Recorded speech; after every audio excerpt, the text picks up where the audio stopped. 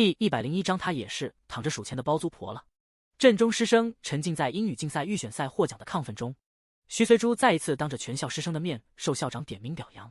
课间操结束，一众老师围拢过来：“徐老师，你这开年第一次仗打得真漂亮。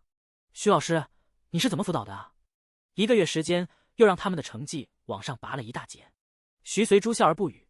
短短1个月，当然没办法拔一大截，那不有他一路考过来的经验吗？身为昔日的学霸，不败的考神，猜个题还不容易？来，让姐妹眼红一下，这回校长奖了你多少？钟老师笑嘻嘻的凑过来。徐随珠晃晃手里的信封，刚到手的奖金还热乎着脸。池校长真够意思，预赛没淘汰就奖了他50块，要是杀进决赛，奖金不好说啊。今儿中午上我那搓一顿。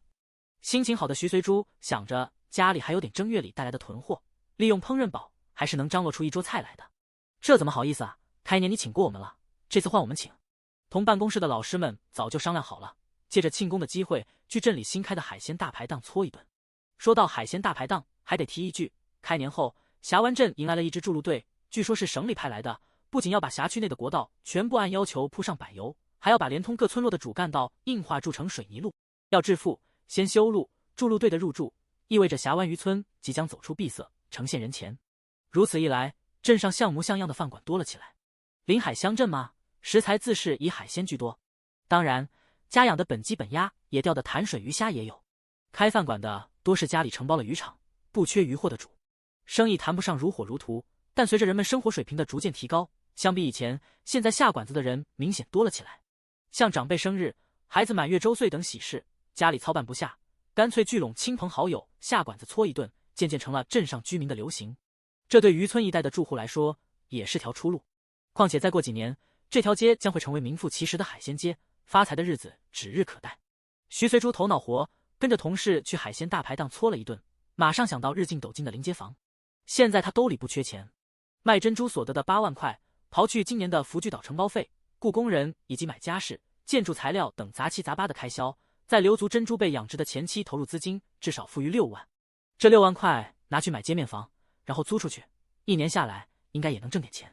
多不说，能把岛屿的承包费赚回来，他就心满意足了。于是吃过中饭，他到裁缝铺托老板娘打听谁家要卖街面房，他想买下来。老板娘每天迎来送往，接触的人多，打听消息的能力自然比成天扎在学校里的徐随珠强。没2天就给他回消息了，说邮局边上有户人家正欲出售3间临街房，要去县城买套2居室，做正儿八经的城里人去。徐随珠一听价格比年前高了不少，但琢磨着我大中华的房产投资，尤其是不久后的度假胜地，绝对是越早买越划算，象征性的还了还价，对方不肯也没拖拉，爽快的买了下来。3间临街房到手，小金库存款少了大半，小肉痛了一把，开始规划这3间临街房。本想留1间自己住，2间出租，毕竟有了自个的房子，在白住马大婶家不太好。没成想前脚刚把房款付清，后脚迎来了马大婶。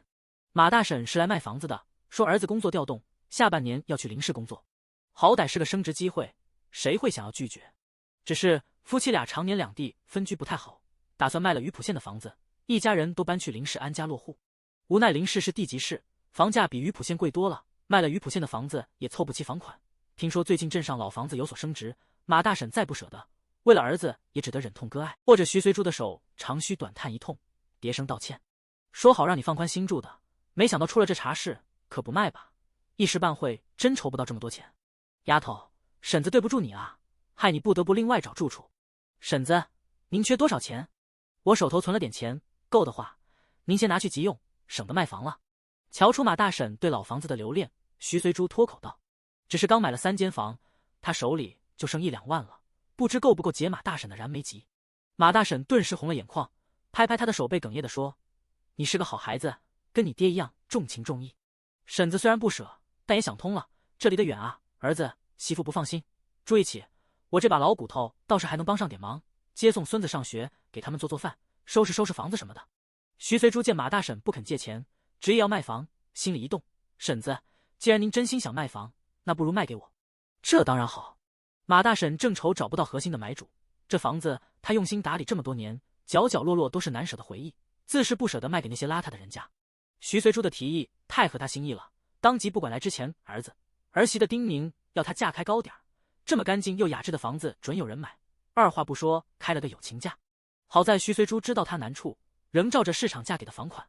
如此一来，小金库彻底清仓，换来镇上3间临街房以及一套干净清幽的小院落。临街房出租，小院自住，从此她也是能躺着数钱的包租婆了。3间临街房重新粉刷后贴出租赁告示，贴出不到1天就有人上门求租了。3间里有2间都租给了跟风的海鲜大排档。随着天气转暖，门口支几张方桌，筑路队的收工回来点上1瓶啤酒，吃着海鲜砍大山，保管吃到星子满天都不想散场。租客生意好，连带着付租金也爽快。房租谈好1季一交，第1季的房租收上来时，美得他抱着小包子猛亲一口，小包子养得咯咯笑。第102章野生黄花鱼。走了，看姑公姑婆去了。又逢周末，徐随珠逗着小包子，迎着落日的余晖回到渔村的家。过完年，娘俩搬进了10多一新的徐家老宅。新的一年，新的开始吗？修葺一新的老宅，住着还是蛮心旷神怡的。到家后，徐随珠放出8爪鱼清扫卫士，任其里里外外上上下下的打扫，他则推着小包子锁上院门去了姑家。随回来了，豆豆来，姑婆抱。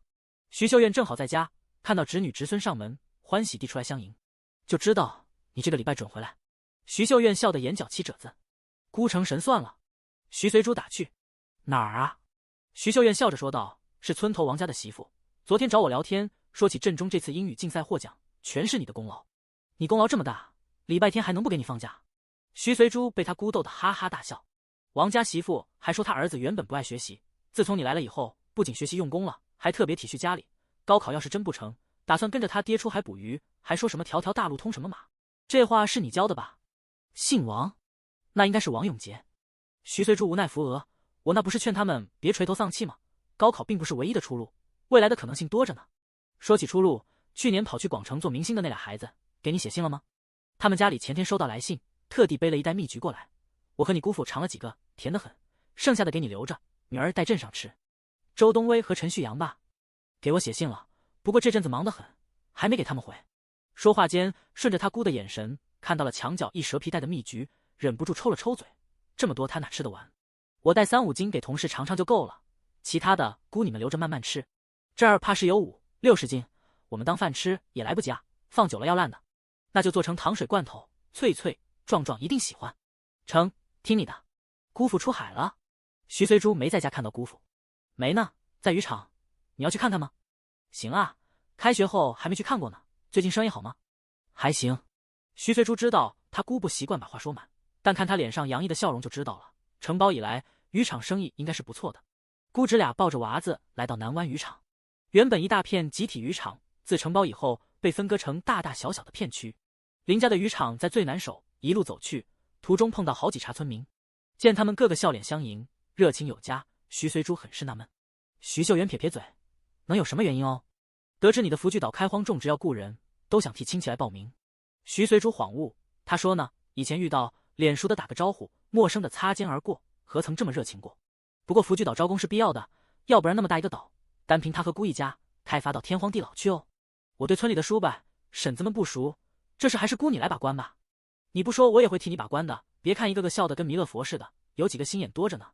家里亲戚也不全是任劳任怨的，花钱雇人是来干活的，可不是让他们偷奸耍滑的。总之，这事我会盯着。说话间，林家渔场到了，林国栋老远就看到他们了，带着笑容走过来，伸手要抱兜兜，被徐秀苑躲开了。瞧你那脏手，洗干净再抱。林国栋憨憨笑了笑，继而问：对了，随野生黄花鱼爱吃不？带2条回去，晚上蒸，弄点嫩肉给兜兜尝鲜。野生黄花鱼？徐随珠水眸亮了，这东西难得，姑父钓上来的？不是。徐秀媛快人快语的解释，前几天不是起了一阵大风吗？风平浪静后，发现养殖场里多了一群大黄花鱼，应该是被浪头打进来的。运气不错，个头也大，送了1箱去省城。剩下这些你姑父想养上一段时间，没准天气一暖，黄花鱼馋子了。徐随珠笑起来，那可真不错，这样的浪头多来几个，鱼苗都不需要买了。徐秀苑喷笑，你这丫头，这种便宜占一次就烧高香了，还想次次占？真当大海是我们家的？嘿嘿嘿。当天中午，林家的饭桌上多了一盘鲜香肉嫩的野生大黄花鱼。徐随珠挑了些嫩肉喂儿子。小包子看来也是个吃货，鲜嫩的鱼肉一口哪够啊，嗷嗷叫着还想吃，整个人差点从坐车里窜出来。急了，居然神奇的发出了妈音。哎呀，我们都会喊妈妈了。徐秀苑比徐随珠这个当妈的还要兴奋。徐随珠轻轻捏捏儿子的小鼻尖，坏小子，馋嘴的时候倒是喊了，平时咋不见你喊？会喊就行了。都说男娃开口迟，有些满周岁了都还不会叫爸妈，我们都半岁多点就会喊了，将来一定聪明。再聪明，徐随珠也不敢多喂。崔姑姑，姑父甩开膀子趁热吃，他则慢悠悠的喂小包子，自己偶尔吃一口。徐秀苑往侄女饭碗里拨了好些鱼肉，倒是没让小包子瞧见。谁让小家伙性急巴拉的盯着盘子里的鱼肉看，嗷嗷的催徐随珠喂快点。等小包子吃了3、4口鱼肉，盘子里的黄花鱼就剩骨架了。小包子嗷嗷干嚎，外加妈的，撒娇都没用，没了就是没了。好啦，兜兜喜欢吃，下回麻再掉。现在没有了，兜兜肚子是饱了吗？呜，小包子撅嘴摸摸小肚子，肚子是饱了。饭前1碗奶蒸蛋，饭桌上又是鱼肉，又是米糊，小肚子都圆鼓鼓的了，但没尽兴，还想吃。吸溜，要吃嫩嫩的鱼肉，鲜鲜的鱼汤。大人们被小包子萌萌的表情逗乐了。看来兜兜真是我们海边人，这么小就喜欢吃海里的鱼。兜兜快长大，姑婆每天给你做好吃的。姑公开船带你去海上兜风。第103章马哈鱼和大蓝鳍。吃过饭，小包子正在酣甜午睡，徐随珠手痒痒的想钓鱼了。开学后到现在还没摸过鱼竿呢。去吧，今天没风，让你姑父载你出海钓吧。兜兜有我看着。徐秀苑提议道。徐随珠心里一动，还从来没在海上钓过鱼呢。于是带上鱼竿、水桶，搭乘姑父的渔船出了海。本想钓些青虾、鳗鱼之类的制成干，有些给俩学生的。广城那边虽然也近海，但总归不及老家的海味。吃到嘴里，百转千回是乡愁。没想到运气好到爆，除了青虾、石斑、海鳗，甩出去10几竿之后，竟然钓上来一条10来斤重的大马哈鱼。大马哈鱼也叫三文鱼，属鲑鱼的一种，一般生活在太平洋北部的冷水域。姑父，这儿怎么会有大马哈？饶是用惯了高大上的星际牌鱼竿，对能钓到大马哈鱼，徐随珠也是相当惊讶。星际牌鱼竿之所以厉害，主要在于钓钩材质的特殊，对渔获具有一定吸引力。可再厉害，难道还能把鱼从北方海域吸引到南方来？这未免太神奇了。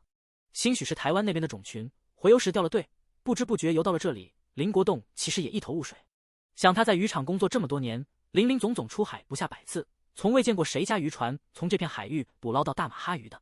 除了回游过程中钓对，从而流落到此地这一解释外，似乎找不出更贴切的理由。不愧是老渔民，猜了个8、9不离10。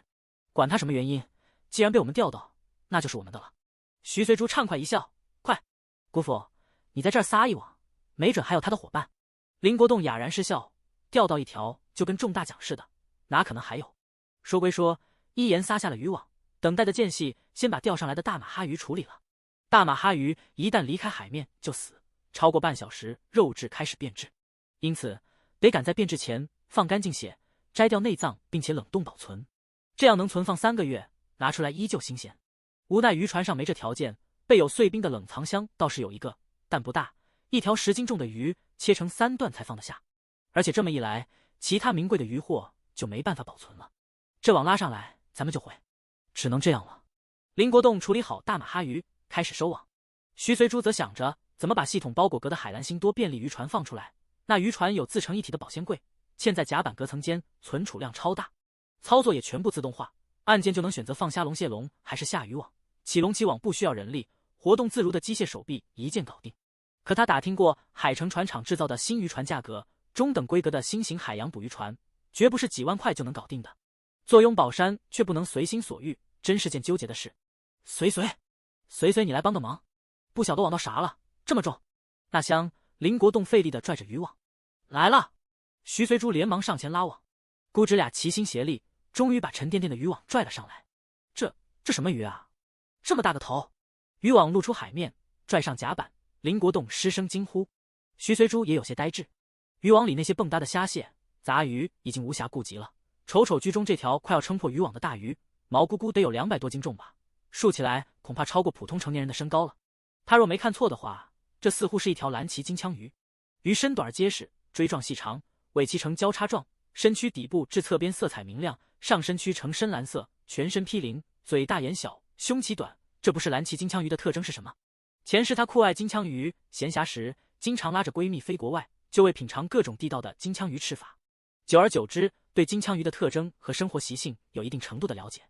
据他所知，体型较大的蓝鳍金枪鱼并不生活在我国东南沿海一带，这一带发现的普遍都是10几、20几斤的小蓝鳍，大的一般都往日本海回游。没想到一朝重生，竟让他在自己国家的海域内发现了这么大的蓝鳍金枪鱼，真想叉腰狂笑。姑父，这应该是蓝鳍金枪鱼。蓝鳍？有这么大的蓝鳍吗？林国栋不敢置信，他网到的蓝鳍撑死了10来斤，眼前这条怕是250斤的秤砣都打不住吧？应该是别处海域游来的。徐随珠按捺下激动的心情，催姑父加紧返航。这么大的金枪鱼不好保存，得马上联系友谊饭店。毛300斤的蓝鳍金枪鱼也就省级大饭店吃得下了。可是徐随珠看着面前的大鱼，深深咽了口唾沫，好想尝尝这么新鲜的大蓝鳍啊！以前他好的不就是这口吗？可真有一条白捡的大蓝鳍摆在自己面前，首先想到的却是卖钱。卖了钱才好买渔船啊！为了保将来更多的口腹之欲，他也是拼了。林国栋一听有道理，管他什么鱼，这么大一条，能吃下的也就友谊饭店了。放海鲜市场散卖可舍不得，就算舍得，短时间也不一定卖得掉。于是家族马力返航，到家后借来板车，铺上碎冰，推到镇上。不巧的是，熟悉的长途司机出车了，赶时间，临时租了辆小货车，来不及找儿子帮忙，单他一人跟车，一路紧赶慢赶。可因为司机不熟悉路，赶到友谊大饭店时已近黄昏。好在王有志这会儿正好在饭店，傅大少又来他这里宴请朋友了，生怕招呼不周，少不得鞍前马后的伺候着。听后厨派人来说，林家渔场送来一条重达300斤的纯野生蓝鳍金枪鱼，惊喜万分。小跑着来到后厨卸货的地方，迫不及待地问主厨：“真是大蓝鳍？千真万确，新鲜度如何？鱼眼发亮发蓝光，再新鲜没有了。”老林说：“一捞上来就找车送来，没太耽搁。”好好好，马上处理，准备上菜。我还愁招待不周，有了这大蓝鳍，想来能满足那帮大佬了。紧赶慢赶，总算赶满了6万字，虽是最低档，但好歹让大家收到了一点红包返点，能安心睡个好觉了。哦，星号星号哦。第104章，肖哥想不想徐老师？王有志心里惦记着豪华包厢里的客人，京都那个圈子来的，尽管都是小辈，但家里大人是动辄在新闻联播上露脸的主，不慎重不行啊。于是握着林国栋的手匆匆谢了谢，就交给了领班经理，让他安排林国栋和司机2人休息吃饭。林国栋把鱼交给饭店才安下心。毛300斤的大蓝鳍至少值1万块，相当于揣着万把块上路。开车的还是不熟悉的司机，一路上这新鸭7上8下的，既担心鱼会不新鲜，又担心路上出岔子，后背心湿了大半。眼下终于能坐下来好生喘口气了。后厨这边得知他们要赶夜路回去，抓紧上了2荤1素1个3鲜汤。吃完要走了，还送来2篓新鲜水果，1篓山竹，1篓红毛丹。这个时节，当地市场卖的时令水果可不多，更何况是山竹、红毛丹这类不常见的。这2篓据说是从海南空运来的。王有志一共才得10篓，大方地分了2篓过来，说是给甘外甥当辅食。至于货款，考虑到夜路回去不太安全，林国栋没当场结，横竖时隔几天还会再来送货的。行，那我先记账上，一共这个数。经理避着司机，悄悄比了个15000的手势。林国栋倒吸一口气，比他预想的还要多。老板招待贵客，就不来送行了，这些我帮你拎上车。我来。林国栋哪好意思让经理帮忙，抢着接过2篓水果，告辞离去。王有志继续回到包厢里招待客人，红光满面的说他刚得了一条金枪鱼，马上给端上来。行啊，王老板。傅正阳拖着酒杯敬了敬他，就知道你这里好东西多，果真没带兄弟们白来。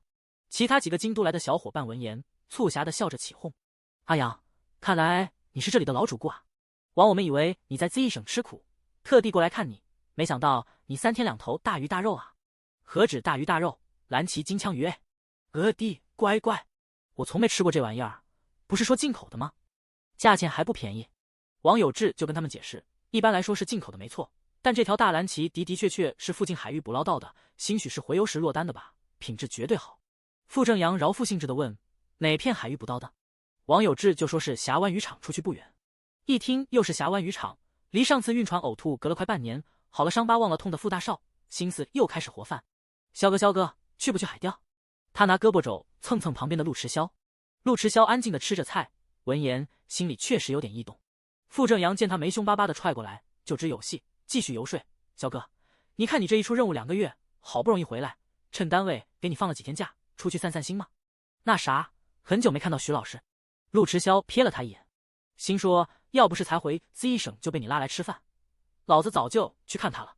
傅大少误解了，还以为萧哥不想让在座各位知道太多他跟徐老师之间那点事儿，嘿嘿笑着补充，很久没看到徐老师的小可爱儿子了，怪想念的。这次去可要做足准备，别又像上回那样被顺子坑得惨兮兮的。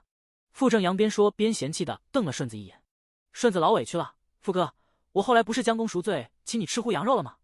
再说当时惨兮兮的状况不是因为没找到渔船，而是明明上了渔船，结果哥你晕船吐。哈呀，还埋太气哥我了。傅正阳不等他接完老底，捋高袖子笑骂着扑过去，把顺子按地上摩擦，皮痒了是不？来，尝尝哥的挠痒痒功，是不是又精进不少？傅哥我错了。顺子被痒得哈哈笑不停，卷毛几个见状也纷纷捋袖子加入到集体挠痒痒大会。陆迟霄看着他们如此幼稚的行为，索性眼不见为净，扭过头去问王有志，听说峡湾渔场改制后效益不错。是还不错，王有志和林家渔场有生意上的往来，知道的还算清楚，去年年底工改司以后分给当地渔民承包了，我跟其中一个渔场主签了供货协议。哦，陆少应该也有印象，就是去年往我这送龙虾的渔民，签了协议，双方都安心。这不捞到金枪鱼这样的上等海鲜，老林肯定头一个往我这儿送。陆大老心说不仅知道，以后还会有姻亲关系呢。傅正阳几个闹了会，坐下来继续喝酒吃菜。王老板，既然你跟那边的渔场主挺熟的，那帮我们安排安排呗。没问题。王有志爽快地答应下来。你们要是真想去那边玩，我陪你们去，我问老林租一天渔船，陪你们出海兜兜风。王有志不知道傅正阳几个去年出海闹的洋相，要是知道估计不敢答应的这么爽快。行行行，就这么说定了。傅正阳笑嘻嘻的拍板，还朝陆迟霄拍拍胸脯，小哥放心，这次一定不会晕船了，上个月我特地去学了潜水，要是晕船就罚我跳海里去潜着。陆迟霄，然后等着被大鱼叼走吗？你这是去钓鱼的，还是等着被鱼钓？那厢林国栋连夜回到渔村，2篓水果被护的表皮没有一丝破损。王老板送的，说是给多多当辅食。到家把篓子递给徐秀苑，徐秀苑接过看了看，其中一种水果他压根不认识，应该挺贵。那明天送镇上去，随下午回去了。建兵来接的，顺便在家吃了晚饭。那大马哈鱼，我让他们兄妹俩各拿了一块。鱼头鱼尾晚上蒸了，真鲜，从来没吃过这么好的鱼肉。随给你留了一块，明儿弄给你吃。徐秀苑进灶房兑了一盆温热的洗澡水，催男人擦擦换身里衣。这个天还不算热，来回奔波，汗衫湿了干，干了湿，千万别感冒。林国栋边擦澡边说：“你猜那条大蓝旗卖了多少钱？1万有地吧？”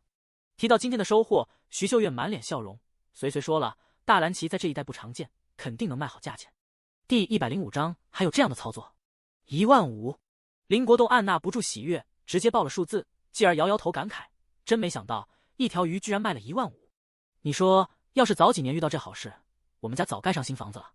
得了吧，以前要有这好事，渔场就不会改制了。你说改制前我俩挣的钱多，还是改制后挣的多？徐秀苑睨男人一眼。林国栋擦着头发憨憨笑：这还用问吗？随走前叮咛了，捕到大蓝旗的事别大咧咧的往外说，要不都蜂拥来了。其他渔场见了难免有闲话。我知道，我又不傻，怕招眼，这次货款我都没拿，赶明再去一趟，直接存到省城大银行。林国栋擦完澡，换了套干燥汗衫，钻进被窝。徐秀苑倒了洗澡水，熄灭灯也上了床。明明已经半夜，夫妻俩却毫无睡意，一个劲的聊今天的收获，未来的打算，越聊越兴奋，到后来甚至起了那方面的兴致。结婚以来第一次在鸡叫声中滚床单，一把年纪了也是不容易。徐随珠回到镇上，并没有马上休息，趁这会记得拿出周东威和陈旭阳写来的信，给他俩写起回信，免得上班一忙又给忘了。两人在来信里不约而同地提到，他在上封信里鼓励他们的诗被谱成了歌词，放入5月份即将推出的新唱片里，还特地把编辑后的歌词摘录在信末。徐老师，您想个笔名吧，我给填到词作家那栏，等谱词废下来后给您寄过去。陈旭阳在信末写道。徐随珠抹撒着下巴，满脸惊奇。咦，还有这样的操作？话说回来，他都想不起当时怎么会脑门一抽，写首现代诗鼓励他们的。这会儿想想真够中二的啊。随即又觉得多了个赚钱机会，灵感来的时候还能写歌词，赚点买菜金，挺好挺好。回完信，收拾起要给他们寄的包裹，橘子糖水一定要记得，这些橘子还是他们两家父母送来的。用烹饪宝做了半蛇皮袋，出锅了才发现密封性好的容器不够，为这，他还动用积分，自定义抽了一套马卡龙色系的高雅保鲜盒，大盒套小盒，一共6件，不仅轻巧方便，还抗菌杀菌。盒盖的密封性也相当好，扣紧盖子，翻来覆去晃荡，都不会溢出汤水来。徐随珠用其中一个大号的保鲜盒装了满满一盒橘子糖水，准备寄去广城。既然寄包裹，善光一盒橘子糖水多寒碜，于是又用烹饪保烘了好几斤虾干、鳗干，各寄1斤给学生，剩下的自家几口人分分。带回来的3文鱼块切成2份，一份继续囤在包裹格，赶明拿出来吃刺生，另一份用烹饪煲炒成鱼松，给小包子添辅食。打包完毕才洗漱躺下，一夜好眠。次日早上6点，习惯生物钟的徐随珠早在闹钟唱响之前，伸手拨掉了闹铃开关，先登录抽奖系统，签到领积分，而后伸了个懒腰，懒洋洋的从床上坐起。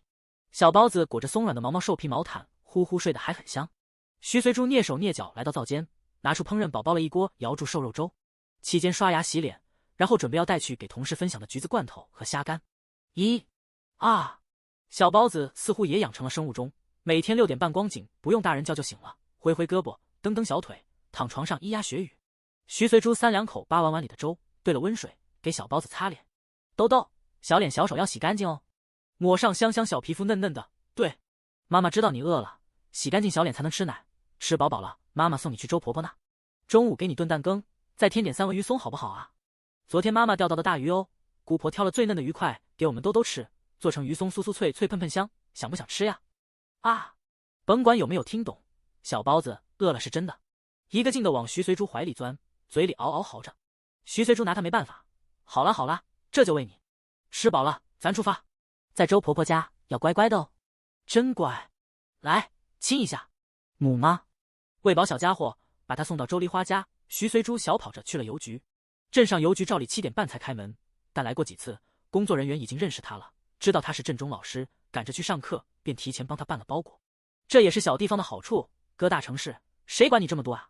寄出信和包裹，徐随珠掐着点，赶在最后30秒之前气喘吁吁地冲进校园。徐老师，过来。池校长似乎在等他，一看到他人就朝他招手。校长，您找我？不找你我喊你干嘛？池校长好笑道，说着递给他一页文件。英语竞赛的半决赛邀请函来了，这次赛场定在祥林中学，时间是4月15日上午，我看了下，正好是礼拜天。本来去省城比赛，县里应该组织一下，统一派个带队老师的。我估计是刘富海那小心眼的，看我们进了决赛期不顺，居然和2中串通一气，说个管个。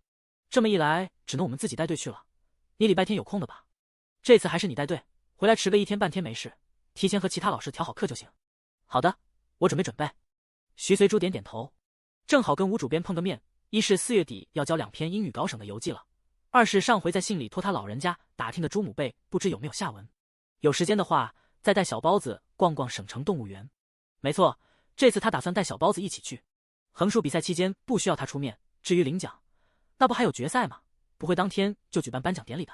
所以说这次他充其量就是个领队，护好学生的安全就可以。这次能闯进半决赛，我知道你和学生都不容易，半决赛赛出自己的真实水平就好，不用有压力。对我们学校来说，能去省城参加半决赛就已经成功了。池校长见他凝眉沉思，以为他是在担心半决赛的成绩，拍拍他肩宽慰道。徐随珠闻言笑笑，您说的我都明白，放心吧，我和学生都会尽力的。第106章陆大佬，谁敢欺负我的人？既然进了半决赛，该做的准备还是要做的。经过预选赛的辅导，他对俩学生的英语底子已经摸了个大概。陈文军要加强的是听力，田小雪要加强的是语法。至于词汇量，这段时间俩学生超级用功，每天至少背30个生单词，2个月下来积累的词汇量起码有后试3级的水平，那已经很不错了。而徐随珠要做的就是给他们梳理竞赛必考知识点以及猜题演练，一天就在上课、备课、猜题、辅导中过去了。放学前，他把整理出来的一套试题油印了2份，交给陈文军和田小雪，让他们带回家做，明天午休来他办公室校对答案。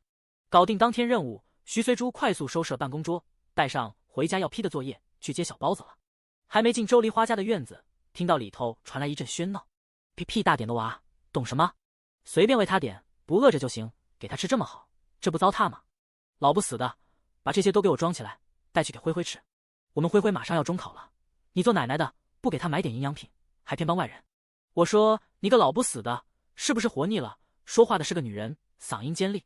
不行的，这是孩子家带来的，不是我买的，你拿走了，我怎么跟人家妈妈交代？”这是周梨花的声音，明显带着哭腔。尖利嗓子的女人继续骂道：“交代什么？你不说，他家里人怎么会知道？还有啊，我听说你给人带孩子，每个月有30块，钱呢？你这么大年纪，能花多少？拿来给我，就当你做奶奶的给孙子买零嘴吃。这钱你们不能拿，圣君，你管管你老婆，这钱娘有用处，不能乱花啊！”周梨花哭起来，男人不耐烦的声音也加进来：“娘，你明知道我在丈母娘家日子不容易，你有钱就帮我一把，你就我这个儿子了，留着钱不给我，还想给谁？圣君啊，不是娘不帮你，是娘有用处。你爹走了这么多年，当时修的坟不坚实，娘想攒点钱，把你爹的坟重新修一修。七，活人重要还是死人重要？”尖嗓子女人打断周梨花的哭诉：“圣君和老不死的有什么好说的？他不肯，我们就自己找。我就不信，这么小地方还能找不到藏钱的地方。不行，你们不能这样！”听上去一片混乱。砰！大门被推开，徐随珠俏脸沉沉的大步走进来，先从周梨花手上接过小包子，见她亮如星辰的大眼睛扑闪扑闪，一看到她就咧着嘴笑起来，提着的心落了地。方才在外面听到屋里的动静，真担心小家伙受伤。兜兜不怕，他反手顺了顺小包子的背：“妈，妈。”小包子往他怀里钻了钻，随后又扭头指指周梨花，小身子一扭一扭的要徐随珠过去帮忙。徐随珠安抚的拍拍儿子的背，问陌生脸孔的一男一女：“你们是谁？青天白日的上门来欺负独居的老婆婆？我才要问你是谁咧！”尖利嗓子的女人一手插着她的葫芦腰，一手指着徐随珠破口骂：“我男人是这老太婆的儿子，嫡亲的儿子，你算什么东西？管我们家闲事？”“哦，亲儿子，乍一看我还以为是土匪呢。”徐随珠冷着脸说：“不过就算是亲儿子，也没上门强抢的道理吧？有什么不能坐下好好说？对老人动手动脚，这是做儿子媳妇的样子吗？小娘皮，管你什么事？赶紧滚，少管别人家闲事！不滚是罚，不滚我帮你滚！”女人一看就是泼妇，张嘴就是粪一样臭的脏话，上手就来揪徐随珠的头发，而且直冲门面来，压根不管徐随珠怀里的孩子会不会伤到。徐随珠哪里见过这样的女人，话没说完就捋袖子上手打，早知就先把小包子安顿好了，这会儿避无可避，情急之下背过身，抬起胳膊护住小包子。嗷！预期的疼痛感没有，反而是那个女人发出狼嚎般的嗷叫。徐随珠扭头一看，原来是陆大佬。他铁青着脸，单手箍住那女人的手腕，往边上一甩，那女人一屁股跌坐在地上，吃痛的又是一通鬼哭狼嚎。“挨千刀的，你是谁啊？”“圣君，圣君，你来扶我一把！”“哎呦喂，老娘的屁股！活该！谁让你欺负徐老师的？”傅大少一行人也赶到了。林国栋拎着2篓水果，喘着大气追在后面。“随怎么了？”老远听到这里闹哄哄的，“你们娘俩没事吧？”“我们没事。”徐随珠忙安抚姑父：“姑父你怎么来了？”林国栋是搭顺风车过来送水果的，弄堂小，车子开不进来，就停在街口那里。一行人刚拐进弄堂，就听到周梨花家的骂架声，能不急吗？无奈他体力没有几个年轻人好，尤其是陆先生，跟飞似的，大家还没反应过来，他就已经没影了。也幸好他速度快，要不然侄女受欺负了。抬手抹了一把汗，放下2篓水果，喝问那对夫妻：“你们干什么欺负我侄女？还能干什么？我在门口听了一耳朵，好像是上门要钱，没要到就拿徐老师撒气吧。看徐老师一个女人带着娃好欺负，还是咋地？”傅大少凉凉地说：“哥平时他才不屑管这档子闲事，他又不是什么圣人，谁规定一定要路见不平拔刀相助？但今天不一样，租了林家1天渔船，还管了他们1顿中饭，海钓收获颇丰。萧哥瞅着心情不错，这样的前提下，对掏心掏肺招待他们1天的人遇上的倒霉事撒手不管，似乎有点不仗义。再说了，徐随珠还是他萧哥的心上人，嘿嘿嘿，他可算是看出来了，萧哥对徐老师是真的上心，不带一丝假的。要不怎么会一听到周家发出的动静，就如猛虎下山一般扑过来，速度之快让他们望尘莫及。再看这会儿的萧哥看向徐老师的眼神，哎呦，怎么这么腻呢？看得他都心头怦动，想找个对象谈恋爱了。第107章吃顿便饭。傅正阳越脑补越欢。话说回来，萧哥你不怕徐老师的姑父看出来啊？收敛啊收敛。脑补过头被警告了。陆迟霄朝他投来一记眼神，示意他别瞎背吧，然后沉着脸问周梨花：“这2个什么人？需要我报警吗？”报警。周梨花愣了愣，自个儿子媳妇来家里撒泼打滚也能报警？报屁警啊！地上的女人一咕噜爬起，顾不上屁股摔成2半的疼，跳起来骂她婆婆：“你个老不死的，巴不得我被抓进去是不是？你想得美！周梨花的儿子建议下来了这么多人，一个比一个人高马大，且衣着光鲜，一看就不是乡下人惹得起的，不由讪讪扯了一把他婆娘。算了，回家。又对林国栋说：“这位老哥，我们没欺负你侄女，我老婆她就是嗓门大。那什么？”他婆娘闻言刚想跳起来骂，看到陆迟霄黑沉的脸色，也有点怕，瞬间跟瘪了气的气球似的。对，我就是跟老布我婆婆闹了点矛盾，我这人嗓门大，老远听着像吵架，其实没什么的。女人变起脸来比老天爷变天还快。那什么，我们走了。圣君还不走？留着吃饭啊！男人窝囊的跟着他老婆离开。周梨花脸色悲戚，张张嘴，到底没唤出声。这个儿子算是白养了。抹干净眼泪，走上前对徐随珠说：“徐老师，真对不住，害你和兜兜差点挨打。”说着，好不容易止住的眼泪又开始流不停。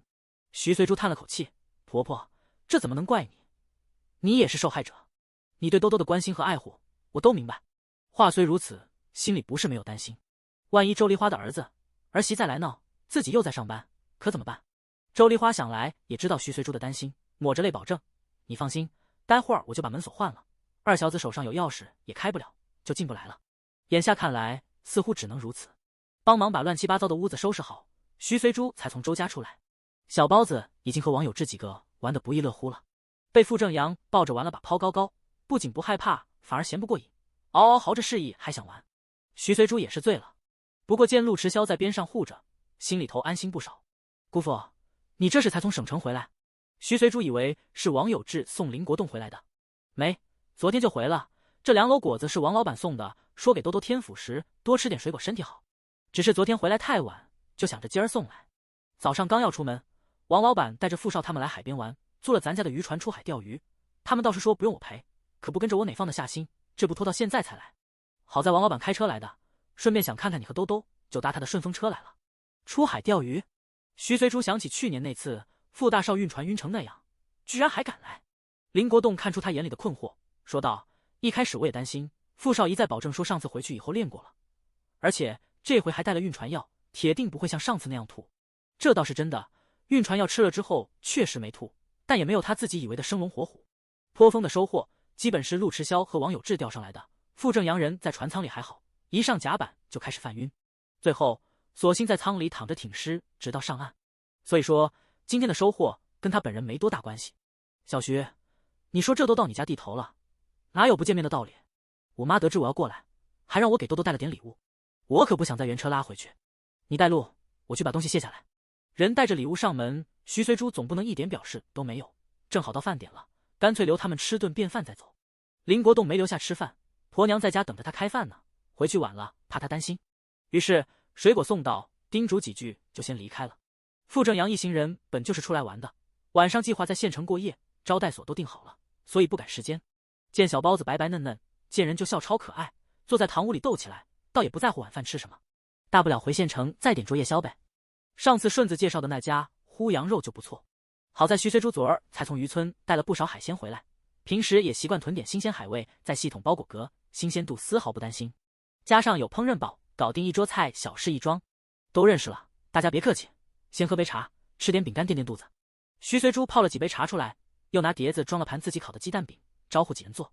见傅正阳几个人围着小包子逗个不停，笑了笑说：“麻烦你们陪他玩了，如果打哈欠了和我说，8成是要睡觉了。”王有志起身问：“小徐，要不我来炒俩菜？”“不用不用。”徐随珠忙拒绝：“哪有让客人下厨的道理？我尝过王老板的手艺，超级棒，这次换您尝尝我的手艺。”“那行。”王有志笑了起来，有要帮忙的尽管说，都这么熟了，无需那么客气。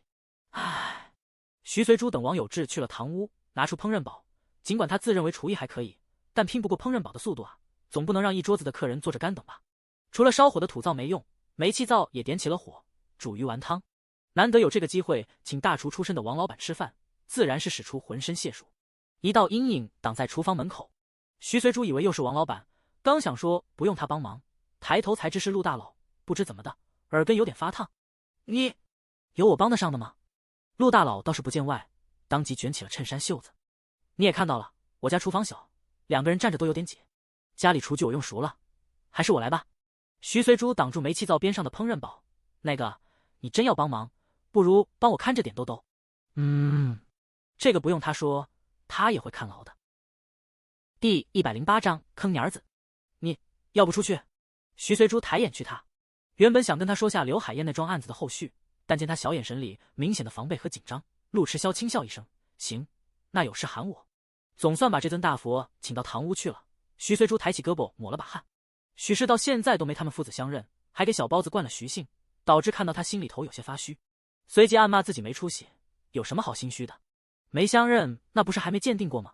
没个定论总归不踏实。既如此，跟着自己姓徐也无可厚非啊。有本事他自己也去生一个，保证不跟他抢。吐槽完毕，定了定心神，徐随珠开始忙活晚饭菜。烹饪煲里先后蒸鱼、油爆虾、虾皮滑蛋、盐焗花螺、椒盐皮皮虾，同时马不停蹄地拌了几道凉菜，食材都现成的，糖蒜海蜇、凉拌海带丝、醉活虾、鱼豆腐切丝拌芹菜。尽管肉痛，徐随珠还是把三文鱼拿出来做了盘刺上。热菜一道接一道出炉，带给兜兜的加餐。奶蒸蛋搞定后，又加入鸡蛋、面粉、香菇、牡蛎，煎了锅牡蛎烙蛋饼，这才把米饭焖上。开饭了。徐随珠拉开厨房门，一手端一盘凉菜走出来，见自家傻儿子抓着陆大佬的胳膊，流着哈喇子在人膝盖上肆意蹦跶，顿时一个头两个大。兜兜还不困吗？妈妈抱你吃饭，吃饱睡觉觉去好不好啊？哦，不要。可叔叔们要吃饭了，宝贝也要乖乖吃饭。哦，还是不要。陆迟霄瞥见徐随珠一脸生他何用的控诉表情，忍不住低笑一声，单手轻松地抱起膝盖上蹦跶不停的胖小子，一直跳跃类的，我们先吃饭，吃完再玩。表示同意了。徐随珠，个坑娘儿子，好气！更气人的是，陆大佬还旁若无人的丢了个得意的小眼神给他，挑衅，红果果的挑衅。傅正阳不可思议极了，小哥，你说你这张脸帅是帅的一笔，可啥时候有孩子缘了？我记得大院里的小子丫头没一个不怕你的吧？陆迟霄没睬他，心里哼道：大院里的丫头小子能跟自己儿子比？傅正阳抹擦着下巴，继续不怕死地老虎嘴上拔毛。这小家伙倒好，像是认准了你似的，蹦到你怀里就不肯下来，真是人小胆大，佩服佩服。更佩服徐老师，好像也没怎么着嘛，就把他萧哥吃得死死的。别扯这些有的没的，没见上菜了还不去帮忙？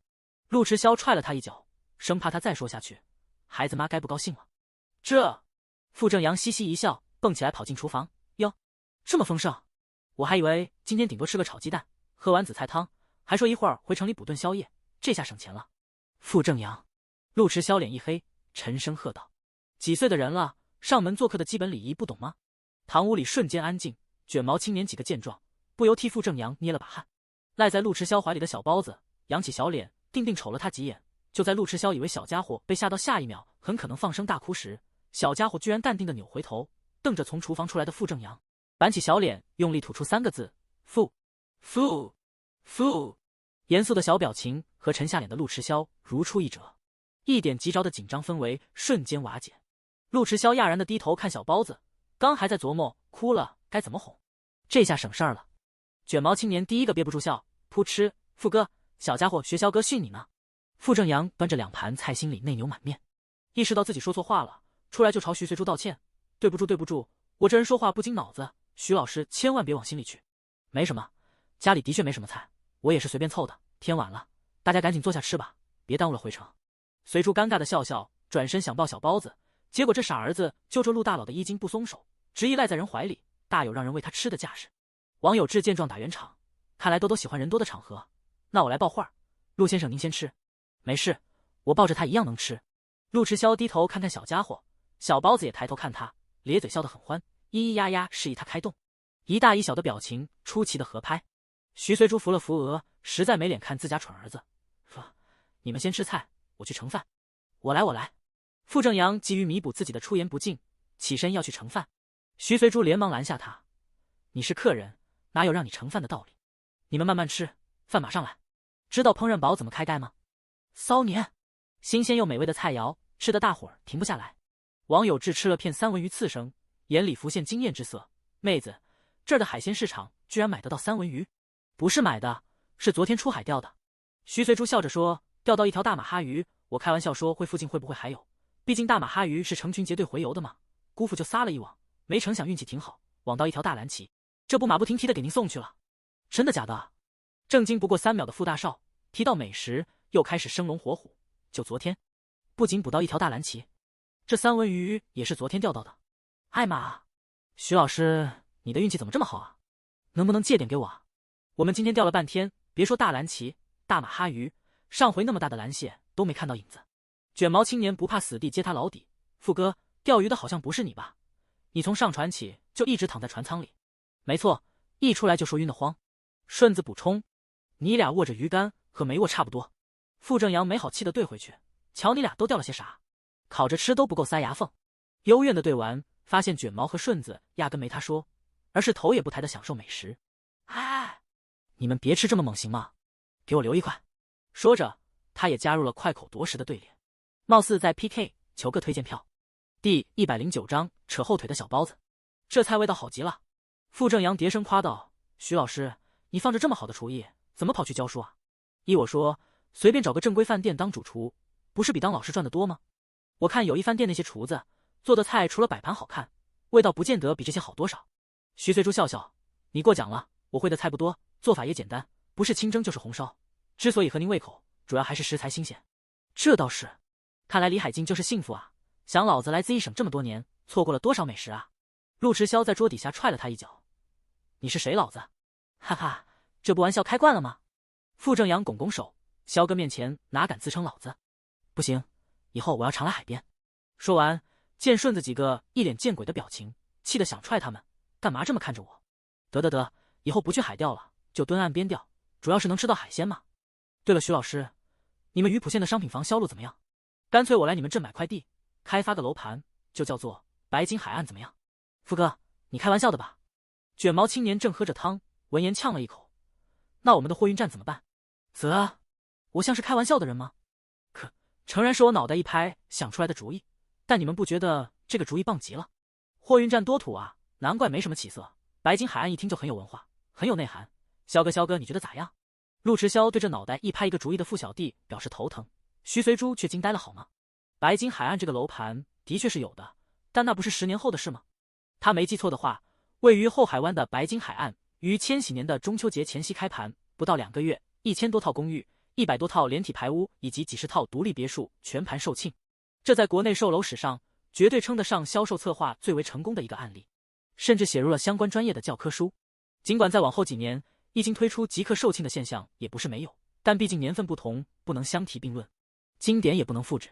没想到这么大这么成功的一个楼盘，竟然是眼前这个瞧着并不怎么靠谱的小青年拍脑袋的产物，真是不能比。兜，来，妈妈喂你吃奶蒸蛋。徐随珠从厨房端出放温了的婴儿辅食，拍拍手，朝儿子张开双臂。搁平时小包子早就笑咧着嘴朝他扑过来了，没想到今天笑是笑了，笑完依旧稳稳端坐陆大佬的膝盖头，手指含在嘴里，扑扇着大眼睛看大伙吃饭。徐随珠实在想不通，小家伙怎么就那么喜欢别人的膝盖？并不是所有人的膝盖他都喜欢，像卷毛青年几个就不怎么得他欢心。王有志倒是让抱了一会儿，不过没安分几秒，又吭哧的爬回陆迟霄怀里去了。儿杂味，你可真会为难你妈。这是陆大佬杀伐果断，运筹帷幄，从刘海燕的事情就能看出他的心性。你妈我绝对不是这人的对手。还想着只要不去做亲子鉴定，没有一个确定的结论，缩着脑袋冲鹌鹑，小包子的监护人就只有他。谁料小家伙却不按牌理出牌，这后腿扯的，莫非小包子也认定了这是他爹？惊悚！他想做就让他做吧，我胃也一样。陆迟霄说。腹诽到一半，徐随珠憋屈地看着伸过来的手，一下没反应过来。傅正阳几个也一脸撞鬼的表情。艾玛，萧哥今天出门前难道吃了变身药丸？不仅任由屁大点的娃子爬他膝盖头不烦不躁，还主动要求喂娃吃饭。犹记得自家堂哥结婚那年，堂嫂那3岁半的小侄子不怕死地抱着萧哥的腿要飞，萧哥当时怎么对他来着？好像是单手拦腰抱起，耍帅似的绕过肩头扔给了堂哥，把小侄子吓得鼻涕果眼泪，哭得一抽一抽的。之后再看到萧哥，哪还敢上前求抱抱求飞啊，跑都来不及。想不到今天居然看到萧哥如此温柔和善的一面，当真是有生之年。可以说，除了王有志这个不了解陆迟霄性格的外人以外，现场也就无知者无畏的小包子看到陆迟霄伸手接过奶蒸蛋的碗，而雀跃的咧嘴笑了。啊，都饿了。陆迟霄舀了一勺蛋羹送到小家伙嘴边，小包子一口把蛋羹吃了，咂巴着嘴表示喜欢，嗷嗷的催他喂快点。于是陆迟霄喂，小包子吃，不一会儿，小碗的奶蒸蛋见了底。啊，兜兜还要没了。陆迟萧亮出碗底给他看，一无没饱。傅正阳等人看得眼珠子差点掉地上，好半天才反应过来，摸着筷子继续大快朵颐。算了，萧哥都没发脾气，他们管那么多干什么？兴许萧哥真的爱屋及乌，一点不介意人姑娘未婚就带油瓶呢。这一点上，他们自存比不上萧哥。一来没这么大度量，看着娃难保不会想到对象的前任，要说毫无芥蒂是不可能的。二来家里老妈恐怕第一个不允许。想到后者，傅正阳苦恼地抓抓头发。正月的时候，陆伯母来家里做客，笑眯眯地问他萧哥在省城有没有合得来的姑娘。他当时好悬没脱口出回答有，索性话到嘴边及时刹了车。谁让他大嘴巴的跟年玉、君子等人透露了一嘴，结果在回京都过年前被萧哥拎出来温柔地招待了一晚。真他妈疼啊，疼的他可不就长记性了。所以陆伯母没从他这里问出什么，还不知道萧哥有了心仪的对象，并且那对象有孩子。傅正阳越琢磨越觉得自己处境危险，一旦被陆伯母发现自己撒谎，他老妈绝对会帮助陆伯母揍自己的。看来十分有必要来峡湾镇圈快递，发展一下新的事业版图，躲一躲京都那边，免得沦为两边不讨好的夹心饼。D110张大佬准备的够充分呀！吃饱喝足开始犯困的小包子习惯性的往人怀里钻，似乎在寻找什么。徐随珠抽了抽嘴角，只觉得耳朵根有点发烫，心下骂了句小混蛋。所幸陆大佬不懂这个，要不该尴尬了。都困了，我带他去睡觉，你们慢慢吃。小包子这回是真困了，眼皮渐渐合上，小脑袋一点一点的松开了小手，不再拽住陆迟霄的衣襟不放了。徐随珠小心翼翼地把人接到自己怀里，交接的时候不小心碰到陆迟霄的手，一股似有若无的松香味充斥鼻尖，那是属于男人独有的荷尔蒙味，不由一阵尴尬，赶紧抱着儿子撤离前线。陆迟霄摩挲了一下指尖，短暂的碰触还留有余香，让他忽然忆起那个晚上似乎也是这样光滑细腻的触感。抬头扫了一眼他离去的方向，随即垂眸遮住了眼底浓浓的笑意。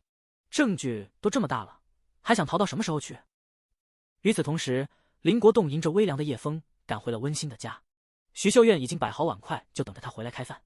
来了，见到随随和兜兜了吗？娘俩好的喽。徐秀苑给男人盛了饭，坐下边吃边问。娘俩看着挺好，但看管兜兜的那户人家我瞧着有点麻烦。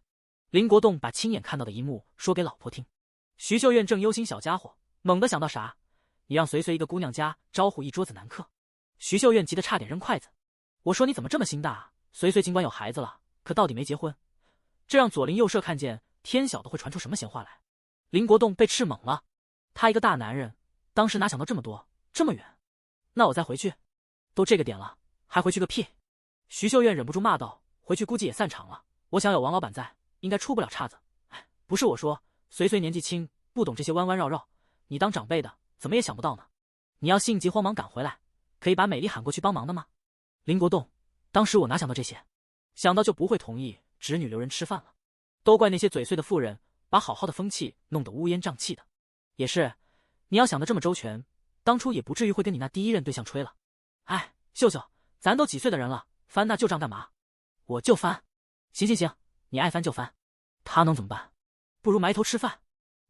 吃过晚饭，王有志率先说：“小徐，天不早了，你忙了一天，早点休息，我们该告辞了。”傅正阳一拍脑门：“对，是该走了。”然后说想撒泡尿，扯着王有志让他当向导。王有志，我对这里也很陌生的好伐？傅正阳拽着他一路出了院门，再陌生也总比我强啊！我在黑夜里就一睁眼瞎。傅睁眼瞎少转头朝卷毛和顺子使了个眼色，让他们机灵点，赶紧撤，然后偷偷给陆大佬比了个加油的手势。陆迟霄挑了挑眉，待他们走后，似笑非笑的看了眼徐随珠，他们给我们清了场，有什么想说的吗？徐随珠并没有，谢谢。没有吗？他笑了一下，我倒是有想说的。徐随珠看着他富含深意的笑容，突然有种想随时落跑上门栓的冲动。听你姑父说，都上户口了。徐随珠心里伸着尔康手，姑父，你坑死侄女我了。面上还算冷静自若。哦，都半岁了，总不能一直拖着不上吧？陆大佬认同的点点头。就在徐随珠以为他想说的就这个，悄悄松了半口气时，又听他继续说道：“大名取得挺好，叫陆家玉。”哦，不是徐家玉。娘的，不带这么耍人的。徐随珠闭了闭眼，然后悲愤的瞪他：“你到底想说什么？报户口的时候，压根还不知道你的存在好吗？而且徐随珠咬咬唇，迁户口不容易的，心说大佬你最好打消想把小包子迁到你名下去的念头吧。是不容易，不过我咨询过户籍办，有亲子鉴定，随时都能迁。陆大佬淡定地说。徐随珠磨牙，兜这么小，你忍心拿针筒抽他血？陆大佬挑眉，谁说亲子鉴定必须抽血？后世当然不止抽血了，还有指甲、头皮毛囊验 DNA， 但这年头，据他所打听到的消息，只有抽血这个途径。听到他的咕哝，陆迟潇笑了。他敢打赌，他要是不提这茬，他能一直冲鹌鹑下去。你把小家伙的指甲给我就行，县医院做不到，不代表其他医院也不行。于是徐随珠悠悠地看着他蹲在酣睡的小包子旁边，轻轻剪下了一点指甲，仿佛很熟悉这一套程序。操作之前还特地从兜里摸出一副橡胶手套，准备的可真够充分呀。徐随珠撇嘴腹诽，还说等他慢慢考虑。娘的，原来就嘴上好听，要不要换户人家？陆大佬突然问。徐随珠做饭的时候也在考虑这个事。一开始嫂子帮忙物色梨花婆婆，就是相中她家里就她一个人，没什么牵扯。眼下他儿子媳妇闹上门，一次不成，难保还会有下一次。可一时半会找谁好呢？镇上不上班的妇人是有不少，甚至有几个平时找他闲聊时就不止一次暗示他们也可以带兜兜。可一来他们有自己的孩子要带，还要洗一家子的衣服，做一家子的三餐；二来他们自己的孩子鼻涕都拖到嘴巴了，也不给擦一下，可见卫生习惯多么糟心。徐随珠实在不放心把小包子交给这样的人来带，想了想说，明天我和梨花婆婆商量一下，让她来我家带吧，临时也找不到合适的人。陆大佬努努嘴，把这事放到了心上，将剪下来的指甲装进密封袋，揣进裤兜，起身说等我消息。徐随珠其实并不想。第111章徐老师给个考察期呗。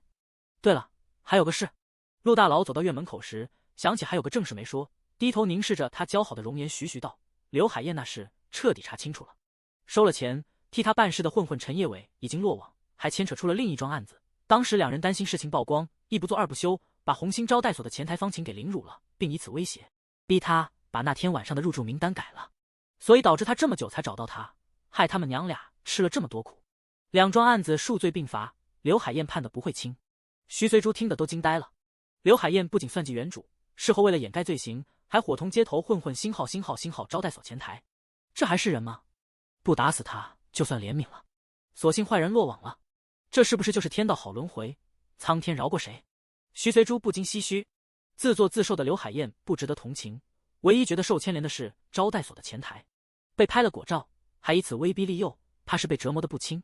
陆迟潇却摇摇头，你同情他的遭遇，他却未必认同；侮辱他的人被抓，他却还跪下来替他求情。什么？徐随珠惊诧地瞪大眼，为什么？他不是应该恨死对方吗？恰恰好年华，却被迫成了街头混混陈业伟的情人，换做自己，恐怕想杀了对方的心都有吧？还替他求情，他是抖 M 吗？受虐虐出真情来了。徐随珠觉得太不可思议了。每个人的想法不同，活法也不一样。陆迟潇怕他钻牛角尖，沉声劝道：总之，你别把这件事当成负担，事已了结，无需再多想。他低低应了一声。话虽如此，但一点不内疚是不可能的。这时墙根外传来王有志由远及近的声音，我就说这附近也有粪缸，再不济墙根也行，撒泡尿而已，何必走那么远，黑灯瞎火的，这下踩到狗屎了吧？这是哪个倒霉蛋走狗屎运了？陆迟潇顺手替他带上院门，我们走了，你早点休息。谢谢。他隔着门板道了一声谢。谢就免了，下回见到我别像防坏人一样防着我就行。陆大佬语气里含着浓浓的笑意。徐随珠假装没听见，利落递上了门栓。那厢踩到狗屎的傅大少愣是拖着王有志去河边洗鞋子。四周瞬间恢复安静，没了旁人打扰，陆迟潇靠在门上低低唤了一声徐随珠。他知道他还没离开，这点耳力会没有吗？徐老师，孩子妈，你干啥？徐随珠被他唤得耳脖子都红了。鉴定结果都没出来，他倒是真敢喊。不对，就算兜兜的却是他儿子，他允许他这么喊了吗？他笑起来，躲我？哪有？徐随珠硬着头皮辩驳，你有什么好躲的？那这么着急切的上门栓干什么？我能吃了你？装没听到。陆迟潇不禁低笑，转而问道：等结果出来，你怎么打算？他能怎么打算？由得他打算吗？徐随珠有些烦躁地抓抓头发，他连姑那里都说不出口，更何况要面对更多的人。当初造了个渣男人设，这下好了，善后火葬场。硬，我给个提议如何？你说。他接得很快，不如把我列入考察期，什么时候考察期结束，就什么时候把我提正，怎么样？提正？提什么正？徐随珠猛猛地问。陆迟霄嘴角勾起一抹夺人心魄的笑，当然是孩子爸。你要觉得我考察期表现突出，足以胜任孩子妈的男人，我也乐意制止。滚！徐随珠反应过来，才知被他口头占了便宜，羞恼地踹一脚门板，飞奔回屋抱小包子去了。陆迟霄忍着笑意抬头望天，突然觉得今晚的月色真美啊！萧哥，萧哥！傅大少踩着湿漉漉的鞋子回来了，压低嗓门问：“搞定没啊？”陆迟霄没理他，转身往停车的地方走。走了，还要去个地方。傅大少摸摸头，难道没成？要不怎么这么淡漠呢？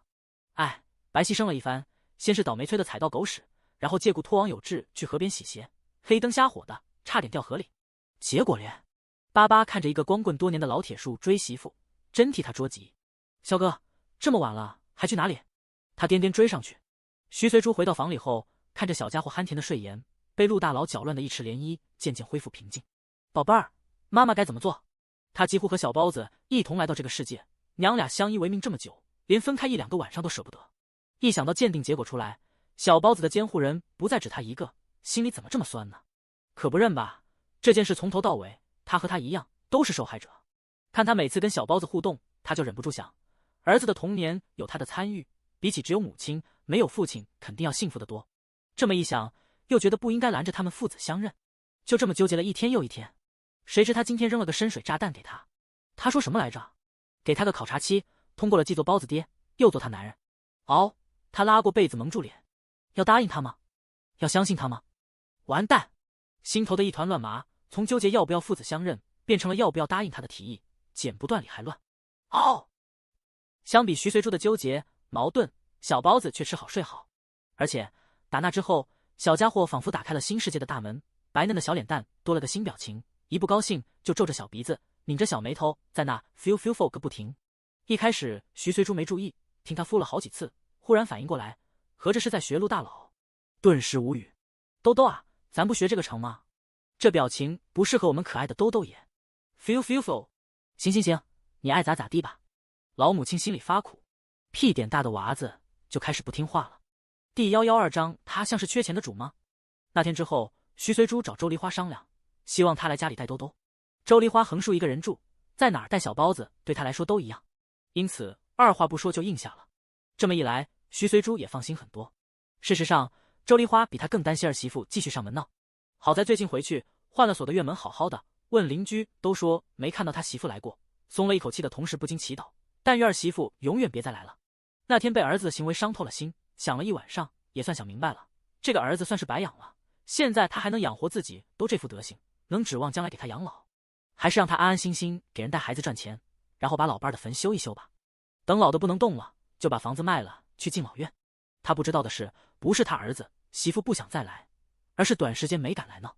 那天来闹了一场之后，当晚周梨花的儿子周胜军起夜去小便，迷迷糊糊走到墙根处，被人套了麻袋，警告他们俩口子不许再去峡湾镇撒泼，更不准碰徐老师和他的孩子，哪只手碰就断哪只胳膊。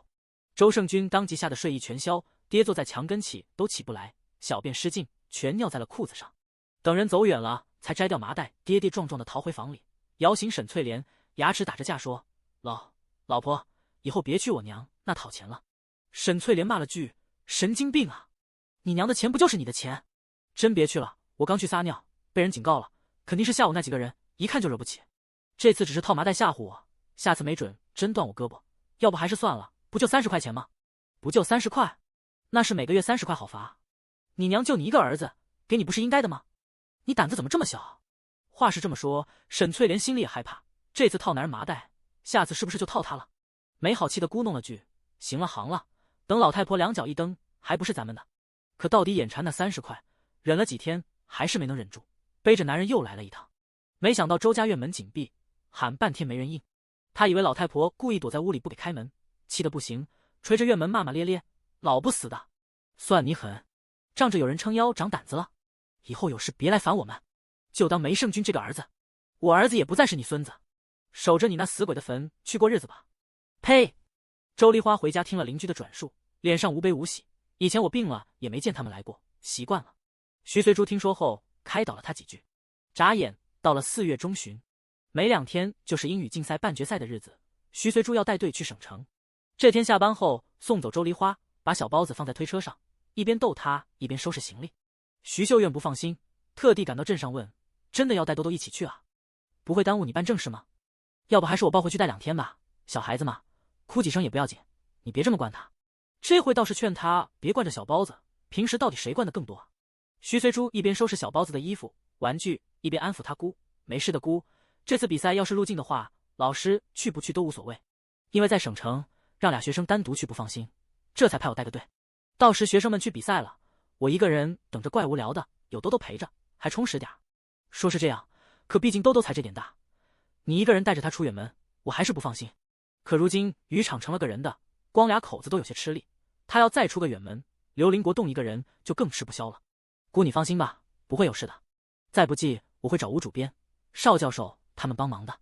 那你注意着点，出门在外万事小心，吃住方面别太省。”徐秀燕说着，从内衣贴袋里摸出一个厚厚实实的信封，递给侄女。“这是什么？”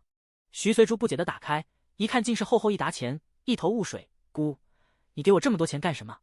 你不是说要开珍珠养殖场吗？一直没见你买母贝苗回来，是不是本钱不够？不够姑给你凑，平时该花花，别太节省了。”徐随珠，他姑这一刻像极了有钱的大佬，甩出一堆钱给他，拿去可劲花。可他瞧着像是缺本钱的主吗？银行账户里确实没钱了，但那不还有租出去的临街房吗？每季度躺着收租金。姑，你听我说。徐随珠亲昵地揽着他姑徐徐解释：“养殖场没动静，不是因为我缺钱，而是我正托人打听品质好的母贝苗种，横竖岛上的平房还没建好，珍珠贝幼苗大量繁殖的时间要等4月底5月初，不急吗？4月底5月初，那快了，这钱你拿着，我和你姑父短时间没有用钱的地方。”徐秀苑说着笑起来，拍拍徐随珠的手：“多亏听了你，咬咬牙把渔场承包下来了，个体生意确实赚钱。照目前的进度，要不了几个月就能回本。听你姑父的意思，明年想换条大点的渔船，跑远点，总在近海捕捞，担心生意做不长久。”徐随珠闻言忙道：“换渔船的事交给我，我有同学在船厂上班，找机会托他打听看看。这买船跟买车一样，不能随便。”他早就自定义抽了一艘海蓝星多便利渔船了，此刻就躺在系统包裹格里。和多便利渔船同期抽到的，还有一艘多便利潜艇和海上救生装置。为了安置他们，还花40积分拓了2个包裹格，要不都不够用了。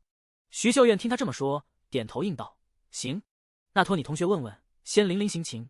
不晓得现在渔船价钱多少，攒够了咱就换条大的。”徐秀燕执意把这一信封的钱给侄女，临走前叮嘱她藏好了，不用你就存银行里去，钱包里放点零钱够花就行，大头最好缝在内衣兜里贴身藏，省得遭贼惦记。徐秀燕细细叮咛：“知道的姑。”他有比贴身缝更安全的方法，系统包裹格，值钱东西往包裹格一放，贼再惦记都没辙。第113章，兜兜也是我儿子。只是万万没想到，贼没注意到他兜里的钱，倒是盯上了他家的兜兜宝贝。火车还没靠站，徐随珠吩咐俩学生先把行李拿好，免得一会儿人多乱挤。小包子自从上火车，一直东张西望，很是兴奋，还咿咿呀呀的主动跟陈文军和田小雪玩，怎么哄都不肯睡。这回要下车了，倒是眼皮子耷拉的伏倒在他肩头，呼呼睡起来。“徐老师，兜兜我来抱吧。”陈文军背好书包，对徐随珠说：“没事儿，你俩管好自己。文军你帮我拎个包，小雪帮忙拿下兜兜的包被。”师生仨满头大汗的挤出火车站，找火车站同志问了2次，总算摸清了去祥林中学的路。祥林中学的校址不仅偏，而且还远，站台也设在最角落。不过运气还不错，师生仨刚到站台，就见158路电车慢吞吞的驶来了。奇怪的是，本来站台上等候的乘客稀稀拉拉，不算拥挤，等电车靠站还没停稳，一下子又冒出不少人。这些人刚才都在哪儿等车？你们先上。见后头有人不断推搡，徐随珠皱皱眉，一手抱儿子，一手护着俩学生排队上车。等田小雪和陈文军先后上车后，他扶住门把手，借了点力，正要跨上去，忽然左手胳膊肘被人撞了一下，不晓得是不是撞到了穴道，一下酸的他使不上力，刚要换右手抱儿子，突然有一道阴影袭来，接着怀里一空，小包子不见了。有人抢我孩子！徐随珠心慌意乱的转身跳下车，却被身后推搡的人挡了挡，耽误了几秒，才挤出人群，拔腿朝抢孩子的矮个男人追去。徐老师，徐老师！陈文军和田小雪上车后占了个座，刚要回头招呼徐随珠，却看到这一幕，也急得不行，抓着行李跳下车，跟着追上去。这样不行！陈文军卸下书包和行李，丢给田小雪。小雪，你看着行李，我去追。那你跑快点。田小雪气喘吁吁地接住书包，急得原地打了几个转，觉得不能坐以待毙，干脆把书包挎到胳膊肘上，怀里抱着旅行袋，满头大汗的冲去火车站报警。徐随珠边追边后悔，早知就听姑姑的话，把小包子留在家，同时也后悔平时怎么就没想到定义抽个星际牌追射歹徒的武器呢？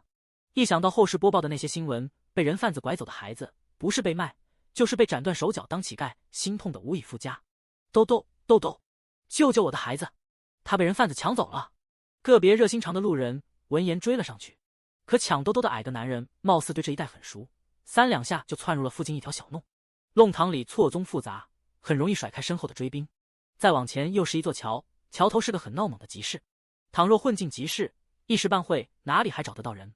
豆豆，徐随珠追得撕心裂肺，掉头。原本正靠在椅背上闭目养神的陆迟霄猛地从副驾坐直起身，把住方向盘，原地掉了个头，加速往前开。前方弄堂口停下。条儿，出什么事了？开车的小刘吓了一跳。陆迟霄眯眼盯着前方消失于弄堂口的黑影，眼角余光扫过后视镜里那狼狈苦追的女人，神色变得冷凝，没理会手下的问题，而是催他加速。快！是。小刘不敢再多言，依他的指示，加足马力开到弄堂口。紧急刹车的声音尖啸刺耳。没等车停稳，脱掉军装外套的陆迟霄推开车门跃了出去，留下一句：你去接人。小刘，哥啊，要接的是陆夫人，您的母亲，小的就一负责开车的，压根不认识啊。然而眼前哪里还有他老大的影子？陆迟霄借着行道树的高度，一下攀上弄堂高墙，再上到居民屋顶，居高临下，很快发现了目标。几个纵跃赶在矮个男人上桥之前扑身而上，干脆利落的擒拿住了对方，并稳稳接住了欲要被对方甩出去的小包子。小包子落到陆迟霄的怀里，似醒非醒的懵懂小表情一下逾越了他。咦啊！小包子睁大眼，似乎认出了陆迟霄起初还有些没睡醒的迷蒙眼神，一下变得明亮，欢快的拍拍小手，用新学的那一招给自己打节拍 feel。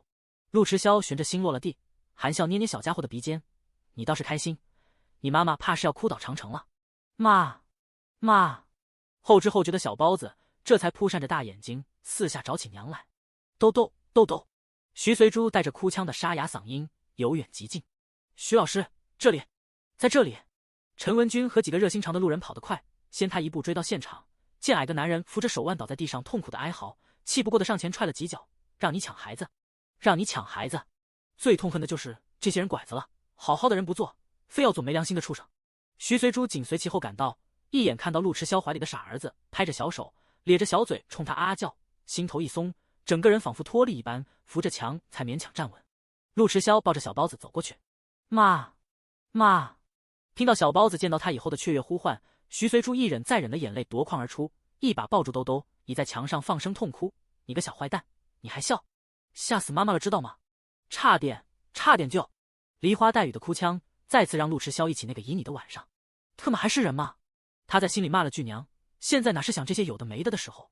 若问陆迟霄活到26岁最怕看到什么，那就是女人的眼泪。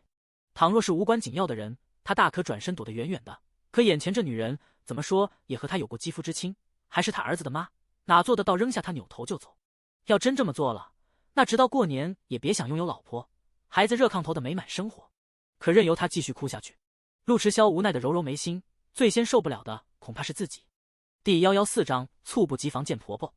别哭了，陆大佬无奈地道，真想直接上手给他擦眼泪。想了想，搬出小包子，再哭下去，小家伙要跟着哭了。徐随珠下意识的抬头，迎上儿子懵懂无措的眼神，小嘴一瘪一瘪的，确实有要哭的迹象，连忙吸吸鼻子，忍住眼泪，抱着儿子亲了亲，不哭，妈妈不哭了，兜兜也不哭哦。安抚住小包子，才郑重的向陆迟霄致谢，今天多亏有你，要不是你及时追上，我真不知道。兜兜也是我儿子。陆迟霄不悦的看了他一眼，打断道。徐随珠猛了一下，思路渐渐清晰。对哦，那个结果要看吗？他摸摸左胸的口袋，挑眉笑问。这个表情大概是兜兜是他亲儿子无疑了。徐随珠一颗心似乎落到了地上，但又似乎依旧悬着。陆迟霄的视线在他哭肿的杏眸上停了半秒，算了，眼下不是谈这些的时候，先处理这事，其他的回头再说。这时陈文军走过来问徐老师：“这人死活不承认，是不是直接扭送派出所？”派出所同志来了。热心肠的路人吆喝了一声，果然，负责这一片治安的片儿警匆匆赶到了。徐老师，豆，你们都没事吧？田小雪跟着跑了一路，吭哧吭哧喘得不行。小雪，你报的警吗？陈文军朝他竖大拇指，随即发现他两手空空，让你看着的行李呢？田小雪喘着大气，抹着汗，别急，行李我寄放在派出所了，一会儿去拿。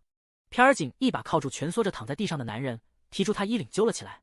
走，老实点儿，居然抢人孩子，不知道这是犯罪吗？矮个男人张了张嘴似要反驳，不知想到啥，悻悻闭上了嘴，蔫头耷脑的被片儿警提溜去了派出所。徐随珠肯定要跟去录口供的，他怀疑这个男人有同伙，孩子被抢走的刹那，明显有人推搡故意堵他，还不止1-2个。走之前，向各位热心肠的路人深鞠一躬，谢谢各位仗义相助。没什么，这种事谁见了都会急上火的，而且我们也没帮上什么忙，得亏这位小伙子，他才叫英勇，要是没他，今天这事我看有点麻烦。以前不是没发生过这种情况，一旦孩子丢了，想再找回来的可能性几乎是0。路人唏嘘一通，接着散了场。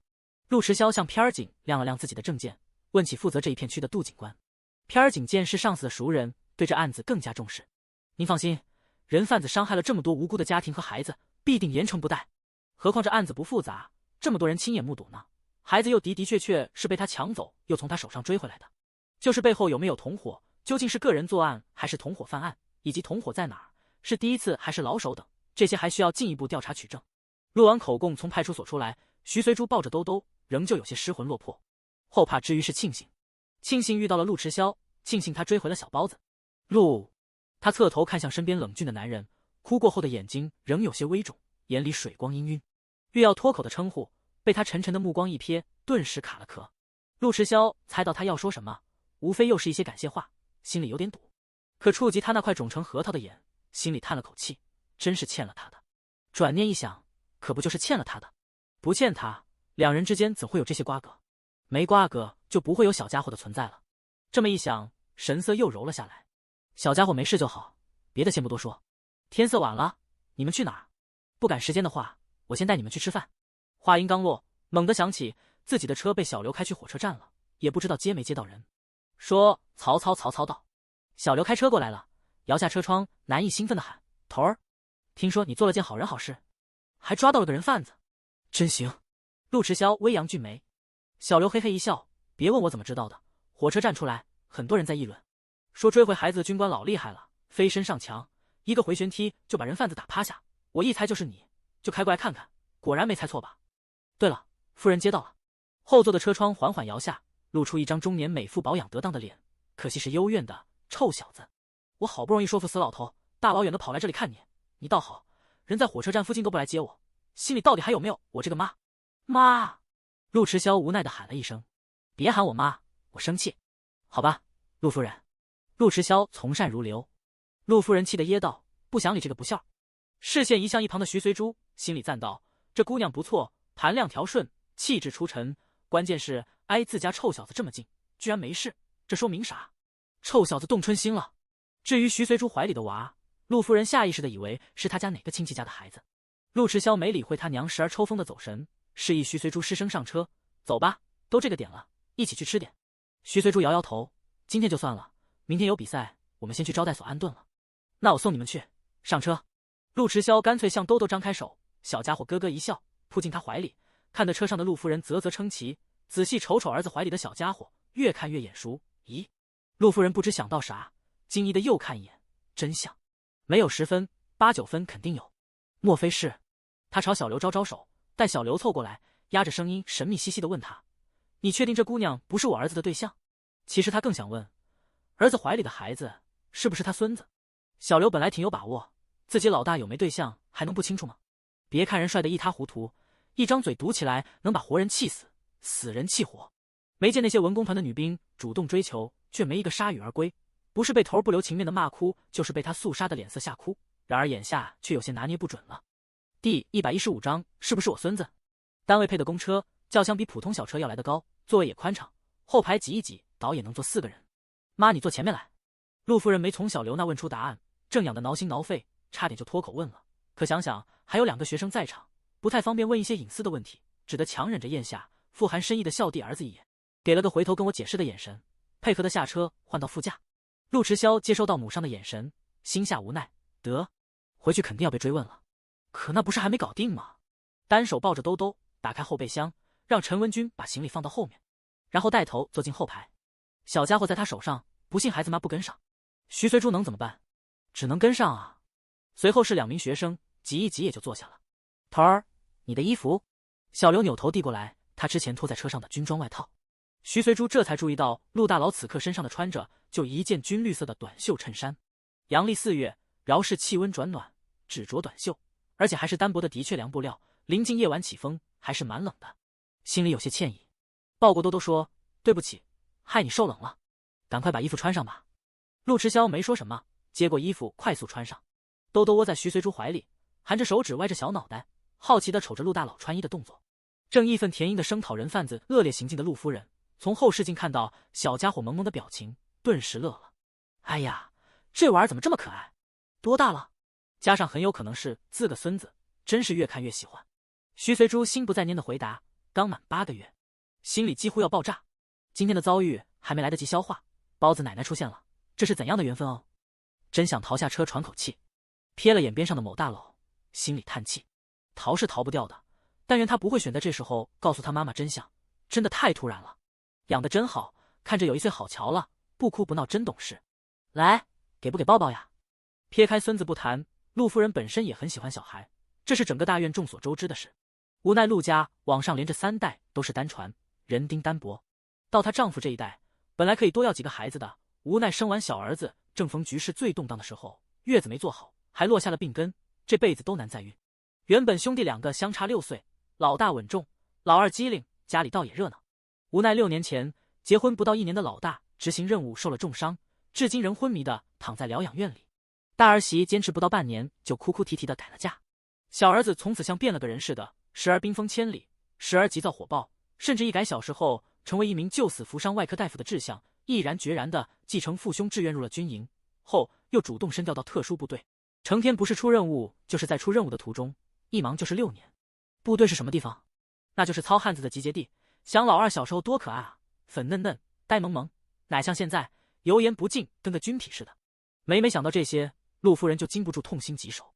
倘若老大没出意外，如今想必也能抱上儿孙，承欢膝下了。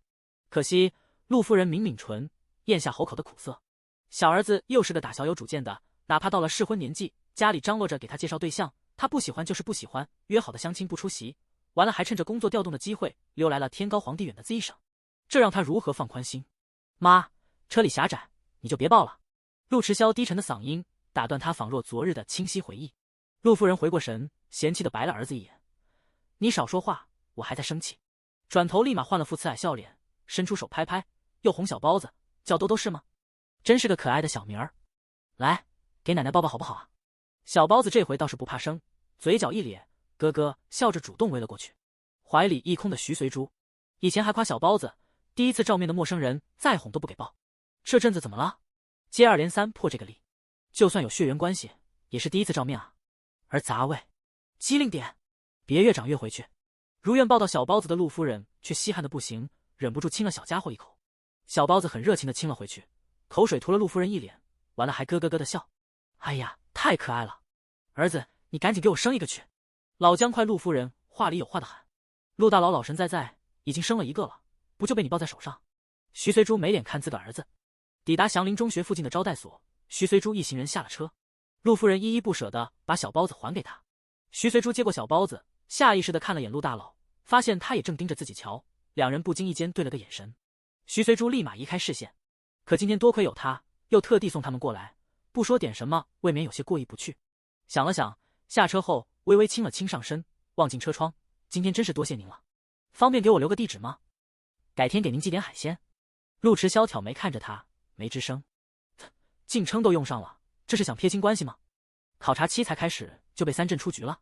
倒是陆夫人笑呵呵地说：“海鲜好啊，我们家的人都喜欢，地址当然给啊。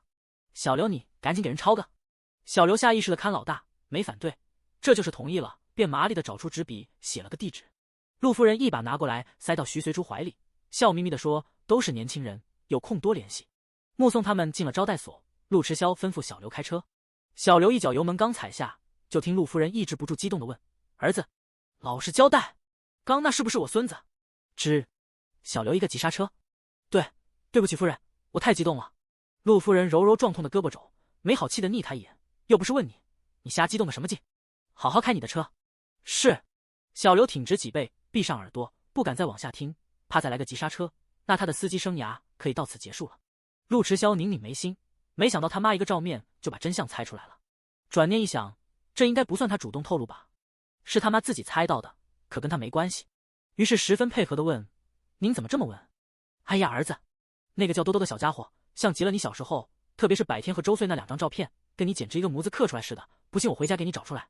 可惜你越带越不可爱，去了部队更是直线长残。长残了的陆大佬，长这么像，没道理不是我孙子。你那是什么表情？到底是还是不是？”“什么？”陆夫人暴脾气上来，真想一巴掌挥过去。“是就是，不是就不是，老回答干什么？116点第116章不中用的陆大佬。第116章不中用的陆大佬。陆迟霄双手枕在后脑勺，懒洋洋地靠在椅背上闭目养神，鼻尖依稀还能闻到来自他身上的清香。陆夫人却看得急死，真想劈开儿子的脑门，看看里头的答案到底是什么。“就是你想的那样啊。”陆大佬囫囵了一句，他也很无奈，都回答那么多遍吗？母上大人居然还要问他是不是，不是他会回答吗？心累。哈哈，干得漂亮，儿子。得到了想要的答案，陆夫人开怀畅笑，可爱的白胖小子真是他孙子，老陆家有后了。半晌想到什么，蓦地刹住笑容，疑惑地问：“那姑娘她难道不知道？”“她知道。”陆大佬睁开眼，坐直身子，朝他妈勾勾手，娘俩头碰头凑到一块儿。“怎么了儿子？”陆夫人压着嗓门问。“我孙子都有了，你却连媳妇还没搞定，这是不是太窝囊了点？”陆迟霄无奈道：“就是因为先有你孙子，才有些麻烦。无论他怎么追，孩子妈都以为是冲着孩子去的，他是那个附赠品，搞得他束手束脚，无从下手。具体怎么回事，我答应给他时间考虑，在这之前不能说。”陆迟霄摊摊手，表情无奈。陆夫人气结：“那你冲我勾手干嘛？难道不是想告诉我实情？”“不是。”陆迟霄虚心求教，“我是想问问你有没有好法子，让他不那么抗拒我。”“这你就问对人了。”陆夫人嘚瑟的挺挺胸脯，顺便吹嘘一番年轻时候如何成功拿下老陆同志的丰功伟绩。陆迟霄揉揉太阳穴：“能说重点吗？”耳朵伸过来，这回换陆夫人朝他勾手指。陆迟霄乖乖把耳朵奉上。陆夫人对他耳语了一番，然后语重心长地拍拍他肩：“儿子，能不能顺利让我大胖孙子认祖归宗，全赖你接下来的表现了。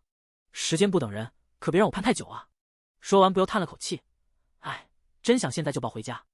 你呀你，让我说什么好？真不像是老陆的种。”陆大佬数落了一通，陆夫人猛地想到啥，羞得扭头问儿子：“这么说，先前你帮忙抓住的人贩子，抢的其实是我孙子？”陆大佬头一点。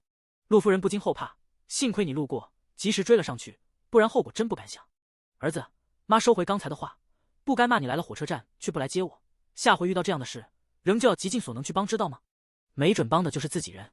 完了再三叮嘱他，这个案子一定要盯紧，保不齐还有别的同伙，可不能让他们跑了，我孙子也敢抢，当真活腻了。我有数。陆夫人想想还是不放心，吩咐小刘拐道去派出所，她要亲自去叮嘱一番。小刘从后视镜接收到老大同意的眼神，即刻掉头前往派出所。他心里从头到尾哇哇哇的喊：天啊，老大有对象了！以前怎么从来没听老大提过，也没听其他兄弟讲过，可这事是真的。那对象还给他生了个大胖娃娃。随即热泪盈眶，艾玛，光棍多年的老大都有媳妇了，那自己的春天应该也不远了吧？徐随珠还不知道，仅仅一个照面，小包子的身份就被包子奶奶猜了个正着。他带着学生进了招待所，安顿好之后，领他们到隔壁小吃部点了3份云吞面当晚餐，吃完快8点了。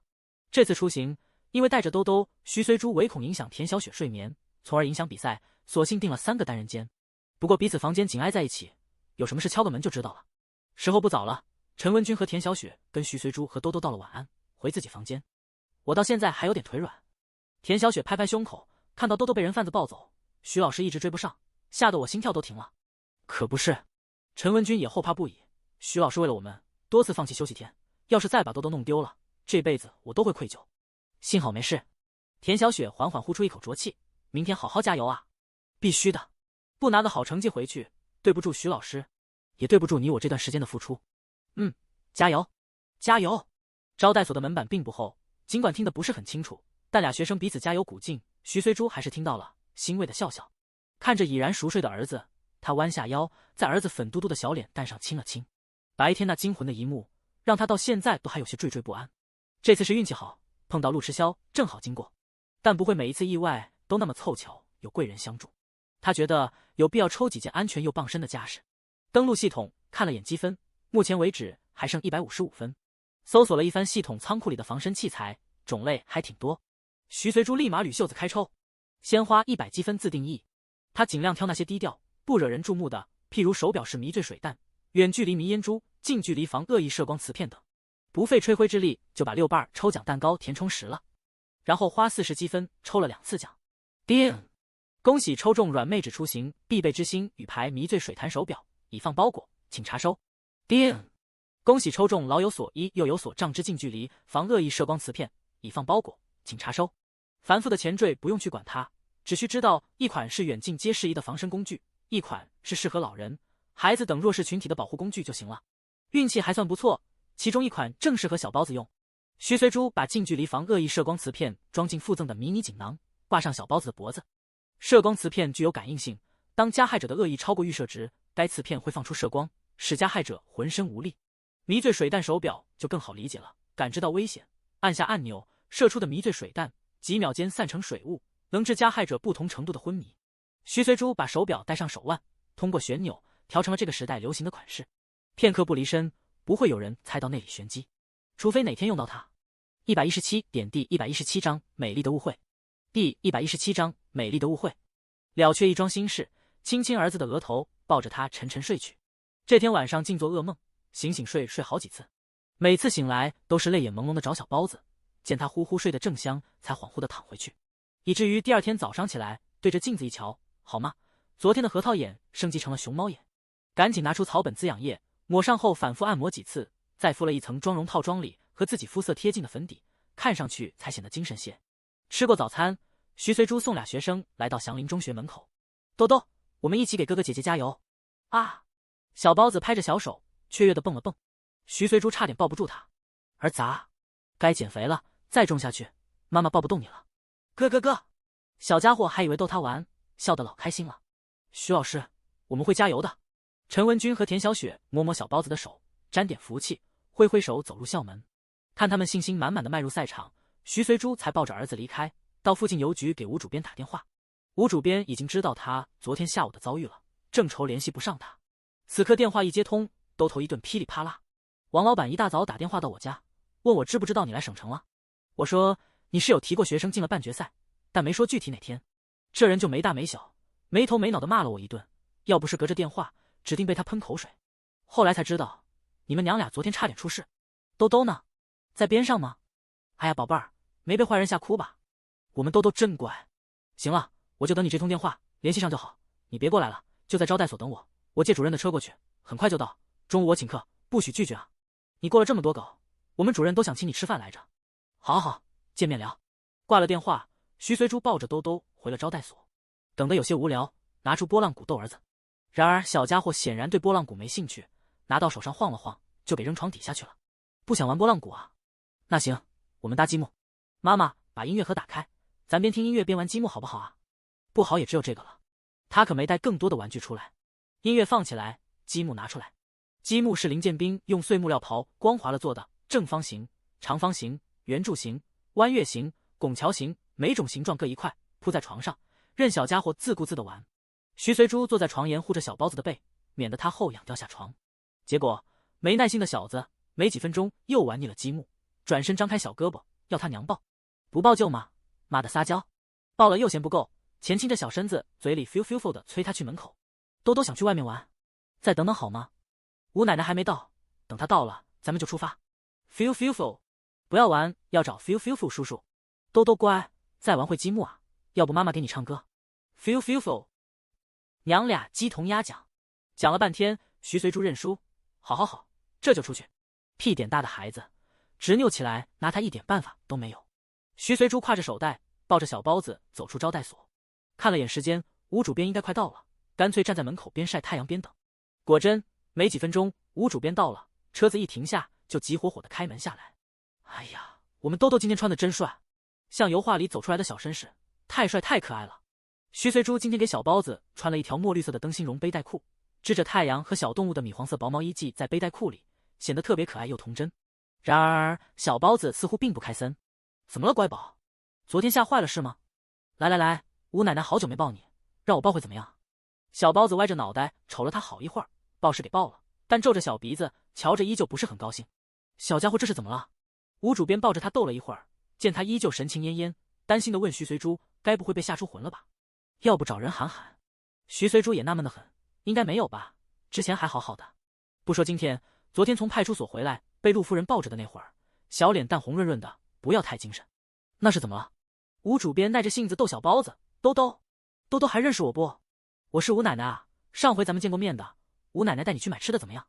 兜兜喜欢吃什么啊？牛奶小饼干喜不喜欢？香蕉米糊糊呢 ？Feel， 小包子打断他的话。吴主编自动自发的理解为好，买吃的，于是高兴的对徐随珠说：“走，上车，我带你们娘俩去买点吃的。比赛还要多久结束？”徐随珠看了眼手表，至少还要1个小时吧，来得及。走，上车。Feel， 小包子回到徐随珠怀里，雀跃的蹦了蹦，以为是去找 Feel 叔叔了，高兴的咧开嘴笑了起来。出去玩高兴了？徐随珠点点他的小鼻尖。Feel， 娘俩继续美丽的误会。吴主编带他们来到市中心的百货商店，抢着给兜兜买了一堆婴儿用品，还买了热腾腾的鸡蛋糕，独此一家别家买不到的营养米糊以及塑料手枪和大力拼图。徐随珠给钱他不肯收，反过来还训了徐随珠一顿，说这是他给兜兜的礼物，要是给钱，那忘年交就此结束，以后也甭再送海鲜过来了。徐随珠哭笑不得，只好笑纳。说来也怪，这么多礼物到手，小包子竟然只是瞅了一眼，又别过头东张西望，不晓得在找啥。吴主编伤心了，宝贝儿，你是不是看不上这些小玩意？确实，做工粗糙了点，比不上华侨商店卖的那些洋玩具精致。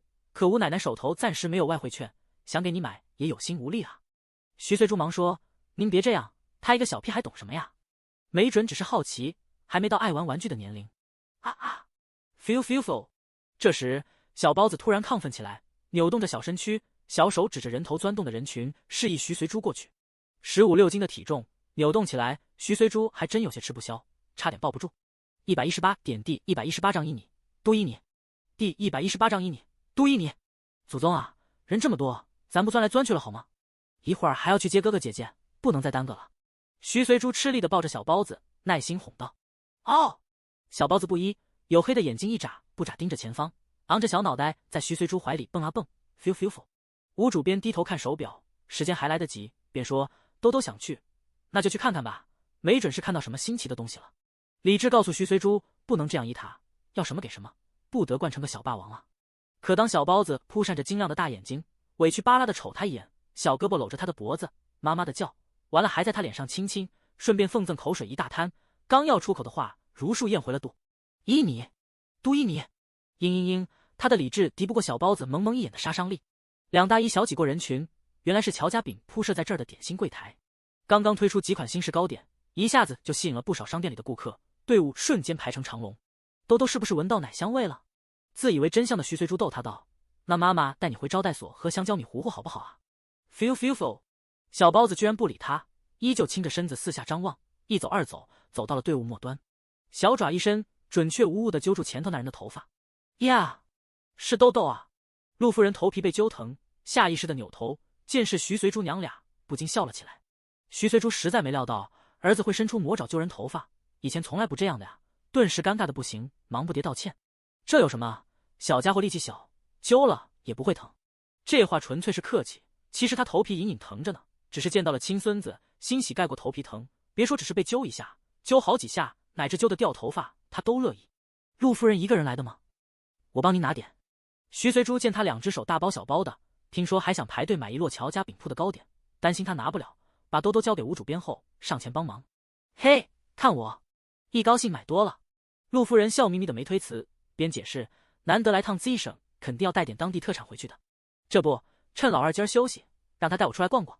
他两个手空了，当然是想抱孙子。兜兜还认识奶奶吗？奶奶抱会儿好不好啊？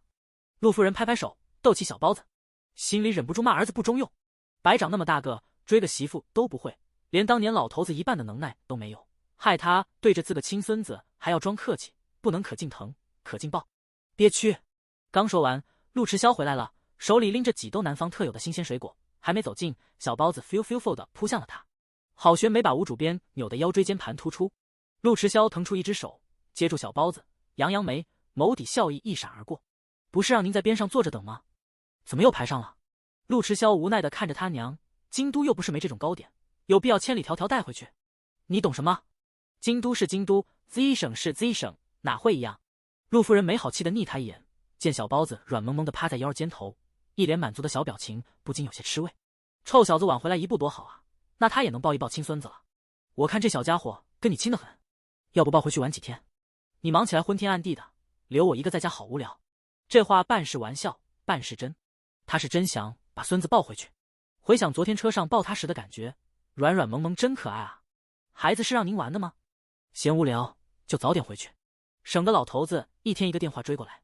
说话的间隙，陆迟霄不着痕迹地瞥了徐随珠一眼，见他似乎并没有生气，勾勾嘴角，把注意力放回到小家伙身上。想睡了？一无。他反手拍拍小包子的背，睡吧。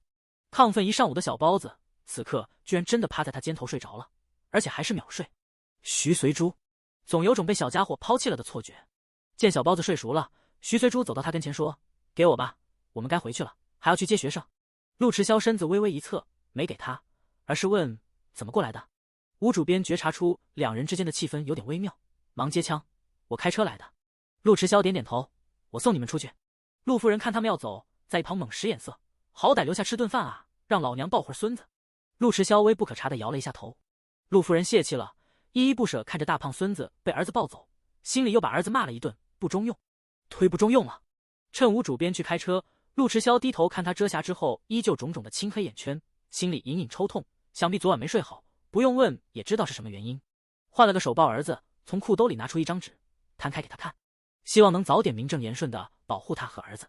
徐随珠低头瞟了一眼，果然鉴定结果那一栏里白底黑字写着亲子关系概率值，经计算为 99.9999%， 也就是说他是小包子的亲爹无疑了。他收起这张纸，润了润唇，不知该说什么。考察期内真不能告诉我俩以外的人小家伙是我儿子？他特么想昭告天下。徐随珠抬头看了他一眼，似乎想说什么，只是见吴主编发动了车子，又把话收了回去。好吧，陆大佬无奈地把小包子还给他，临别前皮了一把，希望徐老师尽快给我个名分。双方在百货大楼门口分道扬镳。儿子怎么样？陆迟霄把采购的袋子篮子放到后备箱，才上车，就听他娘急不可耐地问道：“妈教你的法子管用吗？”还没用，找个机会试试。陆夫人叹气：“哎，你们俩倒是淡定，看得我着急死了，真想替你上阵。我的亲孙子哟。”第119章犹豫，所幸还没发动车子，否则怕是要闯祸。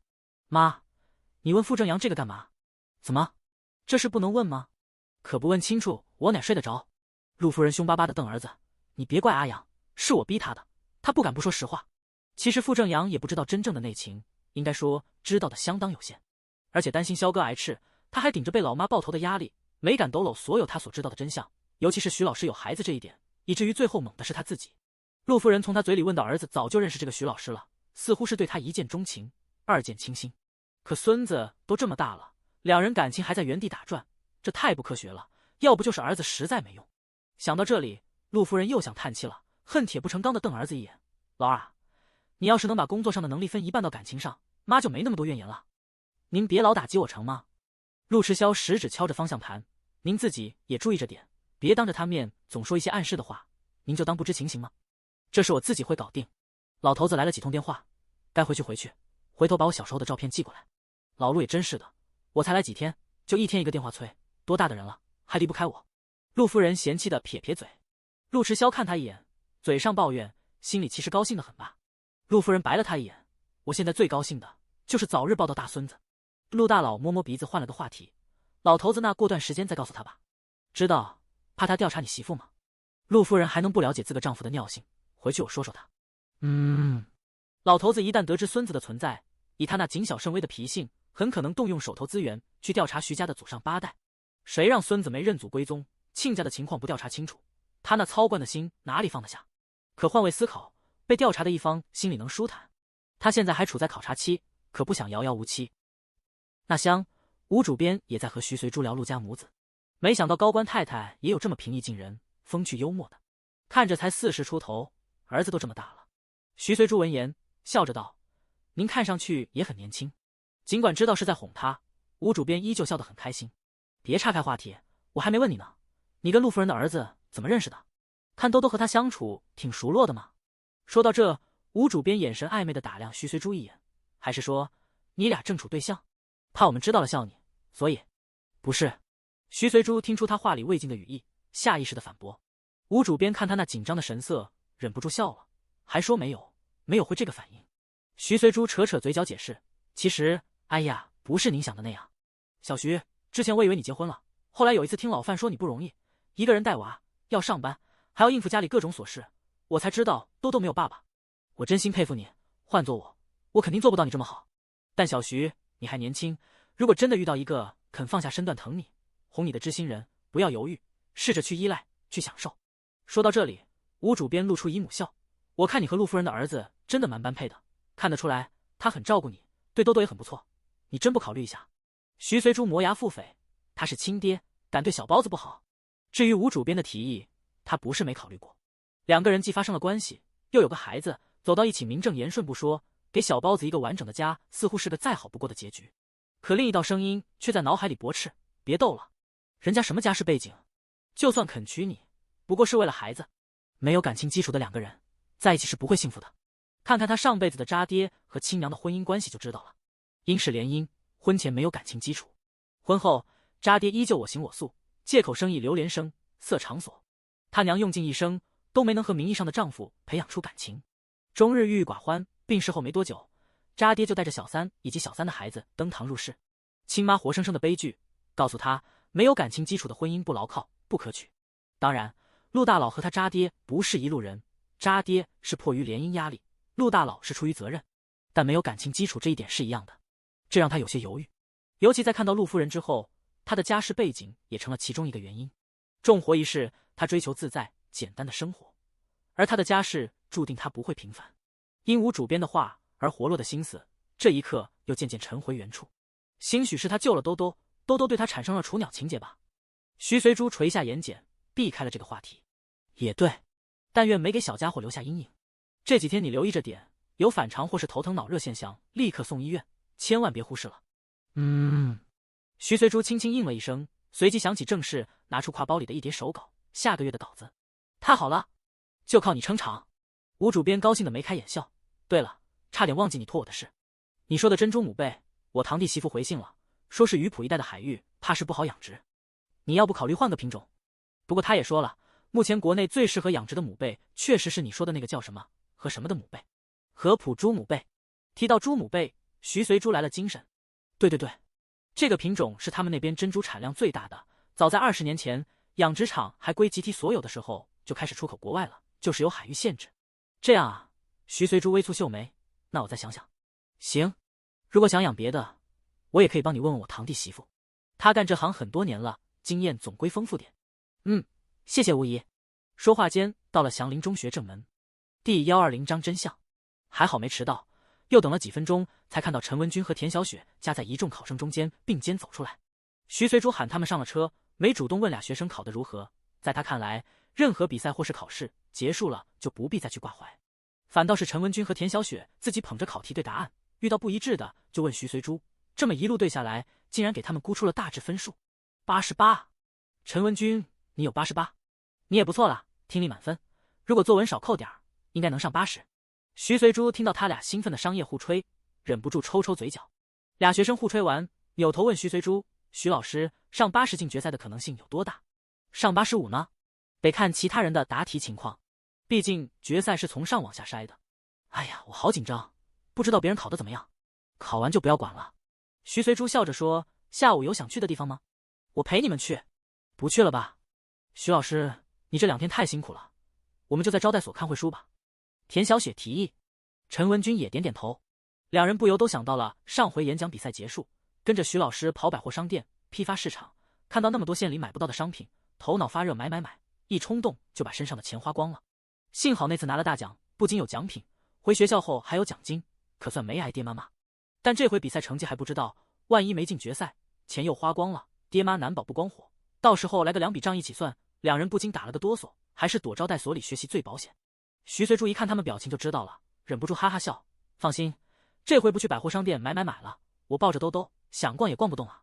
咱们去动物园吧。紧张的比赛结束，还是需要适当放松一下的，有张有弛嘛。对，出去玩玩，别躲招待所看书了。房间里灯光暗，没得把眼睛看坏了。明天就走了，今天让我好好尽尽地主之谊。吴主编笑着提议，我一个朋友在长安路开了涮菜馆，那里离动物园不远，吃完正好去逛逛。那得回招待所带上兜兜的饭衣和尿片才行。徐随珠说，没问题，有车方便，一下就到了。吴主编逗逗小包子，是不是呀，宝贝儿？带上饭衣，咱们吃饭去了。然而这顿中饭到底没吃成。陆迟霄等在招待所门口看到他们，一脸严肃地走过来，听前台说你们还没退房，想来是吃饭去了。昨天的案子有进展了。徐随珠紧了紧怀里的小包子，看你脸色似乎不太顺利。陆迟霄见他抱着吃力，朝小家伙摊摊手，含着指头歪头打量他神色的小包子见状，登时咧嘴一笑，扑到了他怀里。feel。陆迟霄眼底浮现笑意，拍拍他的背脊以作安抚，随即回答孩子妈，不是不顺利，而是出人意料。抢孩子的是人贩子没错，但他瞄准兜兜却不是普通的拐卖，而是受人所雇。徐随珠蹙拢眉心，受人所雇？就是之前刘海燕那个案子的受害人，红星招待所被辞退的前台方晴。红星招待所的前台？吴主编闻言诧异地问徐随珠，你跟这人有什么过节吗？徐随珠苦笑道，说来话长，不如找个地方边吃边说吧。正好陆迟霄也还没用餐，一行人不想折腾的另找地方，就在招待所旁边的小吃部点了几个菜。当着学生的面，有些话不好说，旧时的恩怨，徐随珠避重就轻，三言两语带过。至于方晴为什么雇人贩子抓兜兜，直到陆迟霄说了前因后果，他才明白，原来方晴被陈业伟那傻以后，多次被逼着跟他出去。他家里人见他和个不务正业的街头流氓混在一起，骂又骂不听，就扬言说不再管他死活。方晴自觉身子脏了，还被拍了尺度很大的照片，除了和陈业伟，不可能再有幸福。于是渐渐地把陈业伟当成了唯一可以抓住的浮木。可陈业伟却不止他一个相好，所以方晴天真的想拿孩子当筹码，从而让陈业伟娶她。谁知刚确定怀孕，陈业伟被抓了。他为了替她求情，还跪了不少时间。可法律岂是儿戏，哪是你下个跪就能不予追究的？偏方晴不理解，哭哭啼啼的，又是跪又是拜，最后跪了个小产。两相一刺激，就把仇恨加诸在了刘海燕和徐随珠头上，觉得这一切痛苦都是他俩造成的，没有他们，他方晴不会被混混占便宜。好不容易说服自己走出阴霾，认命的和陈业伟过下去，又因他俩的恩怨往事被揭露，跪地求情，不仅害得他流产，还因为子宫闭过薄，失去这胎后，很可能永远失去了做母亲的资格。一个不能生育的女人，就算重新找到一个不介意她过去的男人，又还有什么幸福可言？新仇旧恨再度累加。可刘海燕已经关进去了，有心想报仇也无法，于是把目标锁定了徐随珠。那个人贩子是方晴的一个远房亲戚，老家就是这本地的，多年前在这一片拐过一个孩子，被通缉后逃去了南城。这次回来大概是手头紧了，溜回来想再干一票，在周边城镇踩点的时候被方晴看到，从家里偷了一叠钱出来，恩威并施的让他来拐兜兜。吴主编听到这里，气愤的一拍桌子怒骂，这个方晴自己傻乎乎的跟错人，还朝无辜的孩子下手，是不是人啊？徐随珠此刻哪还有胃口吃饭，抬头看陆迟霄，问出心里疑惑，可车站那会，我感觉好几个人刻意阻拦我去追兜兜，他们不像是普通乘客。陆迟霄解释说，这些人线都已落网，确实都是一伙的。原来在兜兜之前，这伙人刚在州县得手了一起，因为躲得太好，当地警方找了一天一夜都没发现线索。而负责抢兜兜的矮个男人，也就是方晴的亲戚，被带到局子后，担心被警方认出他就是几年前的通缉犯，从而来个数罪并罚，干脆装傻充愣，问什么都摇头。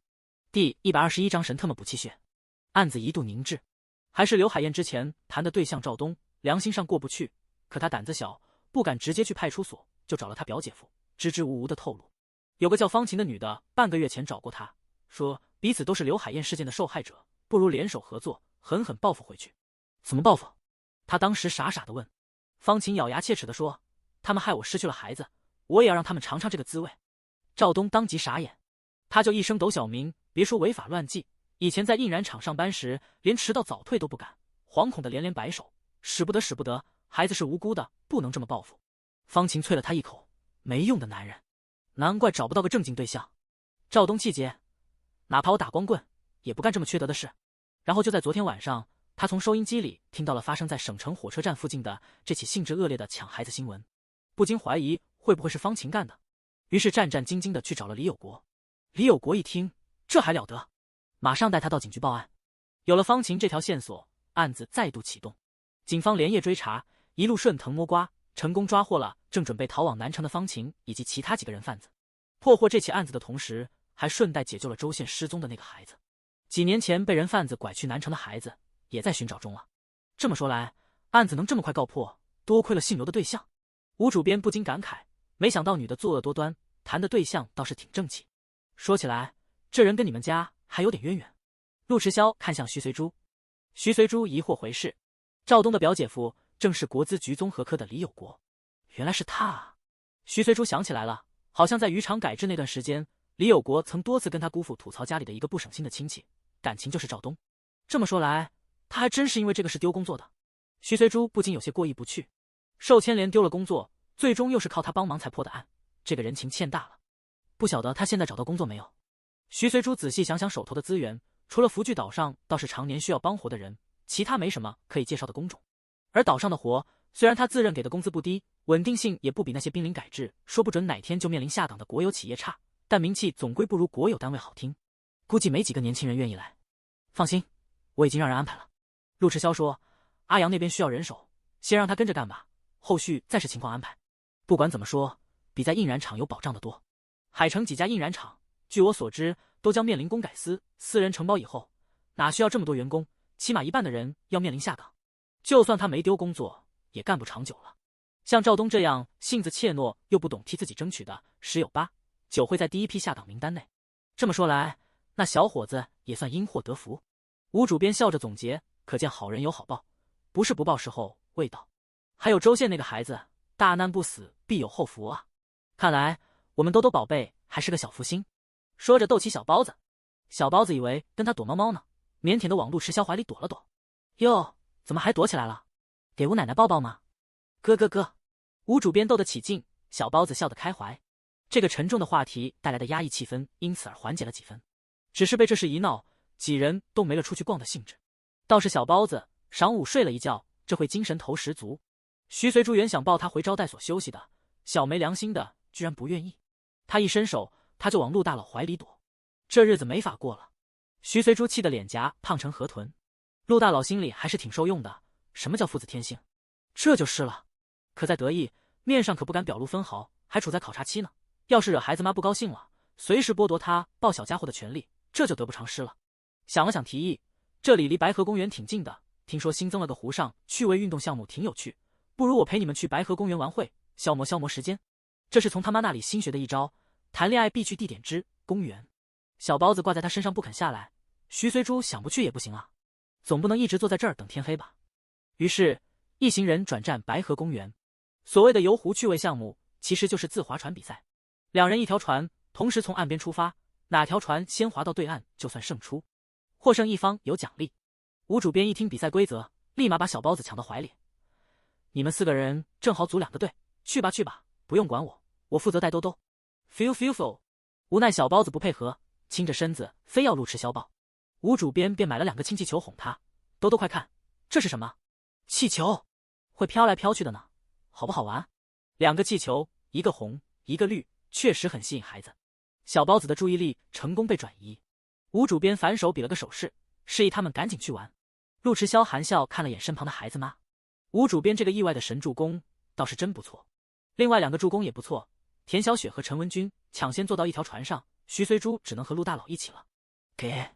只剩他们俩时，陆大佬递给他一个小玻璃瓶。什么？徐随珠疑惑地看他。神仙水。陆迟霄勾勾嘴角，开玩笑的，是我妈那拿的，女人补气血。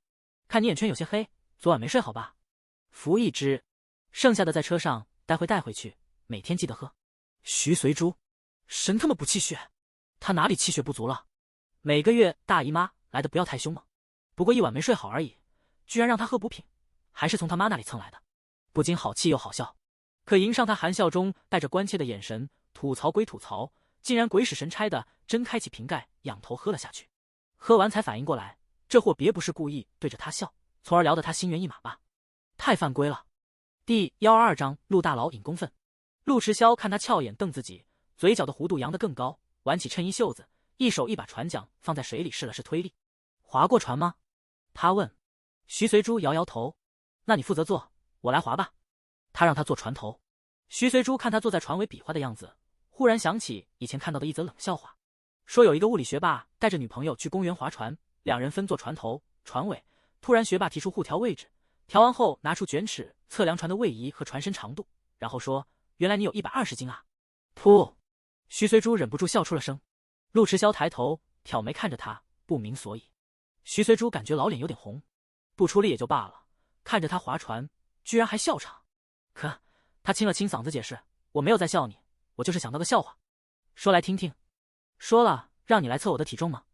扭头看风景，要不然总会下意识的去看他划桨的样子。黑黢黢的船桨在他手里仿佛成了撩拨人的工具，一下一下悠然的划着水，却像是在他的心湖里滑行。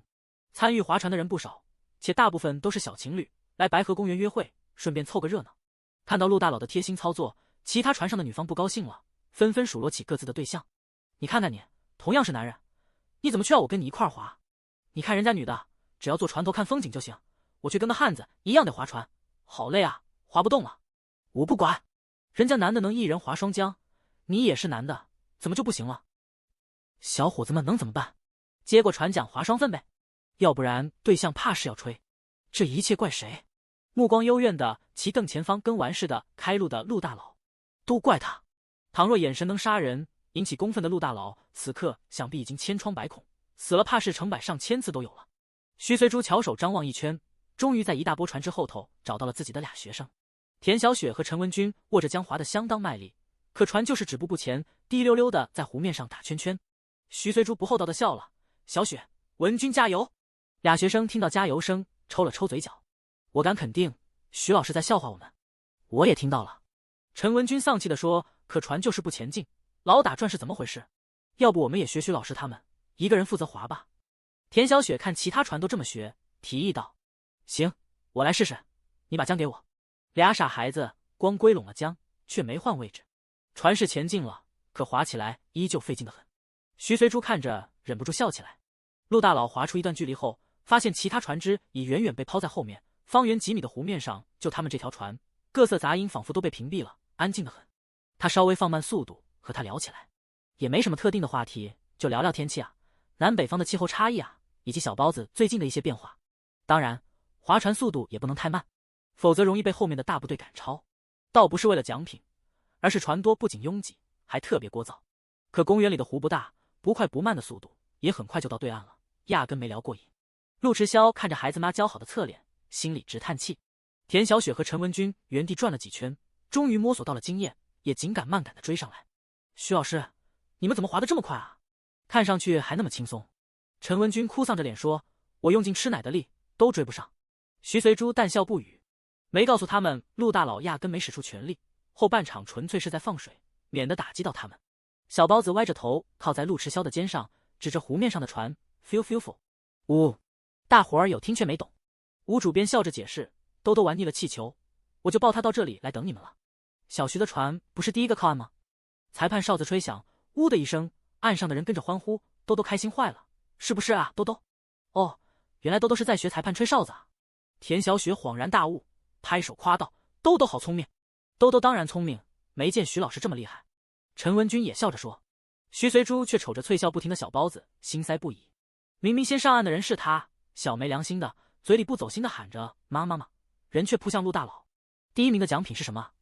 你们去领了吗？吴主编好奇地问。对哦，徐老师什么奖品啊？我去帮你们领。陈文军说着往裁判那跑。不一会儿，抱着一个巴掌大的船模型回来了。第一名的奖品是这个。哟，正好给兜兜玩。行吧，打发了半天光阴，还给小包子争取到一个新鲜的玩具，挺好。许是一下午太亢奋，出公园时，小包子窝在陆迟霄怀里，把他宽厚的怀抱当成了小床，一摇二晃间，打着小鼾鼾甜的睡着了。徐随珠见状不由庆幸，刚还在担心，万一小家伙玩了一圈仍旧不肯从他身上下来，硬抱过来吧，难免惹他哭一场。可依着他吧，难不成还要再找个地方消磨时间？幸好睡着了，担心的情况没发生。徐随珠暗暗松了口气。忽听陆大佬问：“明天几点的火车？我送你们去火车站。”徐随珠松出的半口气，差点把自己呛到。陆迟霄好笑的看他一眼，他说什么了？这么激动？解释说，你们住的那招待所去火车站不太方便。陆夫人教他的第二条，一切以孩子妈的需求为考量。徐随珠想到小包子差点被人劫走，想了想，到底没拒绝。回到招待所，正要下车，陆迟霄喊住他：“等等！”随即递过来一盒先前说的补气血营养品，顺嘴叮嘱：“今晚早点休息。”吴主编笑容暧昧的朝徐随珠眨眨眼，就连俩学生也似乎看出了点什么，彼此偷笑着对了个眼神。徐随珠好生无奈，趁人不注意瞪了他一眼。陆大佬回了他一个灿烂的笑容：“明儿见，徐老师。”第123章给点颜色开染房。第二天，陆迟霄比事先约好的时间提早了20分钟来到招待所，出门前还被他妈拽着絮叨了几分钟，真不让我送。您去了能干嘛？抱着你孙子抹眼泪？你怎么这么不中用哦？陆夫人第 N 次骂儿子。陆迟霄摸摸鼻子，再给我点时间。他也想加快进程啊，可别看孩子妈娇娇弱弱，甚好说话，心理防线其实重得很。眼下好不容易有些进展，绝不能操之过急，把人吓退了。唉，陆夫人心里再不割舍也没辙。那别忘了把我织的帽子送他，还有那些吃的用的。知道。陆迟霄迅速发动车子，生怕他妈说着说着又想跟去送别。耽搁了几分钟，到招待所依旧比预计时间提前不少。陆迟霄胳膊肘支在车窗沿上等，看到祥林中学门口围了一群扛着摄像头的电视台记者，好似在采访什么人，场面闹哄哄的。他也没在意，兀自想着心事。没想到过了几分钟，闹哄哄的场面没散去，反而看到徐随珠步履匆匆的从招待所出来。发生什么事了？陆迟霄立马从车上下来。徐随珠扭头一看，见是他：“你来了，我去下祥林中学就回来，那边有记者，场面挺乱。”他抬了抬下巴，示意他看。徐随珠这才发现情况确实有点糟糕，叹气道：“祥林中学的校长刚打电话到招待所，说找我商量个事。好像是他们学校一个学生在昨天比赛结束后，偷偷撬进存放考题的办公室，找到自己的考卷和陈文军做了对调，估计是被人看到了。省厅那边收到匿名举报电话后，连夜过来核实，查证属实。祥林校方顾及颜面，想低调处理，结果不晓得怎么就惊动了媒体。”话说回来，徐随珠挺不认同祥林中学校长的处事风格，惊动了媒体，就急火火的来找自己商量对策。事情既然是昨天傍晚发生的，又涉及峡湾镇中的学生，理该当时就知会自己一声啊。然而祥林校方却愣是拖到纸包不住火了，才不得不来电告知。反过来推断，如果今天没有惊动媒体，没把事情闹大，这件事是不是就此偃旗息鼓？自己一方是否就被蒙在鼓里了？再退一步，倘若没人发现祥林的学生调换试卷，那么本该属于陈文军的荣誉，是不是被别人盗走了？既然这样，就让媒体把事情经过登出来，让眼明心亮的群体大众来评价。把你喊过去干什么？想让你大事化小，小事化了吗？不去。护短的陆大佬来了脾气，捞起外套说：“走，我送你们去火车站。”可是徐随珠内心也不想去，可这事毕竟关乎到自己的学生，有点犹豫。放心，省厅我有熟人，我会拜托他盯着的，该是谁的责任，谁负责承担。你傻乎乎的跑过去，不怕被人当枪使？谁傻乎乎了？会不会好好说话？兜兜还在睡？陆迟霄问。哦，醒了，接了电话，我让小雪看着呢。房间退了吗？这不正要退，祥林校长把电话打这儿来了。徐随珠犹疑的问：“这么走了，真没事？那你是想错过这趟班次？”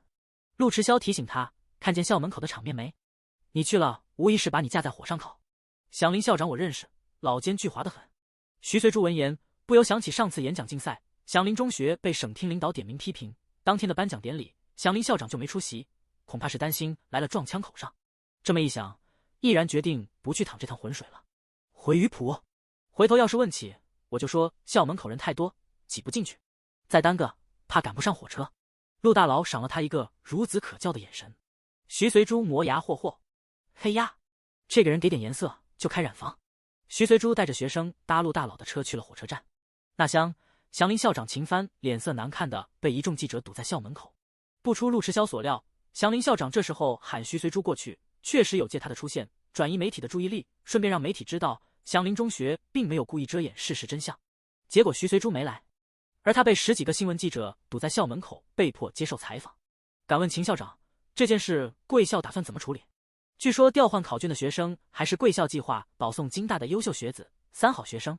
如果没有人匿名举报，考卷调包成功，除了害被调包的学生失去应得的荣誉，还往京大输送了一名品德有缺失的学生。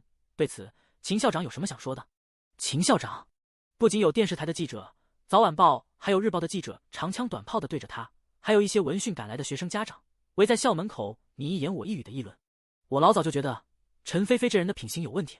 听我女儿说，上回去省艺高参加演讲比赛，输给了乡镇中学来的学生，竟然骂人家乡八老，这哪像是3好学生、优秀学生干部做出来的事？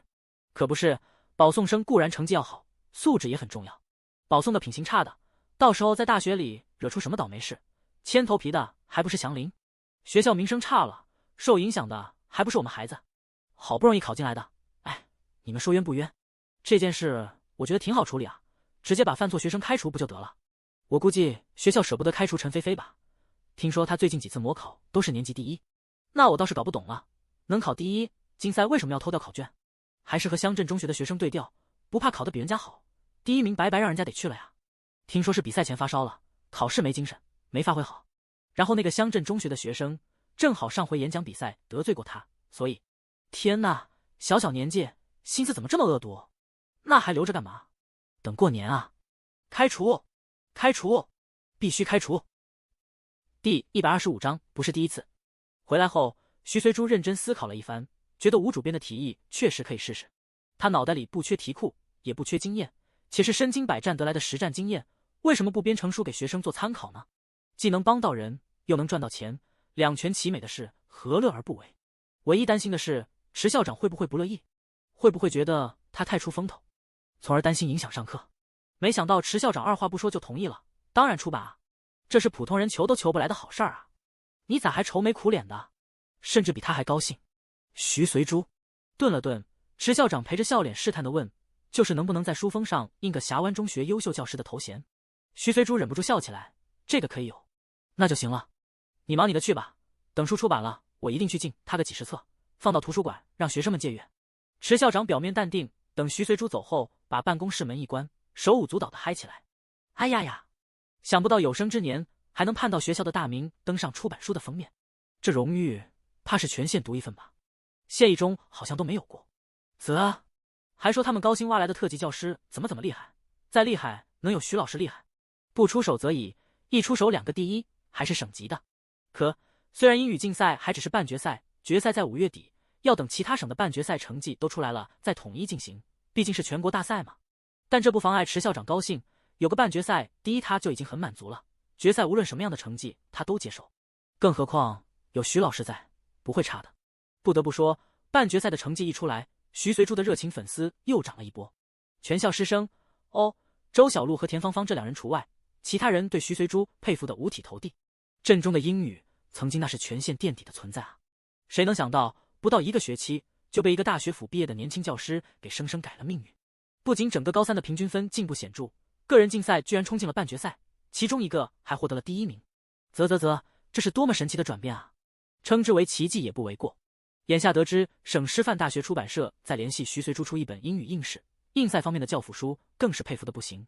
这下你是真出名了，省里几所高中都来找过你了吧？同办公室的于老师、钟老师看到他回来，与有荣焉。今年的先进不用说，肯定有你的名字，再熬2年资历就能冲一冲特级教师了。徐随珠谦逊的摆摆手，外人夸夸也就算了，你们怎么也这样？我们替你高兴呀！钟老师走到他边上，食指点点他的额，哪像你在省城火车站，儿子差点被抢这么大的事也瞒着我们，还当不当我们是朋友？是小雪还是文君说的啊？徐随珠无奈道：“那俩孩子，我都说了不要提，他这不是怕家里人知道急上火吗？索性回来后谁也没说。不是他们把你当偶像，你一句话顶我们100句，哪会不听你的？”于老师解释道：“我是听2中的带队老师说的，他娘家不是我们村的吗？昨天碰上聊了几句。”钟老师在一旁补充：“甭管从哪儿听来的，这么大个事，你居然不说，幸好没事，否则……哎呀呀，徐随珠，你是不是没把我们几个当朋友？”哪能啊！徐随珠忙讨饶，钟老师的挠痒痒功太厉害，他吃不消。好，我错了，下次一定知无不言，言无不尽。还有下次？说，怎么罚你才好？钟老师竖着食指和中指，像剪刀似的假装掐在徐随珠天鹅般细长白皙的脖梗上，佯装凶恶地说。其他老师看了忍不住笑，刚不是还在讨论怎么给我庆祝吗？徐随珠眨眨眼，怎么变成罚我了？犯了这么大的错，还想庆祝？兄弟姐妹们，你们说一不一他？不一。一众看戏的老师带着笑异口同声。徐随珠忍不住也笑起来。行行行，下周一我带些海鲜回来，咱聚聚。你们傍晚下班要是不急着回家做饭，晚上聚也行，还能眯2口小酒。钟老师没一条，哪来的酒？街上卖的烧酒、糯米酒我可不爱喝。省城买到的桂花酿，据说喝了对女人皮肤好，喜不喜欢？那今天就饶过你。钟老师慢条斯理地收回剪刀手，下一秒他自己也喷笑了。不过徐老师，省城真有那么危险啊？抱手上的孩子都能抢，这也太恐怖了。于老师敛了笑容，后怕地问：就是，以前没听说过省城这么乱啊。这么看来，还不如咱们小地方呢。只要不去河边或是没人的旮旯角，孩子自己玩都没事。徐随珠心里叹口气。是啊，80、90年代，国内人贩子最猖獗的时期，但他没想到会这么猖獗，抱在手里的娃都敢直接上手抢。虽说小包子被抱有方琴这个幕后推手，但州县的孩子被拐总是人贩子的锅。这次幸好有陆迟霄，想到那个男人，他微微有些失神。回来那天，他开车送他们到火车站，拿出一顶细羊绒钩的婴儿帽，说是他母亲这2天赶出来送兜兜的。完了又拿出2袋京都特产，也说是他母亲准备的。随后又是抱小包子，又是提行李，一直送他们上火车，放好行李，铺排好一切才离开。这样细致入微的照顾已经不是第一次了。上回从海城回来也是这样。他该听从吴主编的提议，抛掉脑海里那些根深蒂固的陈念，试着和他处一处，好好体验一把依赖带来的幸福感吗？同时也给小包子一个完整的家。真的能做到吗？徐老师，徐老师，你发什么呆啊？我说，以后大家带着孩子出门，务必要小心，紧紧防才好。是这样没错。徐随珠迅速回了一句，甩甩头，还在上班呢，赶紧沉淀这些不受控制的想法。第126章将枣一亩高。周末的时候，徐随珠抱着兜兜回了渔村，一来想上福聚岛看看近况，筹备了2个月的珍珠贝养殖的提上日程了；二来钓点海鲜往省城送点，剩下的带回镇上，下周一请客。4月下旬，又是晴天，新鲜的海风吹到脸上，也不觉得冷。徐随珠没去麻烦表哥，把营养舱调成推车模式，行李塞在推车底下的框框里，再给小包子戴上太阳帽，系上口水巾，推着小推车慢悠悠地出了镇。走在乡间的小路上，随心所至地哼起齐豫那首。走在乡间的小路上，暮归的老牛是我同伴，蓝天配朵夕阳在胸膛，缤纷的云彩是晚霞的衣裳。小包子似乎也很兴奋，拍着小手，像是在给他打节拍，嘴里跟着嗷嗷不停。他飙高音，他也跟着尖叫，着实把徐随珠逗得不行。儿子啊，在家闷坏了吧？放心，这2天妈妈带你出海上岛，痛痛快快玩2天。何止小包子，他也闷坏了。省城回来这几天，不是忙着补课、批作业，就是接受这领导那领导的电话慰问。当然，名义上是慰问，实际是想挖镇中墙角。也亏得徐随珠立志于做个面朝大海的包租婆、海岛主，否则还真有可能被挖去省城。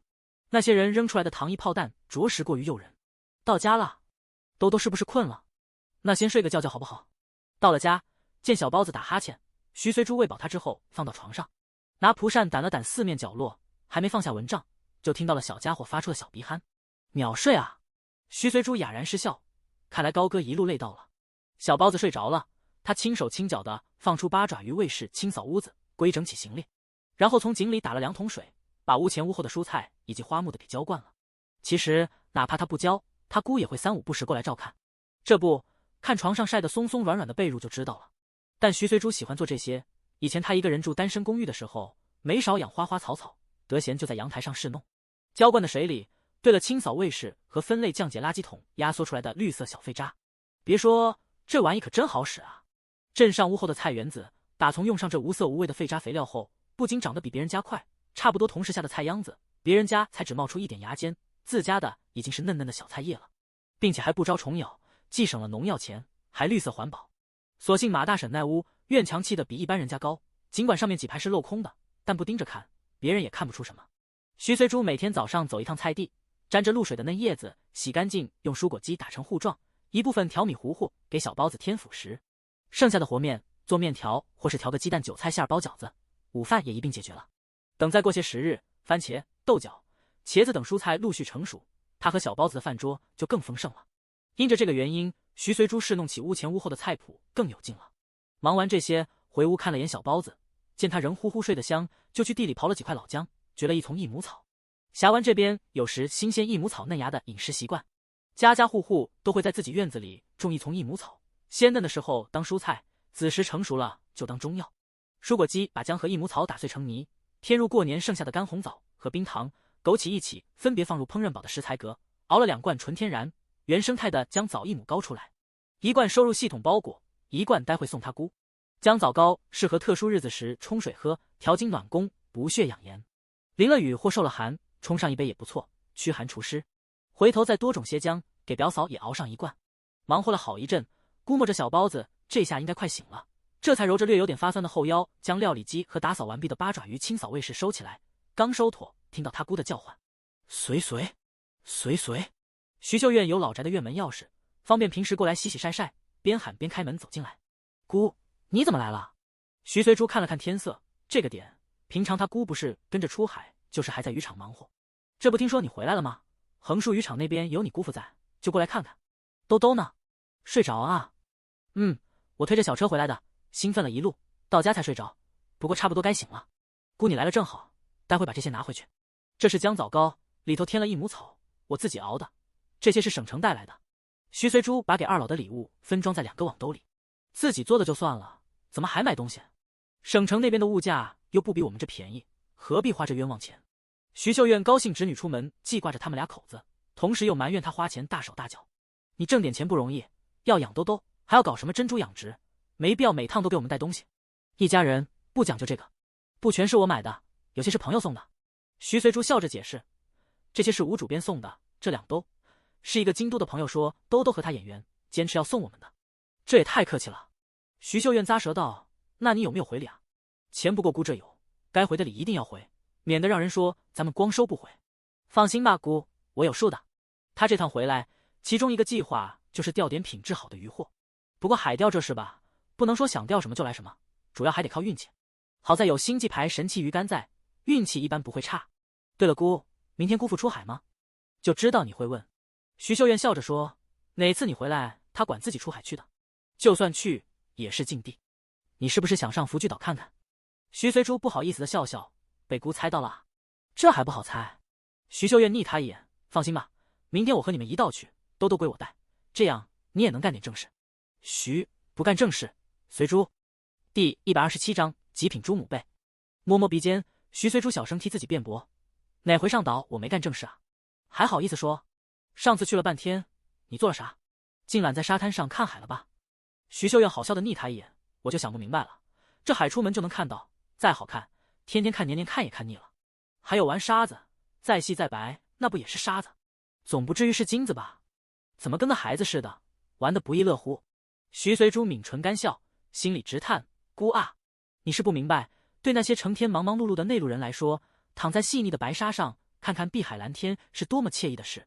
姑啊，我如今亲子鉴定都做好了，他在拖着不跟姑父摊牌，似乎说不过去。深吸一口气，打算跟他姑好好谈一谈。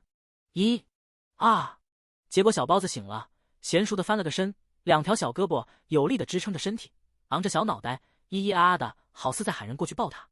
兜兜醒了啊，姑婆来抱你。许久没看到侄孙了，听到小家伙的声音，徐秀院高兴的跟什么似的，干脆利落的抛下侄女，踢踢踏踏直奔卧室。徐随珠好不容易充饱的气咻的一下又瘪了。算了算了，反正他说过，姑父这边交给他来解释，他索性不管了。feel。小包子看到徐秀院显然很高兴，显摆起他这段时间新学的词。徐秀院只当是小娃子随意蹦出的词，欢喜地应和，父。对喽，我们兜兜啊，将来肯定吃穿不愁。feel。小包子学语的更起劲了。徐随珠简直没眼看。刚醒，穿好衣服，让他在床上再待会儿，我先回去做饭，待会儿你们娘俩自己过来。抱着小家伙逗了会儿，徐秀院起身道：“哎，等下就过去。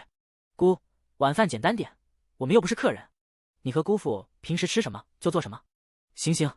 说是这么说，当晚徐秀院依旧做了一大桌菜，并且抢在侄女前面说：“别看这么多菜，其实没花钱。我知道，自家渔场的吗？可拿出去卖，不就换钱了？”徐随珠无奈道：“我是在镇上，又不是去了哪个偏远的旮旯角，想吃什么没有啊？徐秀燕横他一眼，你有事你的事，我做给你吃是我的事。再说这些不全是渔场里捞的，这条海莲是王老太的儿媳妇送来的，活皮虾是老于送来的，带鱼也是别人家硬要给的。送东西的这些人说起来跟你有关系，你忘了？你雇了好些人在岛上干活，活是辛苦了点，但日工资开的不比乡办厂上班低，有的是人抢着去，去了的人不想走。这不3天2头往我们家送东西，我都收麻木了。林国栋笑着拆老婆的台，昨儿收到1篓子活皮虾，不是还在那感慨，没见你麻木啊？徐秀燕被拆了台，恼羞成怒，没好气的往男人碗里扔了块炸酥鱼。你酒精上头了是不是？话这么多？噗嗤！徐随珠看得笑了。小包子站在座车里，嘴里吸溜着鲜鲜的鱼丸面，听到妈妈的笑声，眉眼一弯，也跟着咧嘴笑起来。feel。哎呦，这小表情萌的，把徐秀燕俩口子看得心都融化了。第二天，一家人一早出发去福聚岛。路上，徐秀燕问随母贝苗种还没买到啊？已经有眉目了，这不打算先把鱼胶和支架铺好，下回来我把母贝苗种和养殖网一起带来。国内最出名的海水珍珠母贝当属南城湾岛一带的合浦珠母贝，又叫马氏珠母贝。但徐随珠从吴主编那儿打听到，合浦珠母贝不适合峡湾一带养殖，而且就算豁出去想养，苗种的培育也是很大一笔开支。然而挣大钱的话已经放出去了，这会儿再反悔，怕打击姑父，尤其是表嫂的积极性。吴美丽还等着随时辞了乡办厂的活一门心思，跟着他养殖珍珠贝呢。这怎么办呢？焦头烂额之下，他登录了抽奖系统，死马当活马医的搜索海水珍珠养殖母贝，没想到系统仓库里还真有，且数量还不少，一组100个，共100组。据他所知，合浦珠母贝已是国内最好的海水珍珠母贝了。合浦珠又称南珠，自古就有西珠不如东珠，东珠不如南珠的说法。然而现在不这么认为了，拿海蓝星极品珠母贝和合浦珠母贝比较，简直一个天一个地。尽管看上去差不多，但前者的珍珠品质更好，甚至有0.01%的几率产出变异珍珠。何谓变异珍珠？不仅色泽有别于普通的极品珍珠，而且还具有治疗、幸运加持等作用。换言之，变异珍珠的可贵，不单单在于独特的外观，更难得的是功效。出乎意料的惊喜取代了沮丧，徐随珠当即就想抽上一组，无奈积分不够，只能再等等。放心吧，姑，不是这个月底，就是下个月初，肯定把苗种放下去。你有数就好。徐秀燕是真替侄女操心，每年花1600承包的岛屿干放在那里，不挣钱还净赔钱，人工费一天天的，目前为止已经撒出去不少了，看得她直呼肉痛。经过2个多月的清理，福聚岛小湾一带的荒坡、荒地均已被人工造访过，该清理的清理，该保护的保护。尽管是荒岛，岛上也有毛咕咕长了100多年的古树、古藤，画个保护圈，立个牌子，将来这也是一道美丽的风景线。遍地还有常见或不常见的野菜也要采。峡湾一带的居民喜食野菜，于是一边清理一边顺便掘野菜。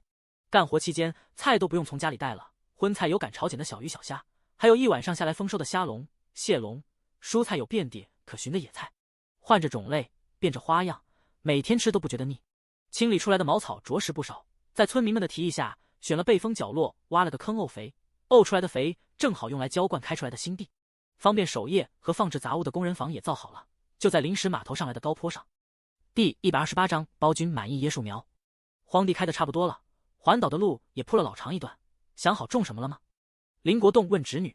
徐随珠对此早有计划，环岛的椰林大道两边到10种椰子树，新开的地种甘蔗、香蕉，四周错落种些桂圆、荔枝、桃子、橘子、柠檬树和竹子吧。等竹子长起来，平房后头对着竹林盖几间鸡舍，养上一些鸡。养鸡？徐秀燕听了他的计划，眼睛倏地亮了，这倒是个好主意。峡湾渔村因地理关系，很少有人家养鸡，有多余的精力也都是养水鸭居多，随便喂点赶海捡回来的鱼虾蟹就能养活，不像鸡那么麻烦。可到过年，家家户户照样要吃鸡肉，因此如果能在海岛上养鸡，过年前需求量最大的时候运出去卖掉，倒是能填补些一年1600的租金。徐随珠听完他姑的分析，弯眉浅笑，可不就是看到这其中的商机，才想着买些鸡苗放养在福聚岛上的吗？竹林长成气候起码得3-5年，桃树长得还是比较快的，头年栽下，次年就能结果。鸡群先养在桃林间，东啄啄西啄啄，顺便给桃林除虫。不够吃，那不还有甘蔗地、香蕉田吗？总能找到他们喜欢的食物。等桃树、竹子都长成了林，这些鸡就是地地道道的桃园鸡、竹林鸡了。想到后市价格飙到300多一只的走地鸡，徐随珠越发觉得躺着数钱的日子指日可待。既然要养鸡，到时候多雇几天短工，圈个地扎上篱笆。头几天我住过去，白天放出去，晚上撵进鸡舍，等鸡仔习惯就不用管了。山里头的野鸡，没人管不照样活得膘肥体壮的。姑的办法不错。徐随珠笑着竖大拇指。不过长期工也要雇几个的，光徐大爷俩老可不够。东首大湾附近的地先留着，其余的荒山荒地仍旧要一点点清理出来，到时候建度假村。借着这机会，徐随珠将福聚岛的建设计划说给了姑姑。姑父听。徐秀苑听完不由咂舌，好是真好，就是太烧钱了。单光把修路所需的建材运进来，就要花不少人工费、机油费，想想就肉痛。同样的钱，在镇上置办一个店面，马上就能生钱。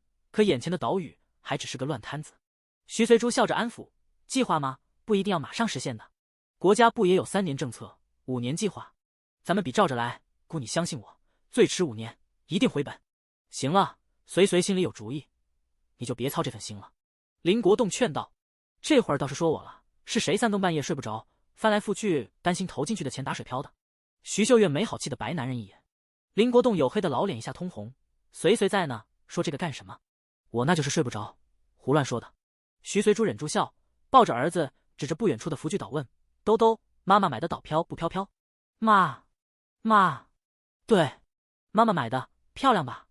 看哪，海水多干净。这里的水质很适合养殖珍珠贝，等珍珠卖了钱，妈妈在岛上建一栋大大的度假别墅，放假了带你来玩，海面冲浪，海底深潜，把所有好玩的项目都尝试一遍，喜不喜欢？咿呀！小包子咧嘴笑着拍拍小手。船驶入小湾口的临时码头，一行人登上岛。礼拜天，临时雇的短工都回家休息了，就剩一对60开外的徐大爷两夫妻，住家就在渔村，离徐随珠家不远。因为子女出嫁的出嫁，娶了老婆分家的分家，回去也就他们老俩口为伴，索性常住岛上，省事儿又省力，还能帮主家多干点活。这会儿，老徐夫妻俩正在甘蔗地里拔草。大爷、大娘，辛苦你们了。没事，这把年纪在家闲着也是闲着，在这动筋骨，还能赚点养老金，挺好。徐大爷乐呵呵地说。徐大娘比较腼腆，冲几人笑笑，说去烧水泡茶。徐随珠很久没来，提出想四下转转。林国栋俩口子要去支养殖架，完了还要把沙、泥沙、砾石掺着水泥混合浇筑的人工鱼礁挑到湾口，等母贝苗一到好，随时投放，便没陪他。反正整座岛已经被彻底的清理过了，没发现什么危险，野生动物除了各种海鸟，再找不出第二种族。徐随珠庆幸带了推车，把小包子放进推车，给了他一块磨牙饼干，慢悠悠地推着他在岛上转悠起来。环岛的椰林大道目前正在修小湾段，修路的基石等材料基本是就地取材挖的山石，其他像水泥之类的凝合剂是林国栋不定期运进来的。大道两旁留出了栽树的坑，等联系上南城的果苗批发商，谈妥椰子树苗的价格，运输椰树苗一到就能马上栽种了。不过想到朱母辈的例子，徐随珠不禁怀疑南城批发销售的椰子苗种不晓得能不能在这存活。这么想着，他把小包子推到遮阴的古树下，登录抽奖系统搜索起椰子树苗，结果是查无此物。想了想，改成叶果，再行搜索，这次倒是跳出来了，和他猜想的一样，来自海蓝星，且有个很适合叫卖的名称——包君满意甘甜爽椰果树苗。数量不多，就1000株，环岛一圈是不够的，不过没关系，可以夹着种些别的果木嘛。他顺手搜起其他的果树苗，不过不知道具体称呼，搜查起来有些困难。蓦地想起给小包子添辅食的奶果，试着搜了搜，还真有。而且听介绍，这奶果树苗只要不是极寒地带都能种，产果率极高。徐随珠当即决定不去批发南城的椰树苗了，再便宜还能比只花积分抽到的奖品便宜。关键是不仅不花钱，还比外头买的好，傻子才不选这个。只是这么一来，栽种时间势必得推后。接下来得先把海蓝星极品珠母被抽到手，然后继续攒积分，攒够了抽包君满意甘甜爽海蓝星椰果树苗和营养丰富口感加森木星奶果树苗。任重而道远啊。第129章捡了只大龙虾。又搜了搜花草种子，发现库存量很大，有他认识的，也有不认识的。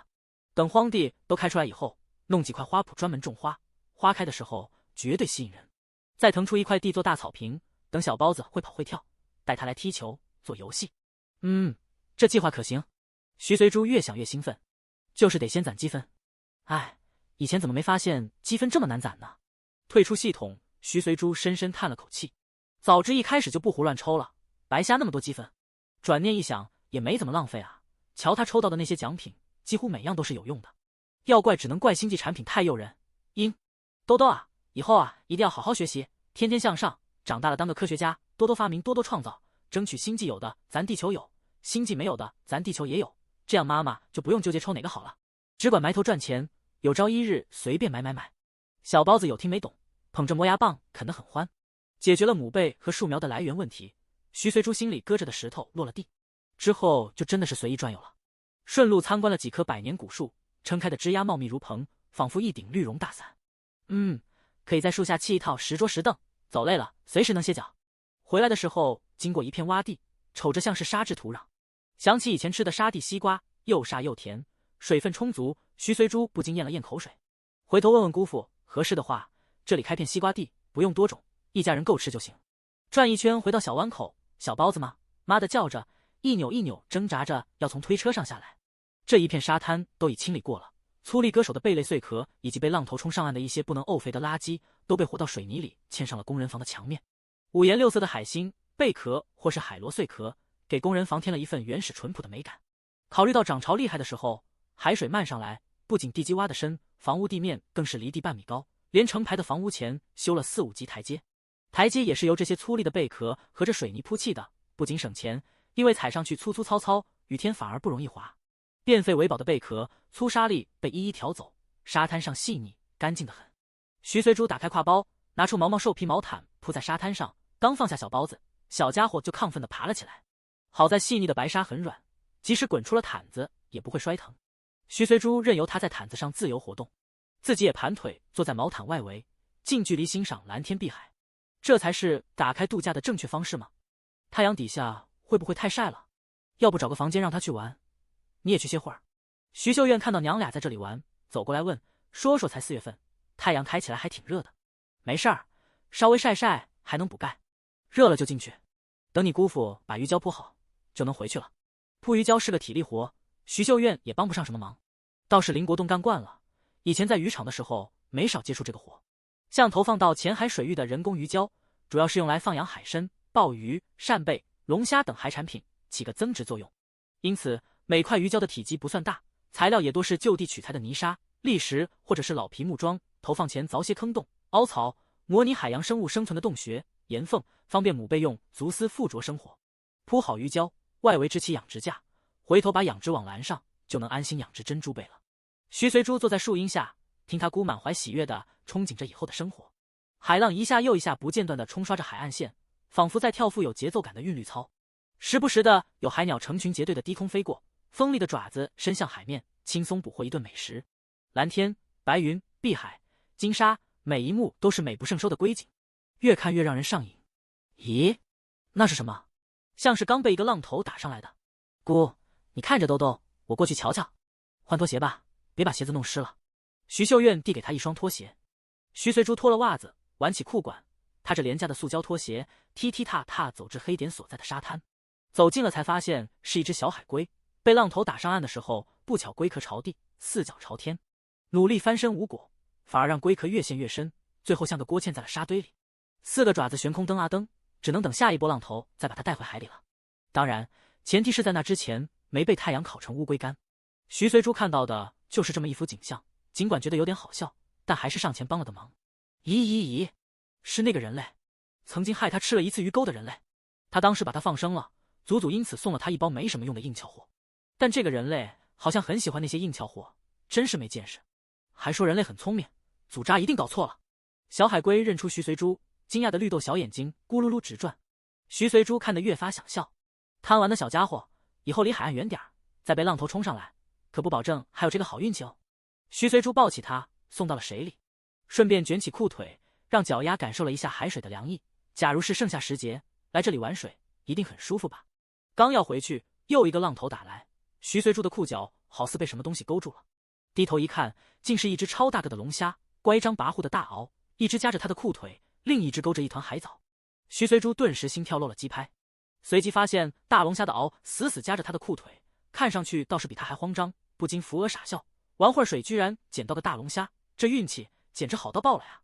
要是有彩票站，一准跑去买他个10几、20张，可惜没有，只能捡个龙虾凑合。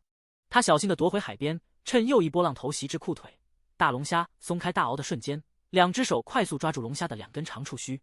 小样儿，这下逃不掉了吧？这几天牙疼，不想熬夜，恢复单更几天。P.S. 看到大家都在问上架，不出意外应该是6月，具体哪天还不清楚。谢谢小可爱们关心，么么大家。第130章福聚岛聚福气。无暇顾及湿了的裤腿，徐随珠兴奋地提高双手，和懵逼中的大龙虾来了个深情对视。大龙虾，鹅是谁？在哪？鹅明明在海底睡大觉，谁把鹅撵岸上来的？谁？另一个大鳌不是还勾着一团海藻吗？徐随珠拿下来以后，本想重新甩回海里的，没想到里头竟然裹了一堆鲍鱼，最大的一个绝对能称双头鲍，小的也有4、5头，跟上回钓到的海草有着异曲同工之妙。摸着下巴不由想，莫非这些贝类都喜欢把海藻当房子，还喜欢集体的蜗居生活？想不明白，干脆不想了。白捡一只4斤来重的大龙虾和一堆大鲍鱼，已经足够满意了。小海龟4爪划着水，在海里欢快地转圈圈。龟爷爷滑到他附近，吹胡子瞪眼，又不听话的跑去岸边玩了，就不怕被人类抓去当宠物，一辈子养在逼仄的窄口缸里出不来？到时候有你哭的。龟孙子谄媚的游到祖祖旁边，攀上他宽厚的大贝壳，亲昵的蹭了蹭。祖祖，又是那个人类救了我，我把逗腻了的小硬壳送给他了，他高兴得很呢。对了，祖祖，那个人类以后是不是就住在这里了？那我们就成邻居了是吗？祖祖你说的，邻里之间要和睦相处，我以后可不可以去找他玩啊？他救了我2次，一定是个好人类，不会把我抓起来的。龟爷爷摇摇头，对这个贪玩成性又对外面世界充满好奇的龟孙子毫无办法。可谁让他们北冥神龟一族就剩这颗独苗苗了呢？除了宠，还能怎么办？他也很无奈啊，唯一的希望是盼着孙子的上古玄龟血脉早日觉醒，免得在自己照顾不到的时候受欺负。爷孙俩在附近海域美美的饱餐了一顿，吃饱喝足的同时，不忘往这里撵一些鱼虾蟹做补充，省得人类捞不到鱼怪到他们头上来。他们可是神龟后裔，才不留画饼给愚蠢的人类。然后龟爷爷驮着孙子悠哉悠哉的往海底深处的家划去了。徐随珠带着龙虾和一堆鲍鱼回到岸上，徐秀苑和林国栋听说后，除了咂舌，不知道该说什么好了。这运气真的除了侄女也没谁了。瞧瞧，钓个鱼，钓回一堆满是珍珠的极品贝类；玩个水，捡回一只4、5斤重的大龙虾和一窝鲍鱼。干脆趁热打铁，开船出来，到侄女逮到龙虾的附近，碰运气的撒了几网。尽管没再遇到大龙虾和双头鲍、3头鲍，但收获也不小：石斑、银鲳、鱿鱼、虎头鱼、梭子蟹、赖尿虾，还有一堆杂鱼杂贝小虾，零零总总加起来足有1800斤。本是抱着聊胜于无的心态随意下的网，没想到捞上来的渔获不比他驾着渔船专程笃的开出去老远网到的少，品种甚至更丰富。最满意的当属鲳鱼和赖尿虾了，不晓得是不是刚好遇上了银鲳鱼群，一网下去捕到2、300斤，最大的银鲳一条足有4斤重。连林国栋这个老渔民都说没见过这么大的。赖尿虾就是皮皮虾了，因被抓时腹部会射出无色液体，当地人习惯叫它赖尿虾。4月是赖尿虾产子的时节，也是最肥美高硬的时候。这批赖尿虾尤为肥壮。姑，回去留些给我。送人是罚。放心，肯定挑最大最肥的给你留着。徐随珠点点头，除了送人，我们自己也留几斤尝尝吗？过了4月，不一定遇得到这么肥的了。是说呢，这阵子你姑父几乎天天出海，想赶在雨季来临前多撒几网。徐秀苑一边麻利的分拣渔获，一边说，倒是没想到福聚岛4周居然能捕到这么多好东西。看来这名字取得真不错，福聚岛，不就是聚福气的吗？说完大家都笑了。徐随珠问，天暖和了，姑父打鱼收获还可以吧？看运气的。徐秀苑说，有时候还行，有时候连燃油费都支不出来。你姑父前几天出海捞上来最多的，你猜是什么？多春鱼。呆，5分钱1斤都没什么生意，卖得我只想叹气。早知就让他上这儿来了，撒几网顶得上平时10天半个月。林国栋憨笑着插嘴，你当这儿天天能捞到这些？捞不到还能上岛干点活，不至于啥事无成，往返1天跟跑空趟似的。徐秀苑没好气的吐槽，俩口子相互埋汰了几句。中午饭自然是在岛上解决的。工人房那边有个共用的双眼大土灶，锅碗瓢盆什么的都备齐了，一口锅焖米饭，一口锅煮水蒸海鲜。邀徐大爷俩口子一块来吃，他们推说早上剩的菜泡饭不吃完怕馊，不肯过来，徐秀苑便端了一碗过去，鱼虾蟹都加了几只。吃饱喝足，把剩下的活干完了，启程返航。一靠岸，徐随珠就把送人的海鲜打包好了。银鲳量这么大，即便留出送人的份，还剩不少。林国栋便去渔场挑了些大个头的黄鱼、鳗鱼、对虾，凑了一皮卡的货，赶在太阳落山前送去了友谊饭店。人情往来的有3家，这次又多了小包子的救命恩人。徐随珠想了又想，最终还是忍痛割爱的把大龙虾随在了给陆迟霄的那份海鲜大礼包里。其他海鲜都是一样的，每家6条大银鲳，6只梭子蟹，6斤赖尿虾，涂吉利凑了个66大顺。接着还有鲍鱼，因鲍鱼有大有小，给甘青家和陆迟霄各送了1只双头鲍，吴主编和范教授分别是2个4头鲍。满满一大篓新鲜的能闻到海风味的海鲜送达各家时，除了陆迟霄，其他几家的反应几乎一毛一样。一听说家里有海鲜吃，不是街上买的，是徐随珠送的，不在家的立即往家赶，在家的啥事也不干，就等着海鲜上桌。谁让他们吃出瘾头来了呢？只要是徐随珠送来的海鲜，就没有不好吃的。不仅新鲜度十足，关键是10次里有8次是市面上买不到的罕见货。往往这时候，各家的人头聚得比节日还要齐乎。牙痛不要乱吃止痛药哦，如果是虫洞，要赶紧去看牙医。止痛药吃多了麻痹神经，对肾排毒也不利。我这是淋巴发炎导致牙床肿了。哦。第131章孩子妈大手笔。当然，范教授这个不婚主义例外。你说一个人吃咸冷清，没有的事。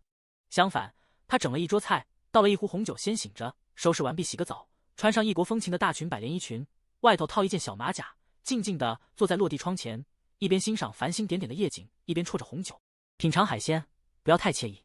陆迟霄收到货后懵了几秒，等想明白，不禁摇头失笑。陆夫人正在里屋收拾行李，明儿的火车回京都，再不舍小儿子以及刚得知的大孙子，可出来时间长了，总归还是会惦记家里。不说老头子上了年纪越发倔强，没人看着没准3餐都不正常，再还有大儿子常年累月躺在医院里，虽然有护士护工，但3、5天不去看他，终究不放心。儿子啊，刚是不是有人敲门？陆夫人收拾好行李走出来问。有人送了1篓海鲜过来。陆迟霄回过神，拎着大篓子进了屋。谁啊？这么客气？陆夫人以为是他新单位的同事联络感情送来的。你猜？陆大佬这一刻心情愉悦，不介意陪他妈玩会儿猜的游戏。篓子盖打开，看了一眼说：“挺活的。”哟，这么大一只龙虾，乖，得好几斤吧？这是鲳鱼，挺大个。银鲳，比这小一半的我倒是在你们单位旁边的农贸市场看到过，这么大的就难得了。哟，这还有个大鲍鱼呢，连壳起码有半斤重。啧，到底谁送的？这么大手笔？陆迟霄看着被绑缚了大鳌也掩饰不住威武霸气的大龙虾，笑而不语，心说孩子妈很大手笔啊，大龙虾都送来了。陆夫人还在猜，难道是阿阳，还是李家那小子？都不是，那是谁啊？蓦地想到一个人，陆夫人一下亮了眼睛，莫非是你媳妇？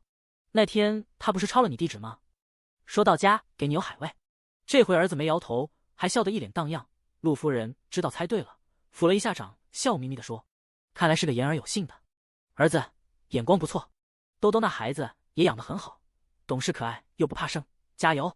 争取早点把娘俩迎进门，我也好抱着我的大孙子去串门，把以前失去的场子一个个找回来，让他们背后说我没孙子可抱。”哼！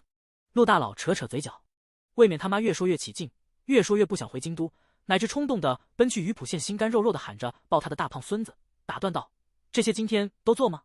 交给我，今晚妈给你露一手。”陆夫人麻利的拎着篓子进了厨房，过了会儿探出头说：“儿子啊，托你的福，妈我蹭顿海鲜大餐再走。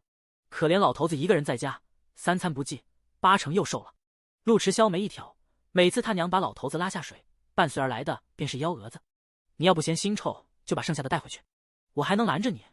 陆夫人笑了起来，就等你这句话。当晚，陆夫人厨艺大发挥，把整篓海鲜都给烹饪了。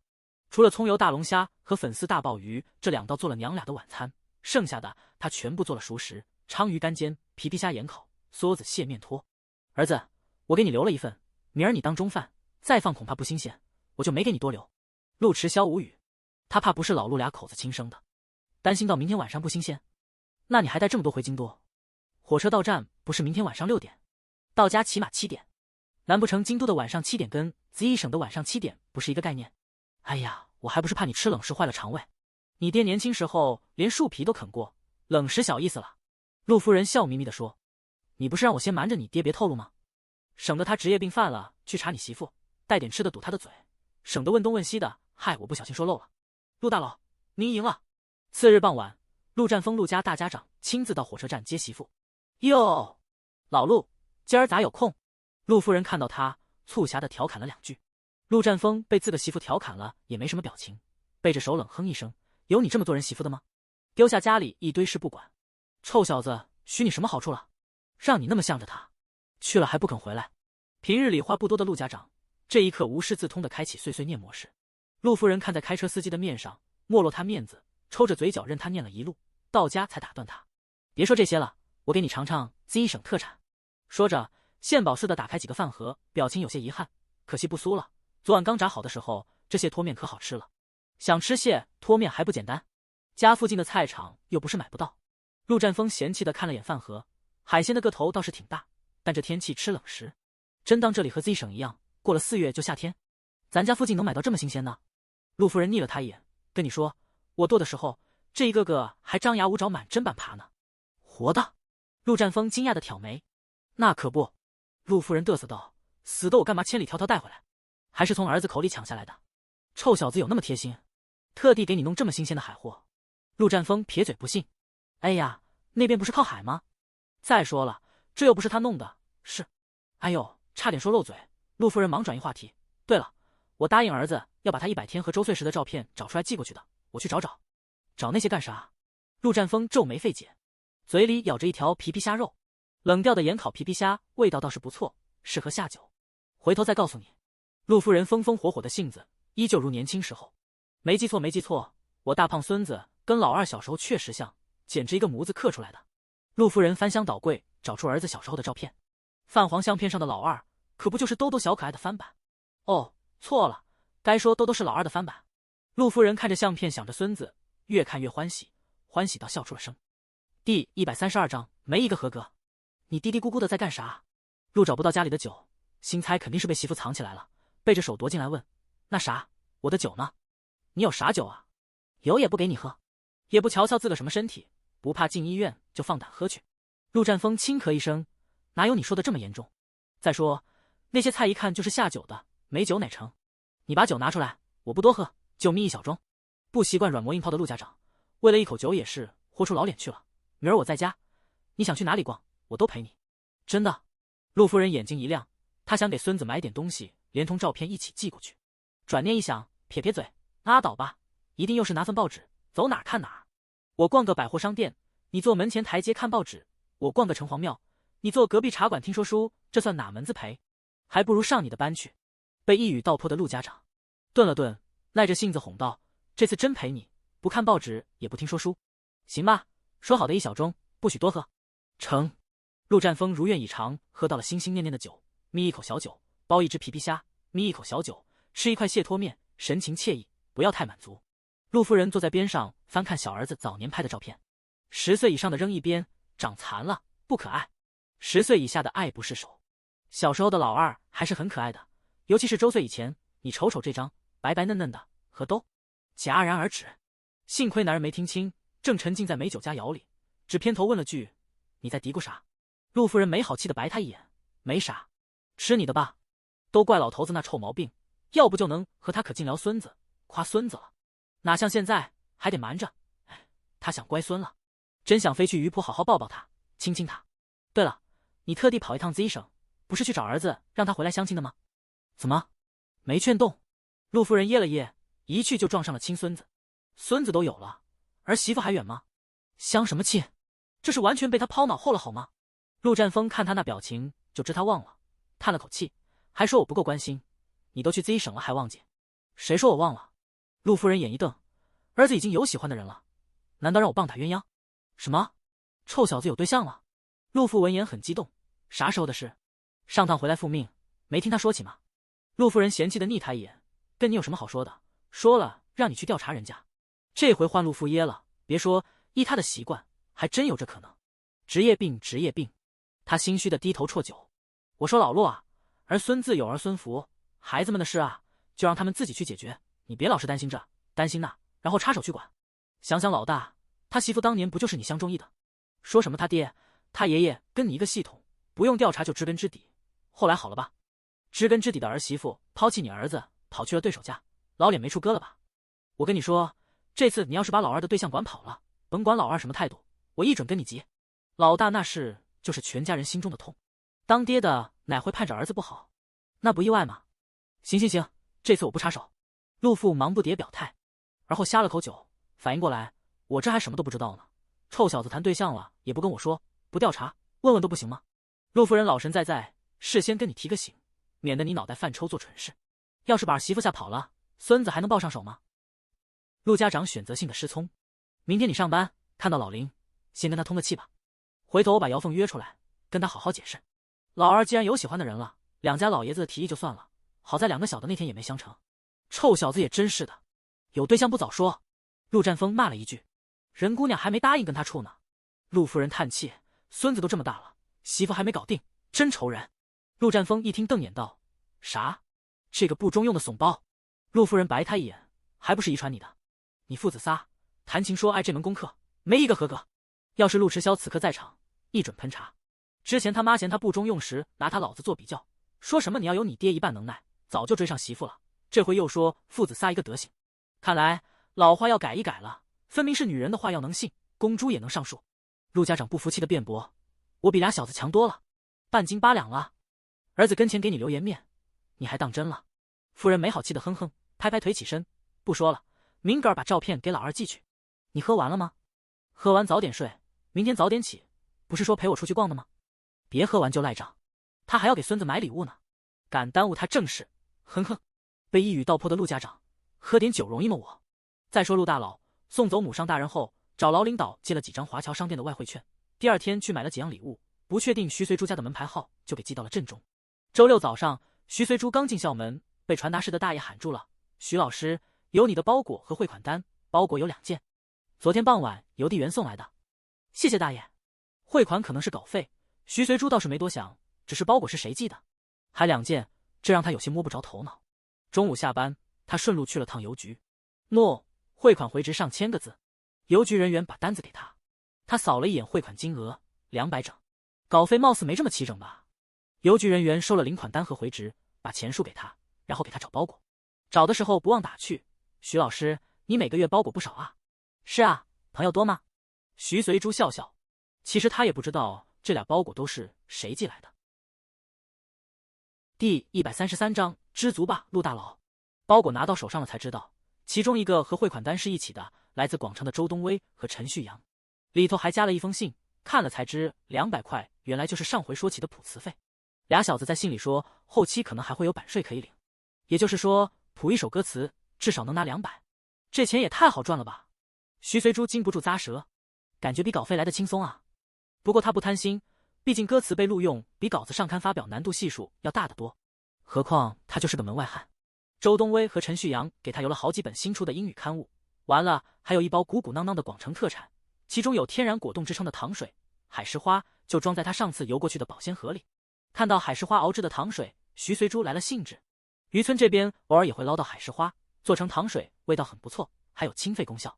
回头囤一些，天热了做给家人吃。边喝糖水边看信，俩小伙在信里吐槽说，上次他寄过去的橘子糖水和小海鲜特别受欢迎，收到就被一抢而空，留给他们俩就一口甜汤，几个虾头。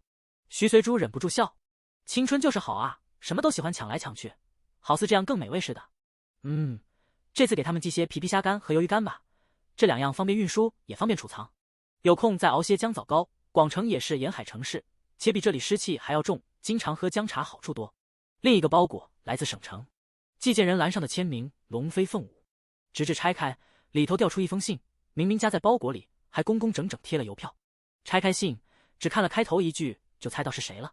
信里说，谢谢徐老师的海鲜大礼包，龙虾、鲍鱼很美味，其他我没尝到，大部分被我妈带走了，留了一小份给我解馋，可惜还没吃到嘴，被上门的老领导打劫了。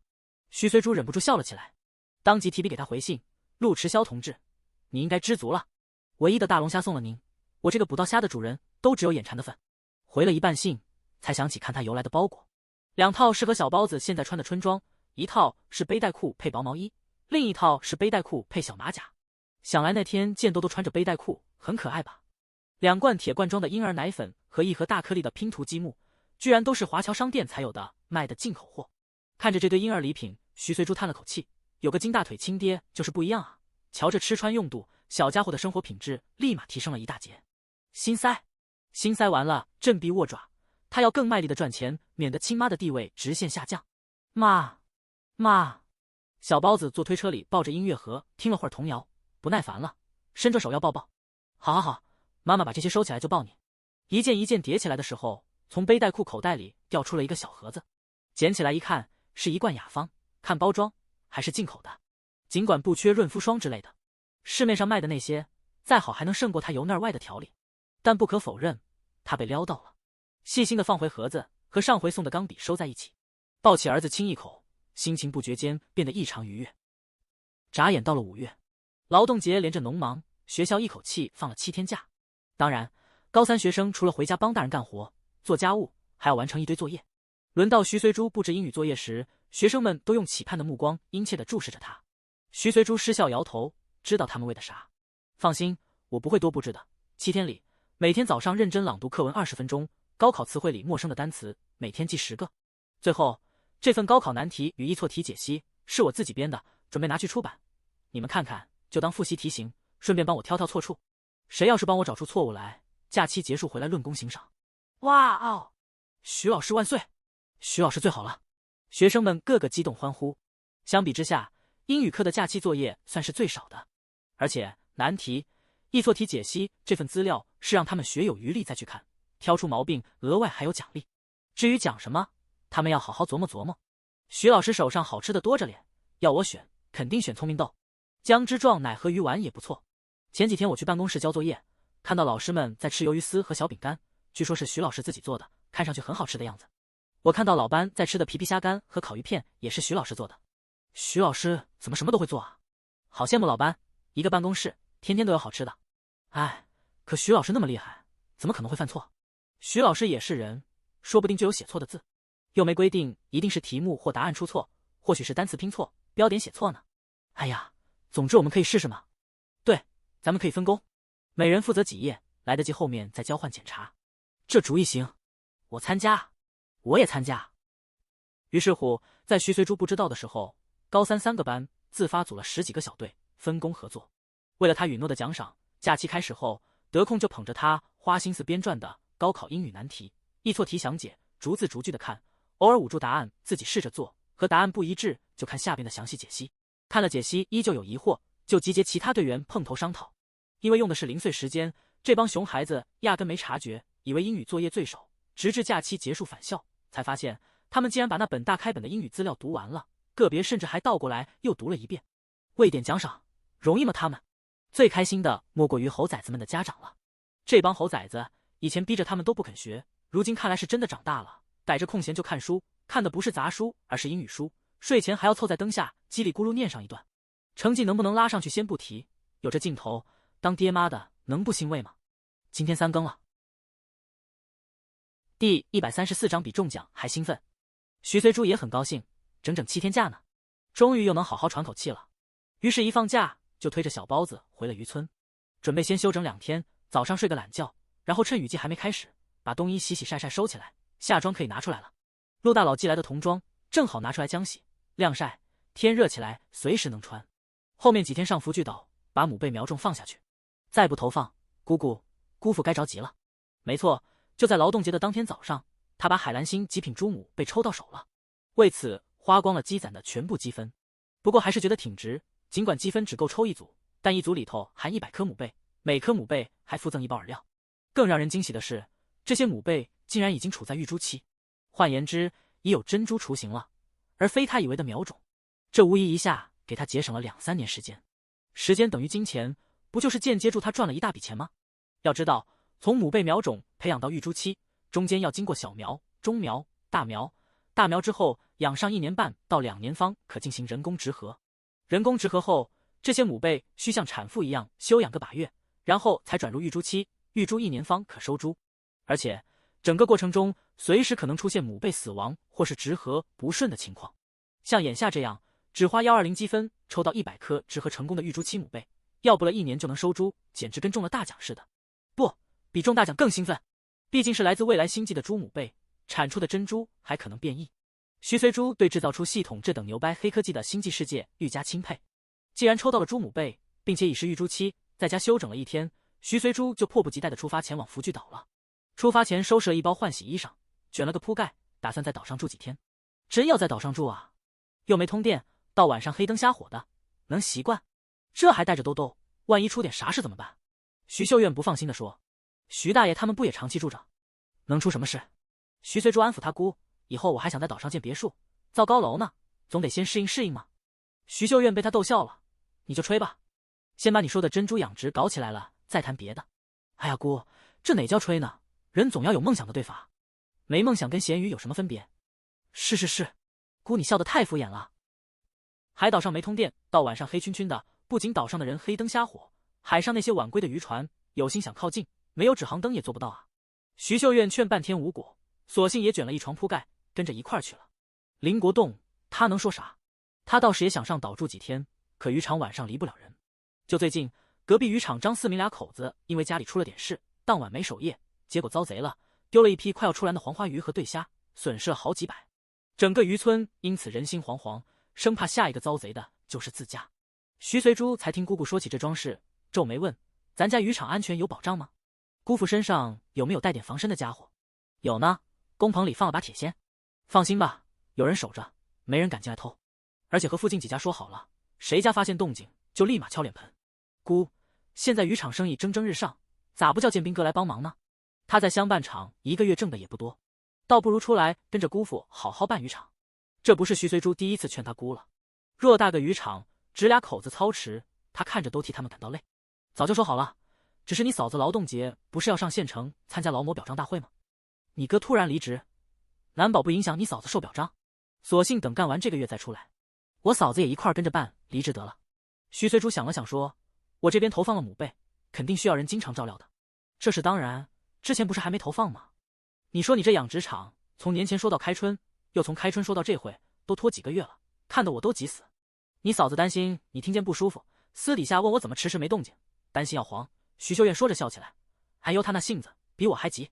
徐随珠也笑了，嫂子挺好的，怪我事先没和她讲清楚。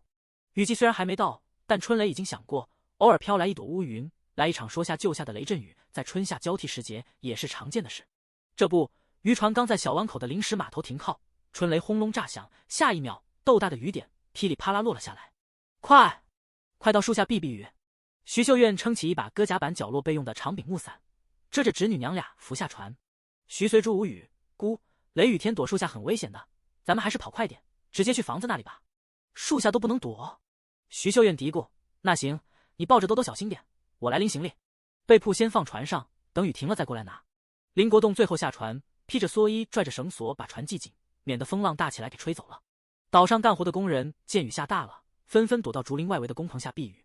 看到他们一家子过来，积极上前帮忙。徐大爷老俩口赶紧拿钥匙开了那2间留给主家休息的房间，又拎了2个热水瓶过来。这雨一下就有点降温，喝口热水暖暖身。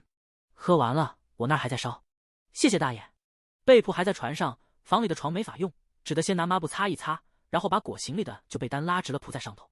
安顿好小包子，徐随珠安拿出布置房间时放在这里的茶杯和汤碗，洗干净后倒了一杯开水，放温了给小包子调米糊，又冲了3碗姜枣汤，招呼姑姑姑父趁热喝了，发发汗。淋了雨，姜汤驱寒确实管用。林国栋不知道姜枣膏里还添了一亩草，捧着汤碗啜了几口，顿觉整个身体都热了。姑侄俩对视一眼，眼底掩饰不住的忍俊不禁。第135章饵料的诱惑。姑，你肩头淋湿了，赶紧换件衣服。徐随珠发现他姑的衣裳淋湿了，想来是撑伞的时候大头给了他和兜兜，自己反被淋了。大爷生了炉子，湿衣服脱下来，我去烘一烘。徐随珠说，我自己去就行了，你看着兜兜。徐秀燕说着吩咐丈夫，他爹你去灶房生火，我把衣服烘了就过去做饭。唉，俩口子一前一后出了门。兜兜，吃米糊了。徐随珠见水温了，舀了几勺米粉，添了半个奶果，奶味十足的米糊糊一条好。小包子就迫不及待地从床尾爬了过来。嗷嗷，兜兜要吃。好，这就给兜兜吃。吃。小包子口齿不清地跟着叫，像是嫌徐随珠喂得慢，小手抓上勺柄，差点把米糊打翻。徐随珠无奈地哄道，别急，糊糊要一口一口吃，不能太快。啊！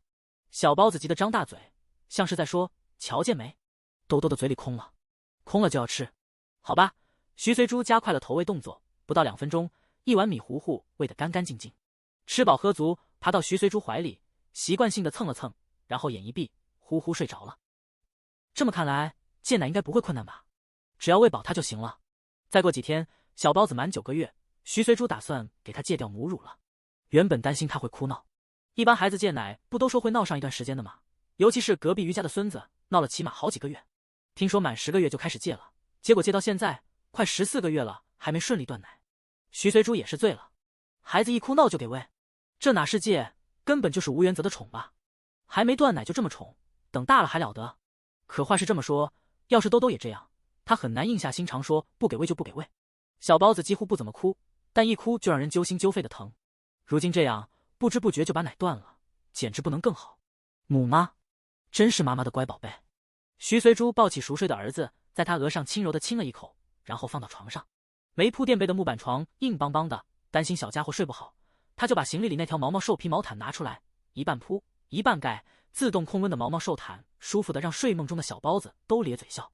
守着熟睡的小包子，徐随珠哪里都去不了，于是登录了抽奖系统，研究极品猪母贝的养殖方式，然后把最早抽到的海岛度假套装里的潜水装备拿了出来。下午不是要投放猪母贝吗？顺便试试潜水。雷雨下了一阵就停了，天边出现一道若隐若现的彩虹。徐随珠推开窗户，雨后清新的空气扑面而来，令人心旷神怡。中午吃菜饭，家里带来的开阳、干贝、腊肉和芥菜，焖了一锅带焦黄锅巴的鲜香菜饭。徐随珠挑着锅巴吃，一气吃了2小碗，再喝了碗萝卜干蛤蜊汤，鲜的舌头要掉下来。吃完饭，见小包子还在睡，徐随珠便同他姑说了一声：“我去投放母贝，你看着兜兜啊。”“这么急吗？要不等你姑父回来一起去。”林国栋趁雨停了，草草扒了一碗菜饭，回船上把铺盖和推车拿来，抓紧时间去附近打鱼了。“没事，我带了潜水装备，就算要下水也方便。”徐随珠换上装备，给他姑展示了一番。徐秀燕纳闷地问：“这玩意儿展开来这么大，来的时候怎么塞在行李里的？”徐随珠笑而不语：“这天水温还不高，你真要下水啊？别感冒了。”徐秀燕担心道：“要不还是等你姑父回来再说吧。”沿着小湾的窄口，养殖网都已安装好了，危险是没有的，就是担心它冻着。姑你放宽心，这衣服防水保暖，穿着下水不会冷的。而且我也不多钱，放了母贝，检查一下鱼胶就上来。那好吧，你小心点。徐秀燕送他出了门。徐随珠步履轻盈，心情愉悦。星际牌潜水服看着笨重，其实很轻，走起来丝毫不受影响。来到养殖基地，他试了试水温，海水的冷意确实传达不到身上，于是戴上连体的供呼吸头套，放心地下了水。先前到鱼礁处，10来个大小一致的石墩被均匀散布近岸水底。过不了多久，海藻会在这里安家，各种喜欢礁石的小鱼小虾会钻过细孔的养殖网，到这里觅食栖息。等意识到被捕捞的危险，以它们的体型已经没办法再从养殖网钻出去了。渐渐的，这里就会自发形成一个小的生态系统。母贝养殖在这样接近于纯天然的生态环境里，出产的珍珠品质自然比合浦等地钓在网笼里沉入海底养殖，时不时捞上来进行人工植核的要好上不知多少倍。徐随珠绕着鱼礁看了一遍，确定没问题，开始投放母贝。母贝是直接从系统包裹里放出来的，一遇水，仿佛感受到了来自大海母亲的温柔抚摸，开始一张一合，碰触到鱼礁，迅速退到里头，占据了他们认为最安全的食槽，舒逸的在这里安了家。100个母贝被分开投放，平均每个鱼礁10几个，瞧着不算太挤。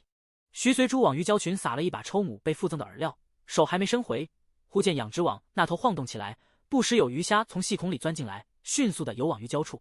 这是被饵料吸引过来的？徐随珠呆了呆，这些鱼虾的嗅觉未免也太好了吧。鱼礁离养殖网起码有30-40米。蓦地，养殖网又晃动起来，这次晃得更加剧烈，几条比较大的石斑鱼一下一下冲撞网面，似乎想要过来。徐随珠无奈地游过去，这才让他们一哄而散。看来下次不能在养殖基地使用饵料，要用就在捕鱼的时候。这要是动不动来撞几下，养殖网的寿命能长久吗？啪嗒啪嗒，这次换了只小海龟。徐随珠游过去，他不仅没逃开，反而还冲他挥挥前爪。徐随珠真想摘掉头套揉揉眼，这怕不是个龟精，他竟然在他眼里读出了友善和好奇。第136章自带锦鲤属性。小海龟见他停住不前，干脆滑到他面前，与他隔网相看。徐随珠见他的确不怕人，也没有咬人的恶意，忍不住伸出手，隔着网碰了碰他的爪子。小海龟仿佛像得到了大人赞赏的孩子一样，欢快地挥舞着爪子，兴奋地原地打转，一下转到那边，一下转到这边，浪头随之来来回回的拍打，送来一群小鱼小虾，争先恐后的钻进细孔，扑向饵料丰富的鱼胶群。徐随珠这龟莫非跟小包子一样，自带锦鲤属性？高兴的转几圈，就给他送来一堆鱼货。徐随珠上了岸，那小海龟居然跟过来了，啪嗒啪嗒，四爪划着水，还挺聪明的，知道借浪头的力，轻松上了岸，还昂着脖子叫了几声，叫声奇特，像是洪亮的呼噜。徐随珠摘掉头套和脚蹼，走到他跟前蹲下身，嘿，小家伙，怎么上岸来了？不怕回不了家吗？小海龟伸着脑袋碰了碰他的手，绿豆大的小眼珠机灵的转着。好吧，这里还算安全，你随便逛逛，记得回家就好。徐随珠要回去换衣服，喂了他一把饵料，拍拍他小脑袋起身走了。小海龟舍不得饵料，迅速吃完，啪嗒啪嗒挪动四肢，跟上了徐随珠的脚步。远远走来一个扛着锄头的工人，咦，那是海龟吗？咋上岸来了？徐随珠回头一看，好家伙，居然跟来了。郑叔，这海龟跟着我上来的，一会儿把它送回海里去吧。好嘞。海龟肉确实没啥吃头。小海龟见徐随珠要走，呼噜呼噜叫得更起劲了。郑叔要去抱他，被他灵敏的躲开，边叫边跟着徐随珠。嘿，该不会把你认作他娘了吧？郑叔打趣道。徐随珠对此也没辙，只好把小海龟抱起来进屋换衣服。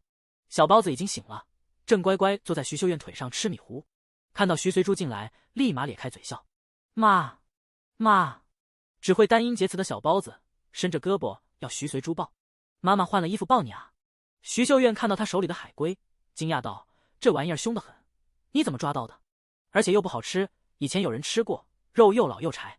徐随珠无奈极了，怎么一个个都以为他想吃海龟肉？我没打算吃，他自己上岸的，待会儿放回海里去。徐随珠把海龟放到地上，小包子眨着扑闪的大眼睛，定定看了海龟几眼，而后挣扎着要下来，走还不会走，就想下地了。徐秀燕好笑地抱着他凑近海龟，碰是绝对不敢让他碰的，万一海龟抱起咬人怎么办？没想到小海龟主动往前挪了几步，伸长脖子和小包子对视，完了费劲地抬起前爪，友好地碰了碰小包子肉乎乎的小短腿。呀，这海龟这么通人性！背对大伙儿在床尾角落换衣服的徐随珠，听到他姑惊喜的声音，忍不住笑道：姑，你不知道，我在水下的时候，他还隔着养殖网跟我击掌呢。真的？这也太聪明了！没想到海龟这么有灵性，看来确实不能宰了吃。怎么还想着吃它啊？人类真像祖祖说的那么坏吗？小海龟委屈的把脑袋缩回龟壳。啊！小包子急了，伸着手好似要掰开壳把他的脑袋拉出来。徐秀燕看得一头汗。兜兜乖，这不是玩具，急了会咬人的。你不动它，过会儿它就钻出来了。咦？小包子定定瞅着海龟。过了半分钟，小海龟真的又探出了头。小包子开心的拍手笑。小海龟受到感染，也开心的转起圈圈。徐随珠见小包子这么喜欢海龟，干脆拿大盆舀了点海水，把小海龟放在盆里，让小包子坐在推车里，任他俩鸡同鸭讲的交流。反正谁也听不懂谁。日头西斜，林国栋打鱼回来了。听侄女说，母贝已经如数投放，并撒了今日份的饵料，养殖基地算是正式步入正轨，也就放心了。今儿运气还不错，开出去半小时的地方，估计碰到了带鱼群，一网上来全是带鱼，条条都是大带，回去马上送省城。徐秀燕见今儿出海顺利，笑得合不拢嘴，杂鱼杂虾记得留点给我们。这还用说？林国栋当即抓了一盆虾蟹和2条石斑，这几条石斑还是回来的时候在小湾口网到的，大的我送饭店去，这2条小的你们留着晚上吃。哟，这还算小啊？我看比以前捞到的都大。徐秀燕接过来，看天色不早了，担心渔场那边没人看着出问题，催他快回去，跟货叫建兵去，你晚上守着渔场，千万别被贼钻了空子。知道了。林国栋说，老郑他们跟着我船回去，明早再过来。你有啥要带的，明早一起带过来。岛上干活的工人并非天天回家，一是往返太费时间，二是有时候海上天气恶劣，林国栋不出海，他们也就不回去了。反正剩下的工人房里都是大通铺，足够他们睡了。不回去的晚上聚在一起，点着油灯打扑克，或是生个火盆烤牡蛎，总之挺会找乐子。今天听说林国栋这几天每天都会过来一趟，工人们也就不客气了，搭他的船回家，次日早上再搭他的船来干活。林国栋挺乐意捎他们，一来这些人是给侄女干活的，待他们客气，他们日后干活也尽心；二来路上也有个伴。徐秀燕听他这么问，没好气的挥挥手，又不是常住，带啥带啊？快回去吧，晚上警醒点，再熬几天，等建兵从厂里出来，就能替你了。林国栋憨笑着点点头。姑父等等。徐随珠心里有股不祥的预感，思来想去，把先前抽到的星宇牌迷醉水潭手表递给林国栋，这个你带着防身。这不手表吗？俩口子纳闷地问。对，能当手表用。徐随珠解释，并示范给他看，遇到危险，姑父你按这里会射出能致人短时间昏迷的水弹，不过距离不能太远，超过5米就没效果了。用的时候别让人看到。第137章宝箱。这么小个手表能装水弹？林国栋百思不得其解。就说了，这么高级是不是很贵？要不还是算了，反正工棚里有铁锨。徐秀苑生怕丈夫粗手粗脚的把手表弄坏了。徐随珠一头黑线，这是给姑父防身的，你别管贵不贵，用不上当然最好，可万一呢？徐秀苑想想也是，赶紧让男人戴上，同时千叮咛万嘱咐，记住随的话了吗？小心点，别招人眼，也别磕坏了，藏在衣袖里。对，就这样。林国栋在这一传回家的工人走后，徐秀苑把住的屋子收拾了一下，然后跟着徐大娘到地里拔菜。徐随珠抱着兜兜来到海边，身后跟着一只慢悠悠挪动的小海龟。到了他方才上岸的地方，徐随珠指指大海说：“小家伙，快回家，别让家人等急了。”小海龟昂着脖子叫了一通，然后巴巴瞅着徐随珠，大有一副老子就是不想走，你能奈我何的架势。徐随珠哭笑不得。这时，风平浪静的海面突然起了浪，一个巨大的浪头打上岸，把赖着不肯走的小海龟冲回了大海。远远的，一只大海龟往这里划过来，小海龟这才一个猛子扎回深深的海底。1-5，小包子见小海龟不见了，伸着脖子到处找。海龟回家了，以后说不定还会再来找兜兜一起玩。龟，龟，小包子指着大海，嘴里蹦出一个新学的字。对，龟龟他回家了，找他妈妈去了。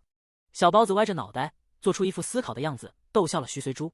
哎呀，宝贝儿杂，你实在是太可爱了。徐随珠抱着他亲了几口，小包子礼尚往来，在他脸上涂满了口水。娘俩看了会儿海，正要回去，忽然一个浪头打上岸，随之涌上来一堆贝壳虾蟹。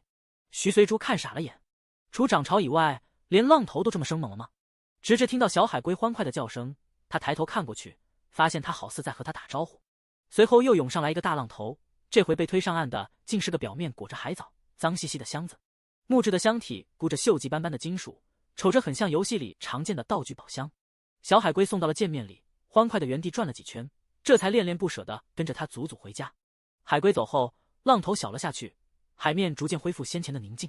如果没有岸上这堆东西，他都要以为刚才那一幕是他看花眼。啊！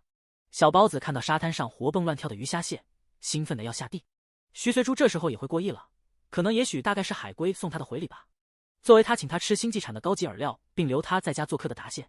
不管了，先把东西收起来再说。耀眼的日头这会儿像颗咸蛋黄坠在西海面，随时再往下沉，海风也逐渐大起来。徐随珠剥掉缠在箱子上的海藻，不知道怎么打开，索性收进系统包裹。满沙滩蹦跶的鱼虾蟹则喊他姑过来帮忙。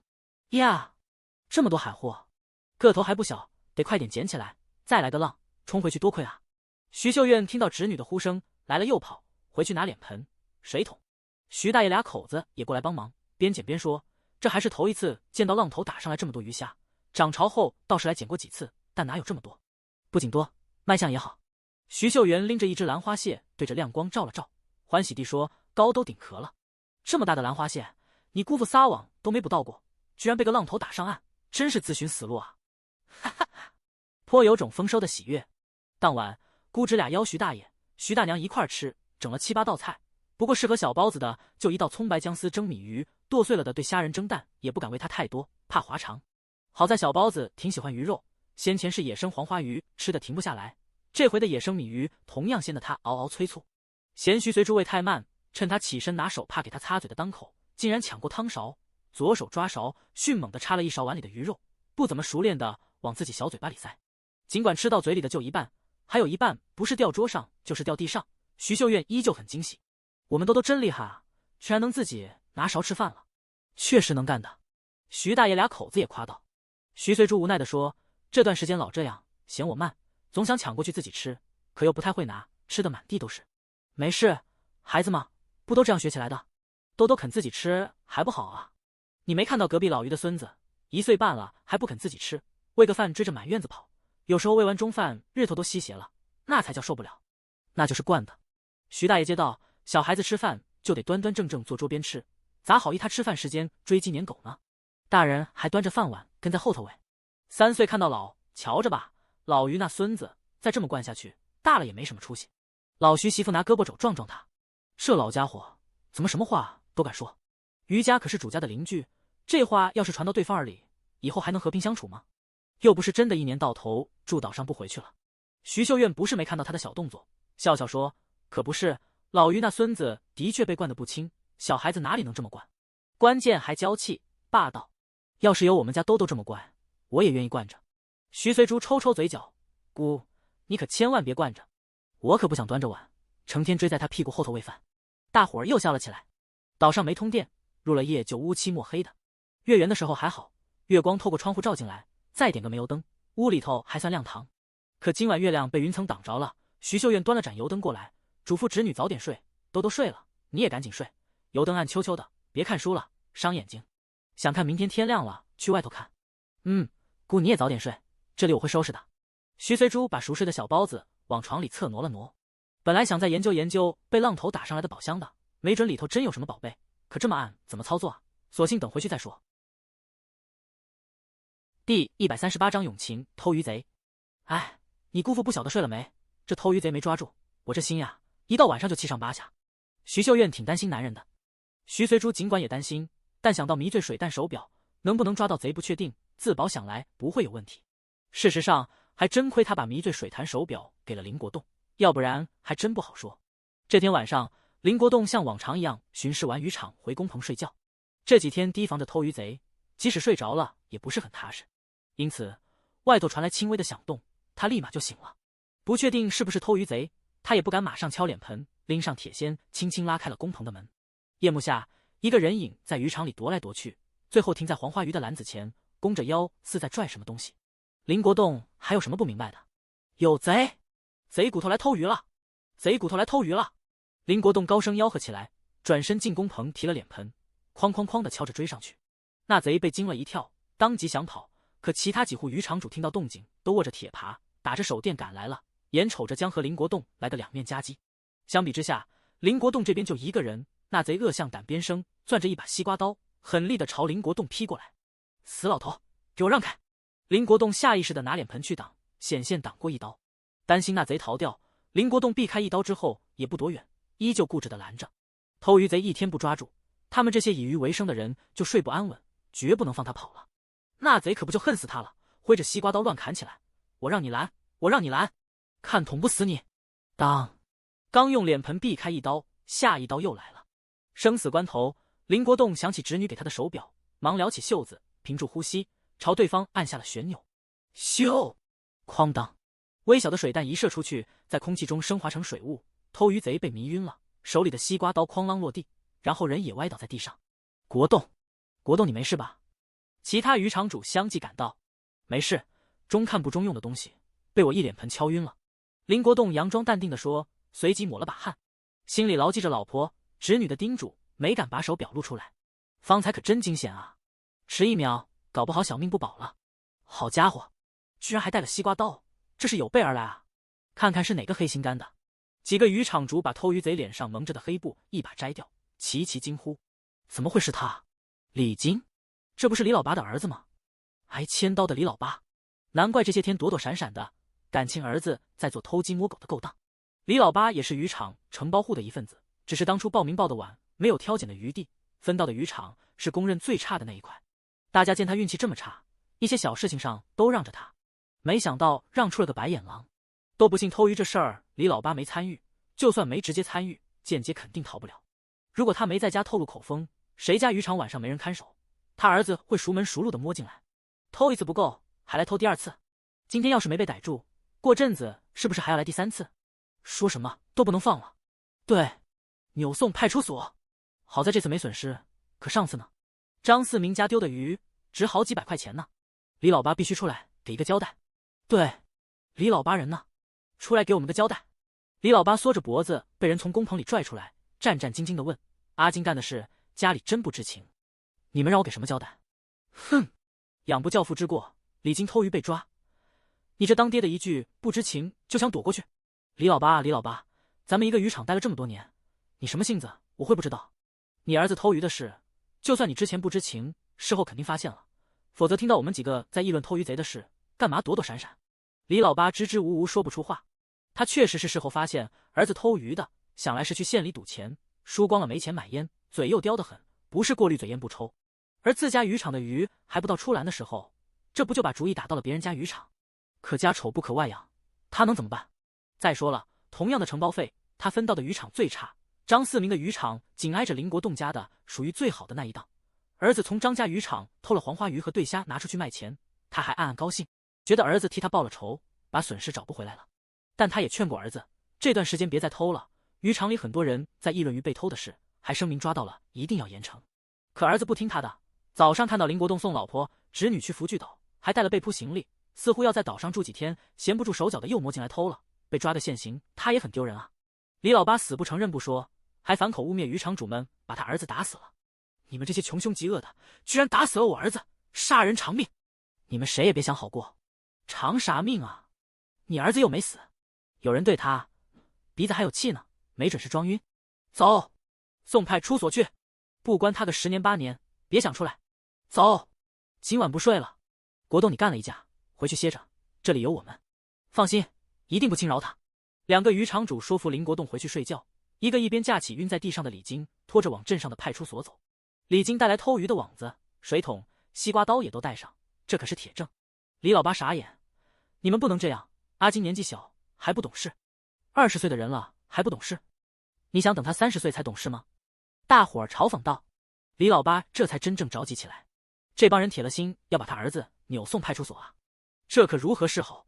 儿子再不成器，那也是儿子，老了要靠他顶门立户，颐养天年的。要真落实了偷鱼的罪名，几年牢狱逃不掉了，出来还有什么出息？你们等等，你们等等！第139章败功臣。李老八急急慌慌地追上去，3更半夜看不清路，吧唧摔坑里了。昨天不是下雷阵雨了吗？坑里的积水还没干，爬起来成了个泥人。追到派出所的时候，身上的泥倒是干了，可把众人吓得看清是泥巴，才指着他笑起来。李老八哪里还顾得上脸面，苦苦哀求能不能放他儿子一马。放是肯定不能的，渔场主们没一个同意放人。开玩笑，放了日后还让他来偷吗？再抓到再求情，谁惯他？再说了，你看他作案的手段，哪像个新手？保不齐以前渔场还归集体的时候就偷上了吧？绝不可能！李老八跳起来争辩，哪怕是真的，也万万不敢承认啊！认了那就是侵占集体资产罪，这可比普通的盗窃罪还要严重。不论李老八怎么哀求，渔场主们依然决定把李金交给派出所。人证物证确凿，李金想赖也赖不了。这不，刚从昏迷中醒来，迎接他的就是一副冷冰冰的手铐。李老八哭天抢地也没用，犯了法就必须承担相应的责罚。除了刑事责任，还有相关的民事赔偿，需赔张四明670块，林国栋50块。国栋，你也太老实了，受了那么大惊吓，差点被砍伤，网子被割破了2个，桅杆被砍断，只要他50块，太便宜他了。其他渔场主替林国栋抱不平，林国栋倒是觉得50块不少了，毕竟没受伤，还让李金昏迷了几个钟头，要是迟迟不醒，还担心派出所会不会找上门呢。眼下偷鱼贼抓到了，终于能睡安稳觉了，哪怕不赔他网子和桅杆的损失，他也觉得值。不过经此一事，倒是促成了林建斌提前从乡办厂离职的决心。昨天他跟车去省城送货，回来就睡下了，今早熟人砰砰砰的来敲门，说是他爹昨晚差一点就被李金那个二流子拿西瓜刀砍伤，吓得脸色都白了。幸亏有脸盆挡着，否则这一刀刀的砍在人身上，不死即伤。如果他在，岂止是敲晕，这太便宜李金了，何该把刀夺过来，一样画葫芦的砍回去，再把人交给公安。爹，农忙假结束，我就去跟厂里办离职，不去了，以后白天陪你出海，晚上守渔场。林国栋想想也好，如今渔场生意越来越好，光凭他们老俩口，确实有些力不从心。儿子虽说以前没怎么接触这一块，但不懂可以学吗？又不是木工那种技术活，看渔场这活，跟着干几天保管就会了。林建斌征得他爹的同意，当天就收拾铺盖搬进了工棚，说以后守夜都他来，天天睡渔场，不怕你老婆骂你啊？林国栋笑骂道，不需要你天天住这里，偶尔和我换换就行。林建斌摇摇头，美丽说随的养殖场办起来了，他马上也要辞工去岛上养珍珠，以后要么我去岛上看他，要么他来渔场看我，反正镇上的家先不回了。那翠翠、壮壮呢？长年累月住你丈母娘家总不太好吧？翠翠下半年上小学了，壮壮我也打算送幼儿园去。放学了托同村的接回来在家写作业，礼拜天送去岛上陪他们妈。这是他们俩口子一致通过的决议。孩子一天天长大，还是养在身边安心。哎呀爹，这些不用你操心，你还是想想怎么应付我妈吧。她要是知道你差点被砍伤，天晓得会怎么哭。林建斌毫无压力的给他爹甩了个包袱，转头捧起这次的大功臣，年年有余彩绘瓷脸盆，恭恭敬敬的把脸盆挂上墙，拜了3拜，嘴里念念有词，多谢救我老爹一命，就差没写张奖状贴在上头，以表彰他的英勇。林国栋看得嘴角一抽一抽，没好气的撵他去渔场搞卫生去，别杵在这里碍眼了，去把网底淤泥清一清，待会我要捎你郑叔几个去福聚岛，顺便撒几网，回来肯定得下午了，记得挨个篮子喂食啊。儿子走后，林国栋抬头瞅瞅墙上的脸盆，想了想，也毕恭毕敬的拜了3拜，然后小心翼翼的摸出藏在枕头下的那只救了他一命的水弹手表，恭恭敬敬的摆在杂物箱上，又翻箱倒柜找出老婆祭妈祖时用剩下的长香，燃了3炷，朝着手表拜了拜。只有他心里清楚，真正救他命的是这个手表。昨晚要是没带这只表，不死那是幸运。吃过早饭，林国栋接上去福聚岛干活的老郑等人驾渔船驶离渔船，到了福聚岛的小湾码头，老郑几个下船，回头见林国栋调转船头准备出海，诧异的问：国栋，今天怎么直接走了？不上去坐坐？不了，先去撒几网。林国栋心头发虚，担心他老婆知道昨晚的事，一准气的拧他耳朵，还是先避一避吧。果不其然，从老郑几个口里听说昨晚的凶险后，徐秀燕后怕的捂着胸口，眼泪控制不住的往下流，四下找丈夫。林国栋人呢？老东西真是不要命了，对着西瓜刀也敢拦，命要紧还是鱼要紧啊？幸亏没事，这要是出点事，让我怎么办啊？老郑几个这才反应过来，林国栋怕是一早知道自己老婆的反应，这才借着打鱼溜了的。虽然人俩口子一个哭一个躲，这时候笑未免有些不厚道，可就是憋不住想笑怎么破。徐随珠早上起来活动了一番，就去投放母贝的水域潜水了，顺便跟昨天一样喂了饵料。不过今天投喂的饵料基本是菇胶他做的，以硅藻为主，夹杂了一些摄取藻类为食的小型鱼虾，剁碎了再搅拌。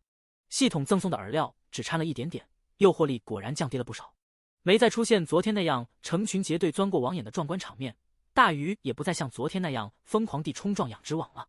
徐随珠总算放下了心，要是再像昨天那样，真得考虑3天2头更换养殖网了，那样的话养殖成本也太高了。投放了饵料，又挨个母贝观察了一下，确保他们在正常摄食，徐随珠才从水里上来。第140章养眼的菜，一上来就听到他姑的哭骂声，潜水服来不及换下就跑了过去。听老郑几个一说才明白，昨晚他姑父差点出事，侥幸逃过一劫，难怪他姑后怕不已。姑，你别哭了，姑父回来我一定说他，以后可不能这么犯险。心里也跟着后怕，庆幸昨天把手表给了姑父，要不然后果不堪设想。是该好好骂他，不骂不长记性。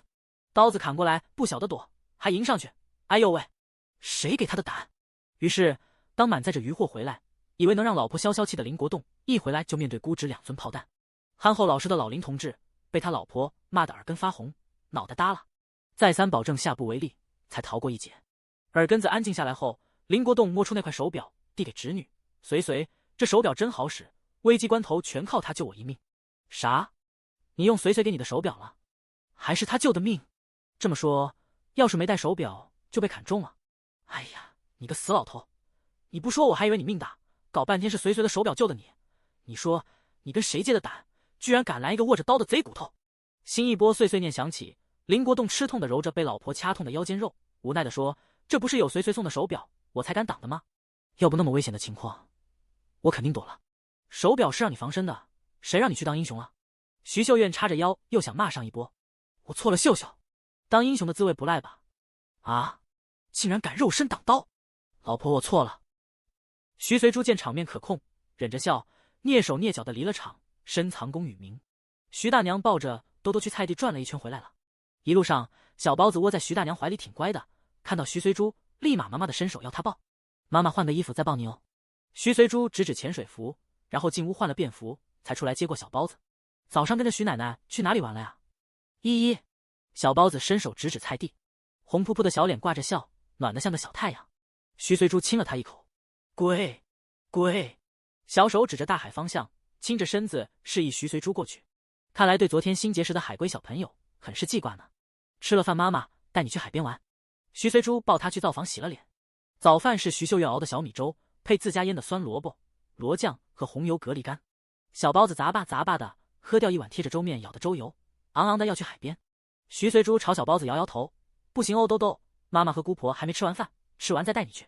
小包子人小鬼大，才9个月就看得懂大人脸色了，扑闪着水晶葡萄般的眼睛，歪着头看看妈妈，又看看姑婆，倒是不再闹了。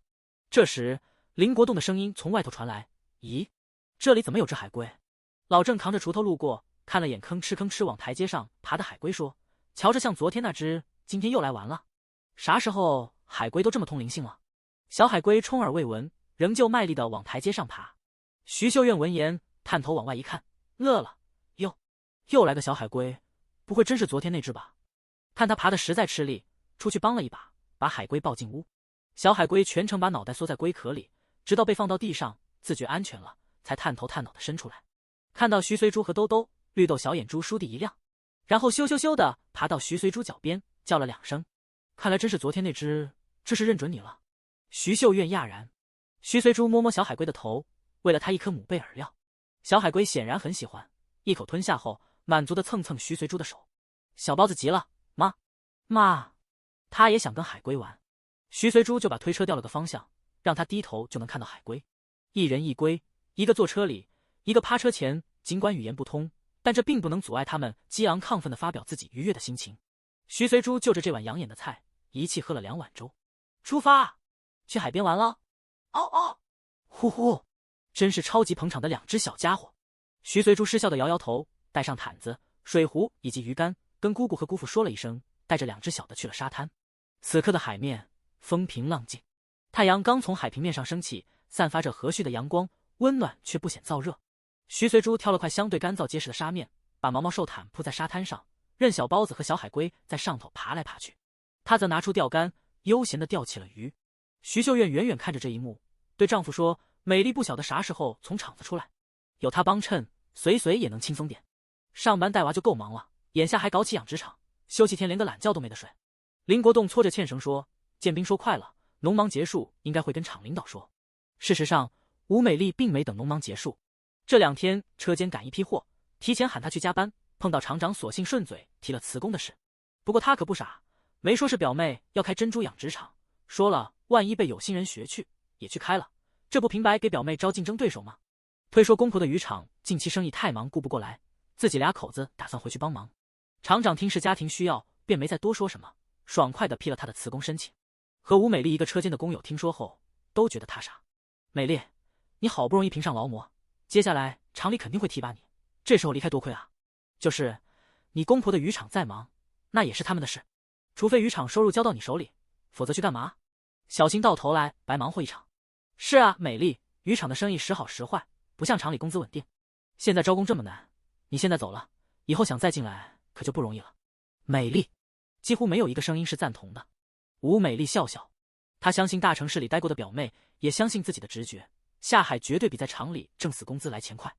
第141章失眠了。不管如何，吴美丽决定的是9头牛也拉不回来。事实证明，他们2口子离开乡办厂是正确的。不出2年，乡办厂因为效益低下，开始入不敷出，最后开不下去，转让给了被峡湾渔村如火如荼的旅游业引来投资的客商。商人重利，管他厂里老员工干了多少年，只要他觉得不合适，统统辞掉。一大批工人下岗，到处找活干，最后都求到了珍珠养殖事业开展的如火如荼的吴美丽那里。那是后话了，此处不赘述。总之，这批货一赶出来，吴美丽就从乡办厂出来了，收拾一番就去了福聚岛。正好是农忙假最后一天，徐随珠就母辈的养殖情况和他做了一番交接。吴美丽认认真真的记下来，有些怕记不住，还拿纸笔写下来，不会写的字就画个只有自己认识的符号。放心吧，随，我都记下了，交给嫂子，嫂子一定好好干，绝不扯你后腿。吴美丽拍着胸脯表态。徐随珠笑道：“嫂子，我相信你。这潜水服你收好，有需要就穿着它下水。海城买的吧？一看就很高级，肯定很贵吧？”吴美丽摸了摸潜水服，心说这么好的料子，做过年的新衣裳都不太舍得，居然做成潜水服穿下水。个败家表妹，我托朋友买的内部价，海岛上干活肯定要备一套的。嫂子你别不舍得，下水一定要穿着它。还有这些是我配的特殊饵料，有助于母贝吸收和防病，每次掺5克就够了。这一小瓶大概能用1个月，到时我再配。吴美丽听是有药用效果的饵料，很是慎重地收妥饲料瓶。交接完，徐随珠抱起兜兜，姑父马上就来接他们了，收拾收拾就得走。谁知小包子咿咿呀呀挣扎着不让他抱。儿子啊，乖，乖，好吗？小包子这些天除了吃饭睡觉，其他时候都和海龟待在一起。尽管让成人很难理解，一个话还说不利索的婴儿，一只远没到成年的小龟，究竟是怎么成为好朋友的？但这不妨碍两只小的一起在沙滩上爬来爬去，追逐嬉戏。这下要走了，免不了难分难舍。小包子坐在毯子上，对着小海龟叽里呜噜的说着什么，小海龟则拿前爪拍拍他肉乎乎的小手。徐随珠，哎呦喂，搞得好像老娘我是棒打鸳鸯的那根棒槌似的。可海龟毕竟是海洋动物，不能长时间离开海水。摇摇头，硬着心肠抱起小包子。我们真的要走了，姑公的船已经到了，妈妈下次再带你来陪小海龟玩好吗？龟，龟，咦呜！小包子瘪着嘴，要哭不哭的。小海龟也舍不得新交的人类朋友，前爪扒拉着徐随珠的裤腿，拽得他迈不开脚。徐随珠哭笑不得，拿了颗星际牌饵料喂他。小家伙，我们得回陆地上，有空再来看你。你乖乖回家，别到处乱爬了。小海龟看看徐随珠手心里的饵料，再看看爪子拽着的裤腿，到底没能抵挡住星际牌饵料诱人的味道，松了爪子。乖，徐随珠喂到了他嘴里，然后快速登了船。龟，龟，小包子伸着肉乎乎的小胳膊，哭得一把鼻涕一泡泪。徐随珠拿出手绢要给他擦，他倔强的别开脸。臭小子还生他气了。徐随珠既心疼又好笑，好在年纪小，气性不长，上船后没一会儿，又一拱一拱的往他怀里蹭了。小海龟在渔船离岸后，昂着脖子定定看了会儿，觉得有些寂寞，小眼珠滴溜溜一转，爬向了小湾口的养殖场。直到3天后，吴美丽试着穿上潜水服，下水清理养殖区，发现多了只海龟，正在一丛硕大的珊瑚礁旁悠哉悠哉的划水。海龟瞧着像是前几天那只，可这珊瑚礁哪来的？随放的吗？吴美丽纳闷的想，心里祈祷着这小家伙别不是来偷吃母贝贝肉的吧。不过下水这么久，看他一直在珊瑚礁附近打转，偶尔吞只小虾，并没往人工鱼礁那片去，暂时没管他。毕竟想逮住他也不容易。喂完食离开的吴美丽没发现毗邻珊瑚丛的那一侧养殖网与海底淤泥相连的地方被掀开了一个豁口，珊瑚正是通过这豁口被小海龟拖进来的。珊瑚可是他最喜欢的玩具，既然打算在这里安个别院，怎好不把玩具带来？除了珊瑚，他还拖来了不少硬壳货，比海碗碗口还要大的鲍鱼，扇面一样大的珍珠蚌，留着以后和人类朋友一块玩。不过小家伙也聪明，像囤货的仓鼠一般拖进一堆东西后，重新又把豁口塞回去了。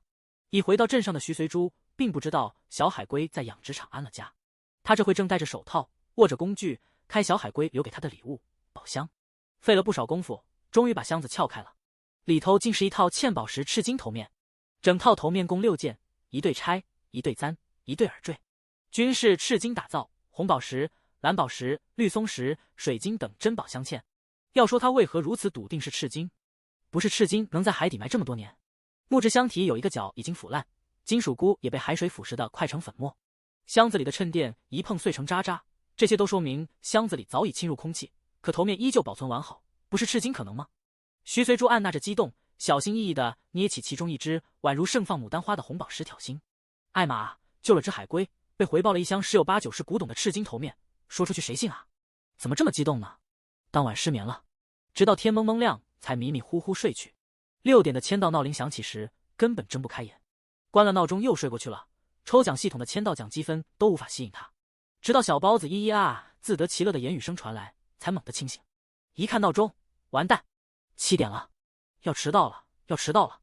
周梨花7点10分过来的时候，徐随珠正像行军打仗一样快速搞定自己，喂饱小包子，抓了包填肚子的点心，就匆匆出了门，一路狂奔到学校，总算赶在7点半之前进了校门。第142章大佬的糖衣炮弹。徐老师，池校长叫住了他。徐随珠一个趔趄，以为自己卡着点进校门，让校长大人不高兴了。昨天我去县里开会，碰到2中校长，说月底的英语决赛他会安排好的，比赛前一天上午9点，学生到2中大门口集合就行了。这样也好，省得还要你腾时间调课。徐随珠松了口气，原来是这事。池校长想到县一中校长那锅底灰般黑黢黢的脸，忍不住笑着说：“你现在名气可大了，这些学校争着想和我们打好关系，盼着哪天教研活动上公开课，你能去他们学校讲呢？以前县一中还趾高气扬的不屑和乡镇中学坐一起，现在吗？嘿嘿嘿。”徐随珠见没其他事，正要回办公室，这时传达室大爷扬声他：“徐老师，徐老师有人找。”他狐疑的折回去，当看到传达室门外那个长身玉立的身影，脚步一顿，他怎么来了？难道来看兜兜的？陆迟霄正好看过来，与他四目相对，笑意盈眼，轻点了一下头，顺路过来跟你说下案子的进展情况。扯淡！刘海燕的案子和人贩子的案子都已经了结了。上回他来信是这么说的，不过看他脸色有点严肃，徐随珠也不敢确定了，进去和校长告了个假，又找钟老师换了一节课。接收到来自钟老师的暧昧小眼神，颇感无力，想说不是奶们想的那样啊喂。出了校门，领着他往家走。等我一下。路过街口时，陆迟霄去车上拿了2袋东西，我妈寄来的，点名送兜兜的，你别拒绝。徐随珠难为情的想挠头，这怎么好意思？一点点东西，别有压力。走吧。徐随珠心里哀嚎，怎么可能会没压力吗？这妥妥的就是糖衣炮弹啊！亲，兜兜还寄放在先前那家吗？陆大佬边走边问。还是梨花婆婆看着，不过没去她家，我让她上家里来带了。那家的儿子媳妇后来有来闹过吗？他走前让傅正阳派人盯着些，既然傅小弟那边没消息，想来没闹幺蛾子。不过还是不放心，多问了句。提到这个，徐随珠叹气，梨花婆婆人不错，待兜兜十分尽心，卫生方面也很注意，就是他儿媳妇实在有些闹心。那次之后，梨花婆婆把院门锁换了，平时又在我这里带兜兜，他儿媳妇来过2次，进不了屋，就在门外骂上一通，没人了也就走了。陆大佬沉吟片刻说，你要是信得过我，我有个伤病退役的战友，过阵子要来这里给正阳看工地，他媳妇也会一起来，到时候要不托他照看兜兜。放心，他媳妇人很不错，卫生也讲究。看工地？徐随珠问。这么说，先前传闻有大老板来镇上买地建商品房，那人真的是傅先生啊？他果然没猜错。除了镇上，渔村北边有一块地也被他拍下来了，听说要造一批别墅。陆大佬打算预定2套，等家里老头退休后，1年4个季节，最冷和最热的2个季节，把家人接来这里。当然，目的不止这一个。另一个吗？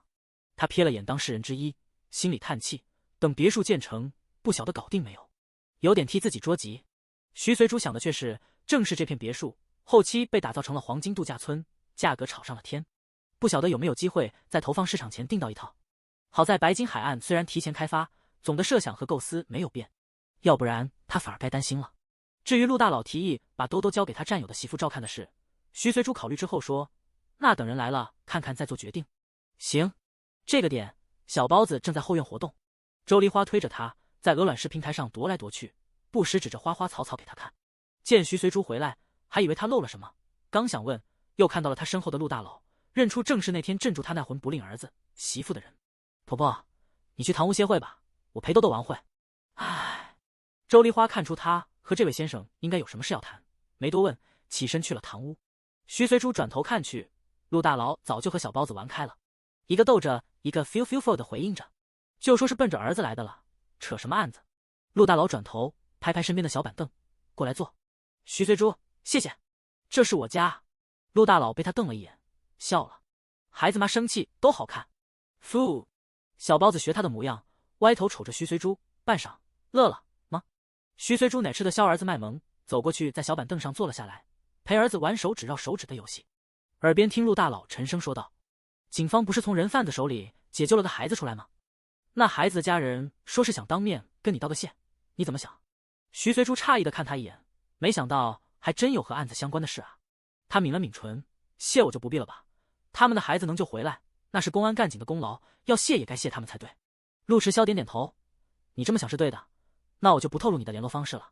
顿了顿，补充道，那户人家情况有些复杂，被拐卖的是前妻的孩子。听他这么说，徐随珠瞬间脑补了一大堆生母过世留下的孩子受继母搓磨，甚至故意把他丢在街上让人贩子抱走的极品梗，更不享受他们所谓的感谢了。如果不是任务在身，陆迟霄肯定会等他下班，陪他们娘俩吃顿饭再走，可接下来还有事，不得不摸摸儿子的头，起身告辞。徐随珠让他等一等，进房间后，掩着门从系统包裹拿出前些天烘的对虾干、鱿鱼干、鱼片等，拿干净油纸包好，装了满满一网兜，出来递给陆迟霄。这是我自己做的，食材都是姑姑家的渔场捕捞上来的，超新鲜，您带回去吃。谢谢您工作之余还抽空过来跟我说这些。陆迟霄垂眸笑了一下，半似打趣地说，徐老师真客气。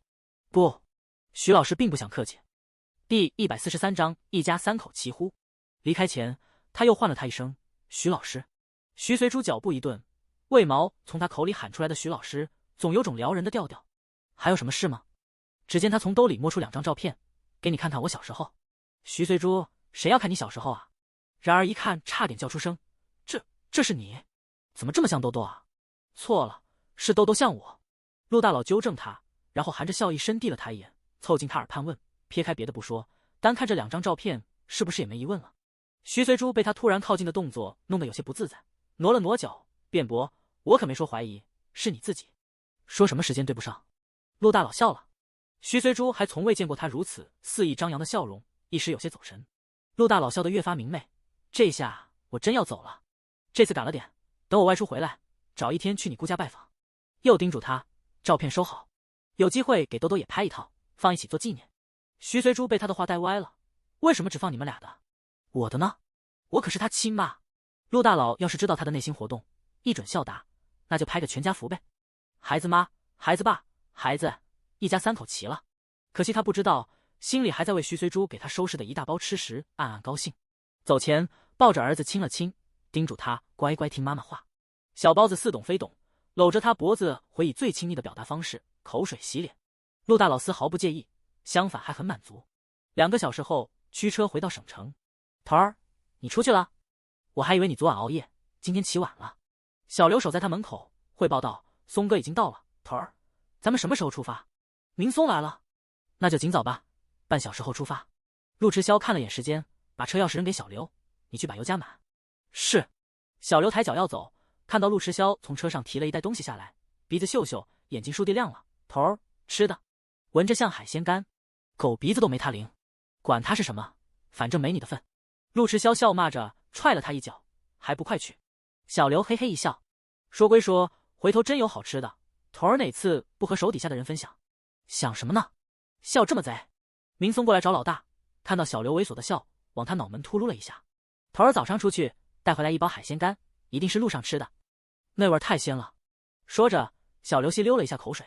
不行，我得多带点干粮，万一路上找不到地儿不解，就这海鲜干我能啃好几个凉馒头。瞧你那点出息！明松踹了他一脚，怎么都喜欢踹我屁股？小刘幽怨地说，就不能换个部位？谁让你浑身上下就属那里最肥？明松对完小刘，笑眯眯地找老大去了。头儿，东西带来了。他从衬衣内袋里取出一份蜜蜡封口的蜜饯。陆迟霄接过来，迅速看完，擦了根火柴烧了。头儿，要不这次还是我跟小刘去吧，你的伤早就痊愈了。陆迟霄换回军装，扣着袖口，瞧着心情挺好。明松纳闷地瞧了他几眼，还有别的事？头，听小虎说，那天晚上的事，你让我们不用再追查了。陆迟霄头一点，人都找到了，还查什么查？不过这件案子后期是他亲自盯着的，明松因为另外有任务，没让他参与，难怪不知情。明松不晓得他老大出马，早已把事情搞定，兀自埋头理着思绪，理着理着，忽然一抚掌，头，会不会是那晚你中了药出现的幻影？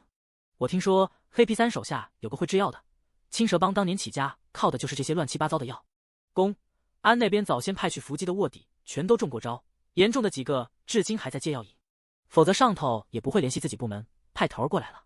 可见研制出药物的家伙的确是有几分本事，倘若走正道，没准能给医学界注入一股动力，可惜入了歪门邪道。你想多了。陆迟霄嫌弃地瞪他一眼，人我早就找到了。啥？明松吃惊地瞪大眼，找到了？已经了结了。顿了顿，又说以后不要再提这件事，怕他尴尬。明松默。过了一会儿，传来他悠悠的声音：头，你是不是嫌弃我了？陆迟霄没好气地斜睨他一眼，胡说八道。那怎么好端端的把明明属于我的任务派给了其他人，偏偏完成的效率比他高？他动用各路侦查手段没能找到的人，居然被其他家伙找到了，整个案子也结了。那家伙是谁？他真想按在地板上来回摩擦。是小刘吗？他猜测，自从老大来了 Z 省，出入他身边的似乎只有小刘。是老子我自己。陆迟霄没好气地踹了他一脚。哈哈，明松干笑着打哈哈，怪不得效率这么高，不愧是头儿。少拍马屁。走了。刚走到门口，小刘正好回来了，汇报道：头，油加满了，物资补给也运上车了。出发。陆迟霄拎起行囊，边走边跟明松交代：你继续回京都坐镇，总队部署一旦调整，马上会有一些不自量力的货，意图削弱我们。小虎那边随时会被外调，大本营暂时辛苦你了。头，你放心，我会守好大本营，随时等你回总队。明松神色一肃，行了个军礼。陆迟霄拍拍他的肩。上车后，小刘发动车子，以最高限速驶往南境执行任务。傍晚，车子行驶到运城南部，需要加油补给，顺便解决晚餐。陆迟霄拿出海鲜干，正是徐随珠送他的那些。想着这趟南下最快恐怕也要个把月才能回来，不带走没准放坏了，索性全带上。中途没停车，中饭是边开车边啃的包子，这回才想起拿出来。第144章又聊了一把。小刘闻着味儿凑过来，哇，这么大的对虾，这么有食欲的鱿鱼干和鱼片，闻着就好鲜，不由咽了咽口水。吃吧。陆迟霄看他那垂涎的样，忍不住又想踹他了，没出息，看到点吃的就流口水，让人看到你这副馋样，说不定拿点吃的就能收买你，不可能成功的。小刘嚼着虾干，满足的眯起眼，头儿，我跟你说，美食之所以让人心情好，离不开它的正当性。比如我赚的钱买美食，我会吃得很享受。可假如是那种来路不正的，我连看都不想看，更别说吃了。不是你赚的钱买的，我看你吃的也很享受。陆迟霄意有所指的瞥了一眼他手里抓着的对虾鱿鱼干，嘿嘿。小刘笑的牙豁子露了出来，那不是头儿你犒赏我的吗？老有讨厌的人在背后说你凶巴巴难相处，我却不觉得。你明明是爱护手下的好老大，看我开车这么辛苦，还特地出去买我喜欢吃的。陆迟霄，并不是。头儿，这么好吃的虾干鱼片你是怎么找到的？下回带我去呗，我不抽烟不喝酒，就好这一口，外头买不到。这话怎么说？小刘遇着美食就迈不开腿，不问道店名不死心。陆迟霄没再理他。小刘眼也不眨的待了几秒，然后迅速把纸包封起来，只给老大留了只对虾。陆迟霄不明所以。头儿，这么美味的海鲜干，外头既然买不到，这些吃完就没了，咱还是省着点吃吧。路上不晓得要几天，宁可先省后赊。以后每天吃3只虾，你2只，我1只，鱼片你1片大的，我1片小的，鱿鱼干，哎，头儿，别再拿了，你刚已经吃了1只大虾，2片鱼片，足够了，足够了。海鲜能补钙，可钙片再好你也不能多吃啊。有点后悔找了个话痨司机兼向导，还抠门的要死。农忙假结束后的头几天总是特别忙，不过允诺学生的事徐随珠一直没忘，还真有学生揪出了几处出版稿初稿里的笔误，他一眼给了奖励，1人1份烤鱼干、鱿鱼丝、烤对虾组成的海鲜干小礼包。至于认真校对并做了笔记的，也奖励了单份烤货。一时间，校园里的空气散溢着一股海鲜干特有的鲜香。课间10分钟，拿到奖励的学生开始兴奋的品尝，没奖励的学生各种厚脸皮的耍宝行为，就为尝一口徐氏烤海味。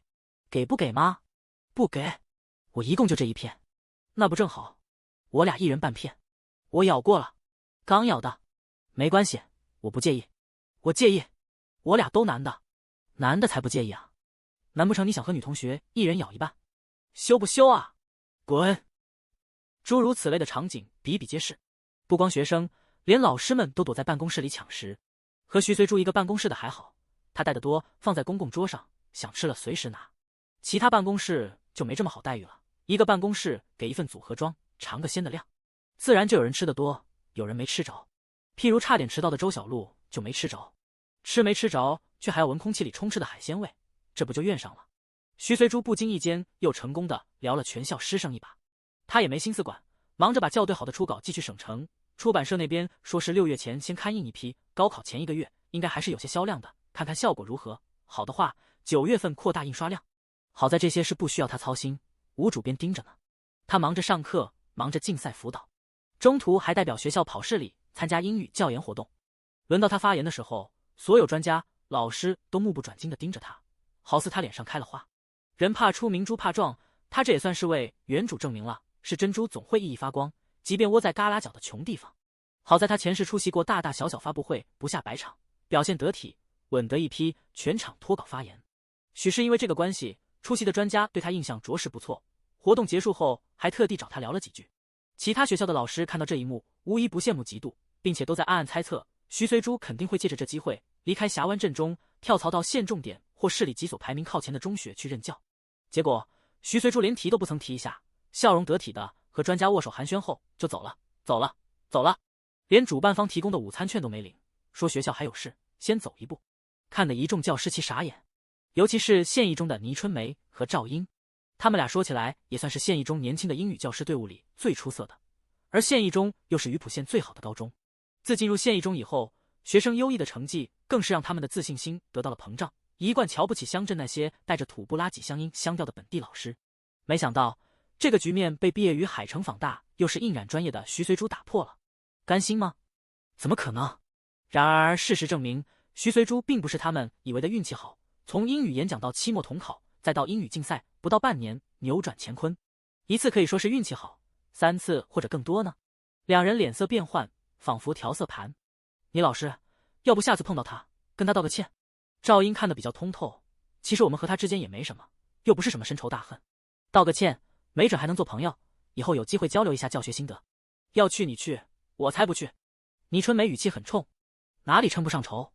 依他说，徐随珠就是他的仇人，害他丢脸不说，明明可以升职称的机会也泡汤了，还经常被校长他们拉来做比较，什么人家一个坊大印染专业毕业的都能带出一支优秀的决赛队伍，你们这些正经师范大学外语专业毕业的怎么就不行等等。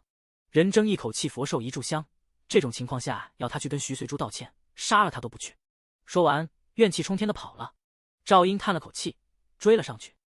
第145章，一个人好办事。阿 T， 徐随珠揉了揉鼻子，千万不要感冒了，还要回去奶包子呢。公交换中巴，中巴换3卡，一路折腾，回到学校已临近放学。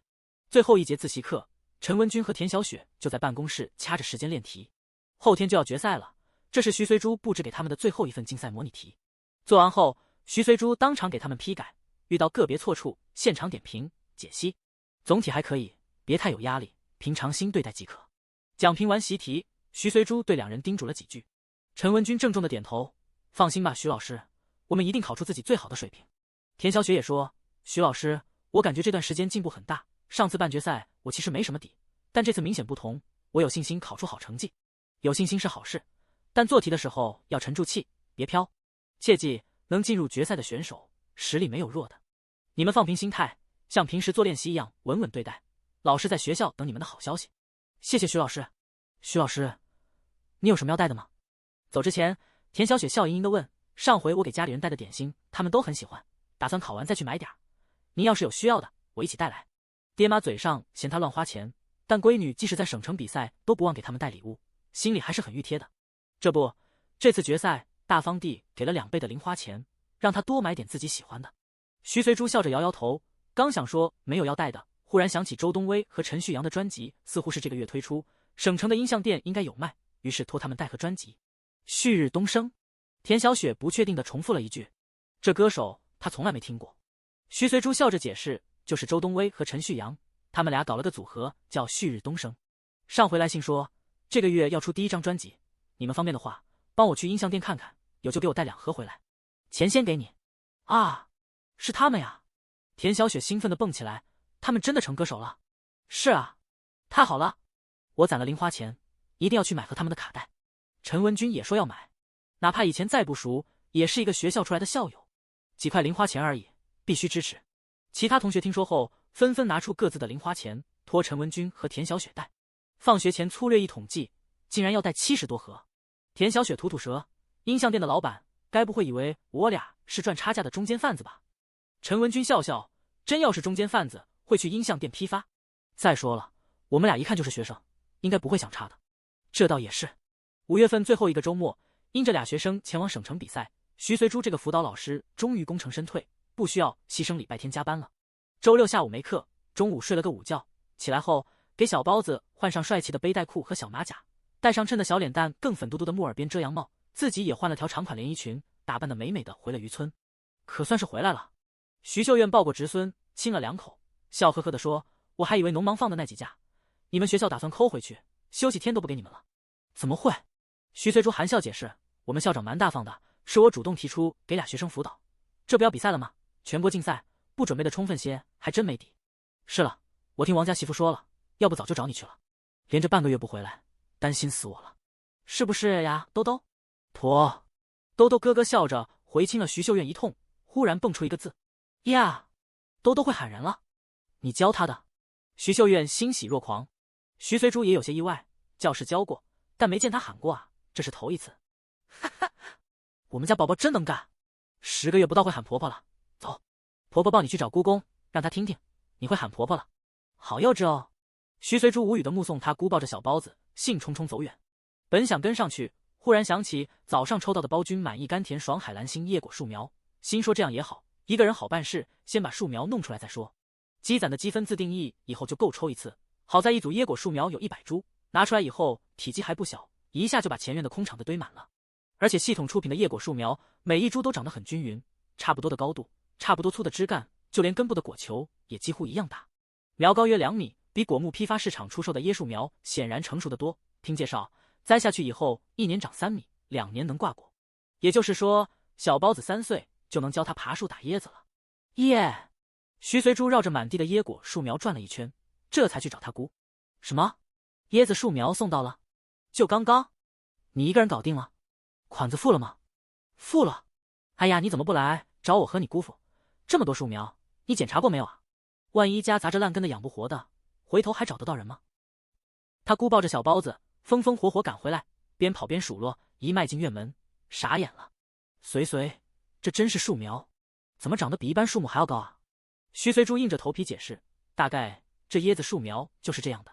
幸好他姑对这个也不懂，闻言点点头，比我想象的好多了。成，明天让你姑父运去岛上，趁着不下雨尽快种下去。难得回来一趟，徐随珠自然是要上岛看看的。次日一早，林国栋喊来几个交情比较好又准备出海打鱼的渔场主，合力把100株椰果树苗扛上渔船，足足装了4艘。渔船一艘接一艘排着队，嘟嘟嘟的驶向福聚岛。其他渔船主还是头一次来福聚岛，早就听说国栋的侄女花不少钱包了个荒岛，还雇了不少工人，天天在这开荒，平时没机会过来看，趁这次帮忙运果树苗，上岛参观了一圈。走前纷纷朝林国栋2口子竖大拇指，羡慕他有这么个能干的侄女。这几天老叔的平章节改得我头昏脑胀，看到文字都快吐了，肉摸一时爽，善后火葬场，没有考虑到没成年的小可爱，我错了。哦，第146章真当是他的饲养池。国栋，你侄女能干的。先前听说他包了个只有鸟屎的荒岛，还觉得傻，现在看来确实是有文化的人能干啊。瞧这岛屿被规划的，我敢打包票，不出3年一定发达。别说甘蔗、香蕉、橡胶树确实挺赚钱。国栋啊，以后要是需要运出去，只管喊我们。老林，还缺人不？我家臭小子再2个月就高中毕业了，缺人的话把他送来岛上干活。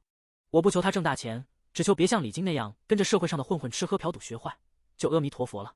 最后说话的这人徐随珠倒是认识，王永杰的爹，他老婆和徐秀苑挺谈得来，几次下来徐随珠也就认识他了。王永杰这孩子徐随珠还是挺喜欢的，跟渔村大多数男人一样，有股憨劲。要是他真愿意来岛上干活，徐随珠寻思着可以把大湾口的开发项目交由他来负责和建筑公司的接洽。不过现在说这个还早，高考都没到呢，没准发挥出色，考上大学了呢。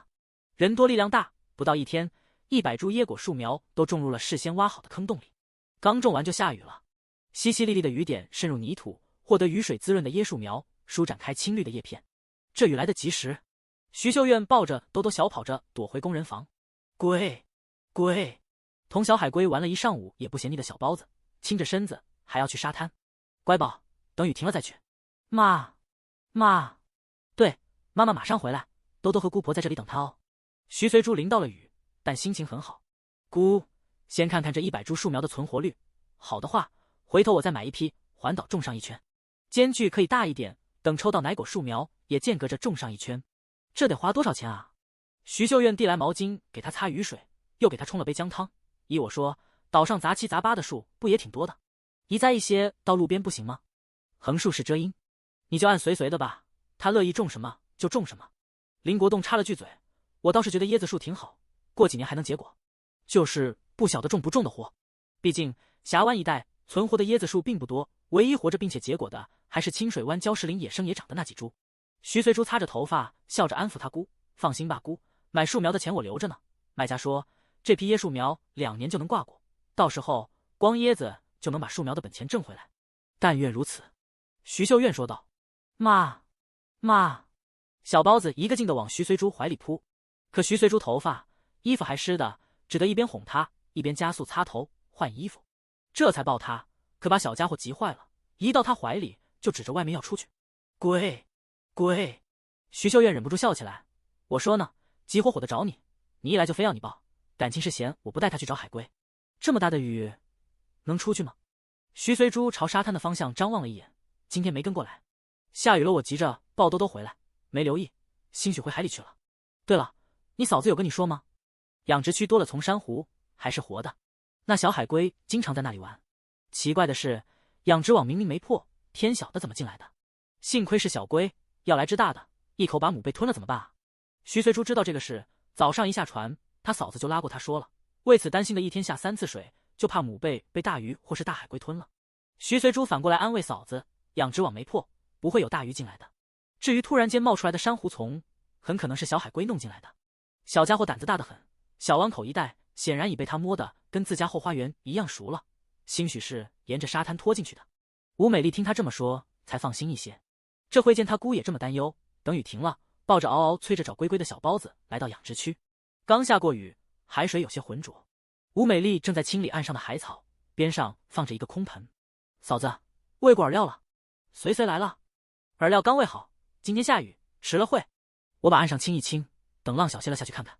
今天我下去看吧，待会嫂子帮我看着兜兜。吴美丽知道他水性好，也就没推辞，只叮嘱了一句：小心点，别太靠近珊瑚丛，那玩意据说有毒，渔场有工人以前被蛰伤过。徐随珠应下了，在清理干净的沙滩上铺了张席子，又铺上毛毛寿毯，把小包子交给吴美丽看管，换上潜水服下了水。小海龟果然在里面，绕着几块人工鱼礁划来划去，像是在找什么东西。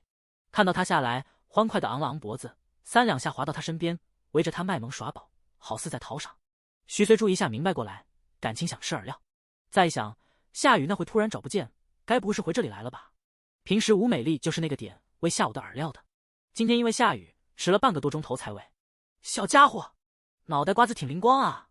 偷吃养殖场的饵料，还掐中掐点了。这么一想，忍不住乐了。从系统包裹摸出一颗星际牌饵料，拍拍他小脑袋，又指指人工鱼礁里养着的母贝，食指晃晃，示意他别捣乱。小海龟迫不及待地叼过饵料，吧唧一口，满足地吞了下去。完了又巴巴地抬头瞅着徐随珠。徐随珠摊手，没了。小海龟见真的没了，这才游向岸边，吭哧吭哧地上岸找小包子玩去了。徐随珠，嘿，这家伙真把这里当海龟饲养池了。小海龟走后，徐随珠在水下面潜了1刻钟，先把围着养殖网的大鱼小鱼驱赶了，肯定又是饵料的味道又来的。幸好小海龟吞得快，否则恐怕又要上演一场鱼撞网的戏码了。接着沿养殖网走了一圈，确保网面完好无损，随后又去看了眼色彩斑斓的活珊瑚，不管珊瑚本身有没有毒，能净化水源这一点挺好的。正要离开，咦，那是什么？第147章不看就不会惦记。徐随珠发现珊瑚丛后背有什么东西在动，绕过去一看，竟然是大鲍鱼和珍珠蚌。其实小海龟藏得很深，只不过徐随珠投喂的时候散发出的饵料香诱得它们往外挪了。和打开的折子扇一般大小的珍珠蚌已在珊瑚丛旁，2扇蚌壳慢悠悠的一开一合。与它吃面条的海碗不相伯仲的大鲍鱼，宽大扁平的肉足年附着礁石，慢慢悠悠的蠕动着。扁而宽的壳上，从壳顶到腹面，从小到大有序排列着一行螺旋，数一数，正好9个孔，地道的9孔螺。9孔螺又称珍珠鲍，所以说这颗鲍鱼很可能怀着珍珠。徐随珠一时看傻了眼，妈呀，这都是从哪儿冒出来的啊？这么大个的鲍鱼，母贝起码有些年头了吧？之前清理这片海域的时候，别说这么大个的，小一半的鲍鱼都没捡着一个，更别说珍珠蚌了。莫非这片海其实是活动的，会时而送些有价值的海产过来？徐随珠随即拍了一下自己的头，别傻了，想想就不可能，肯定是小海龟搞的事。不过看这些老家伙蠕动缓慢，且不会吞食母贝，相反还能增加微生物的繁殖，促进小型生态系统的形成。徐随珠虽然心痒痒的，很想把它们抱上岸剖了挖珍珠，但到底还是忍住了。万一小海龟发现他搞来的食物没了，发起飙来把养殖场毁了怎么办？岂不得不偿失？算了算了，再等个1年半载，姐马上就有一批极品珍珠面世了，不差这1颗2颗。徐随珠扭头不再看他们，不看就不会惦记。正准备走，潜水服被什么东西勾住了，回头一看，好家伙，珍珠蚌的蚌壳竟然夹住了他的裤腿，大鲍鱼也粘附在他的脚蹼上。这是干什么？他说服自己给他们留条活路，他们倒好，不要命的送上门，求他带走，求他解剖了挖珍珠，才怪！他们根本是想吃他的饵料。徐随珠试着撒了颗饵料，果然2只老家伙争先恐后的抢饵料去了。哪里还夹裤腿，粘脚蹼？只是贝类的行动再敏捷，在外界看来也是慢慢悠悠的，急性子的人看着真能把人急死，以至于饵料的气味很快扩散了出去。导致大鱼小鱼又来围攻养殖网了。徐随珠只觉得脑仁疼，他迅速上岸：“嫂子，有鱼群过来了，快拿渔网！真是想不收了，他们都不行啊！”“啊，在哪儿？可爹的传出去了，怎么撒网啊？”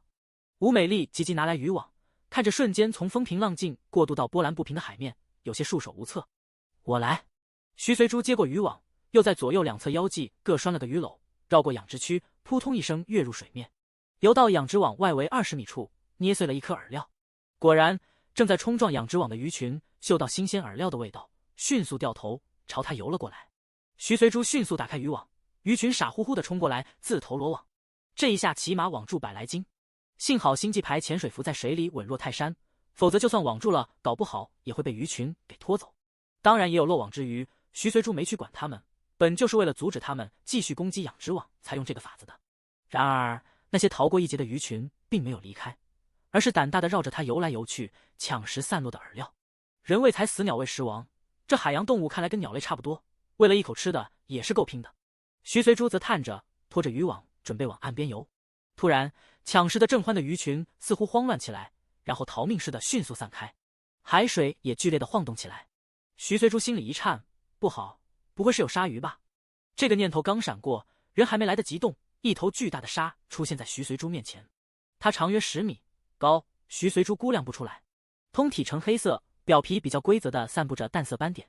徐随珠不知道这是一头七星鲨，这种鲨性情不算凶猛，没有凶残尖利的牙齿，一般以鱼虾为食，属于金鲨的一种。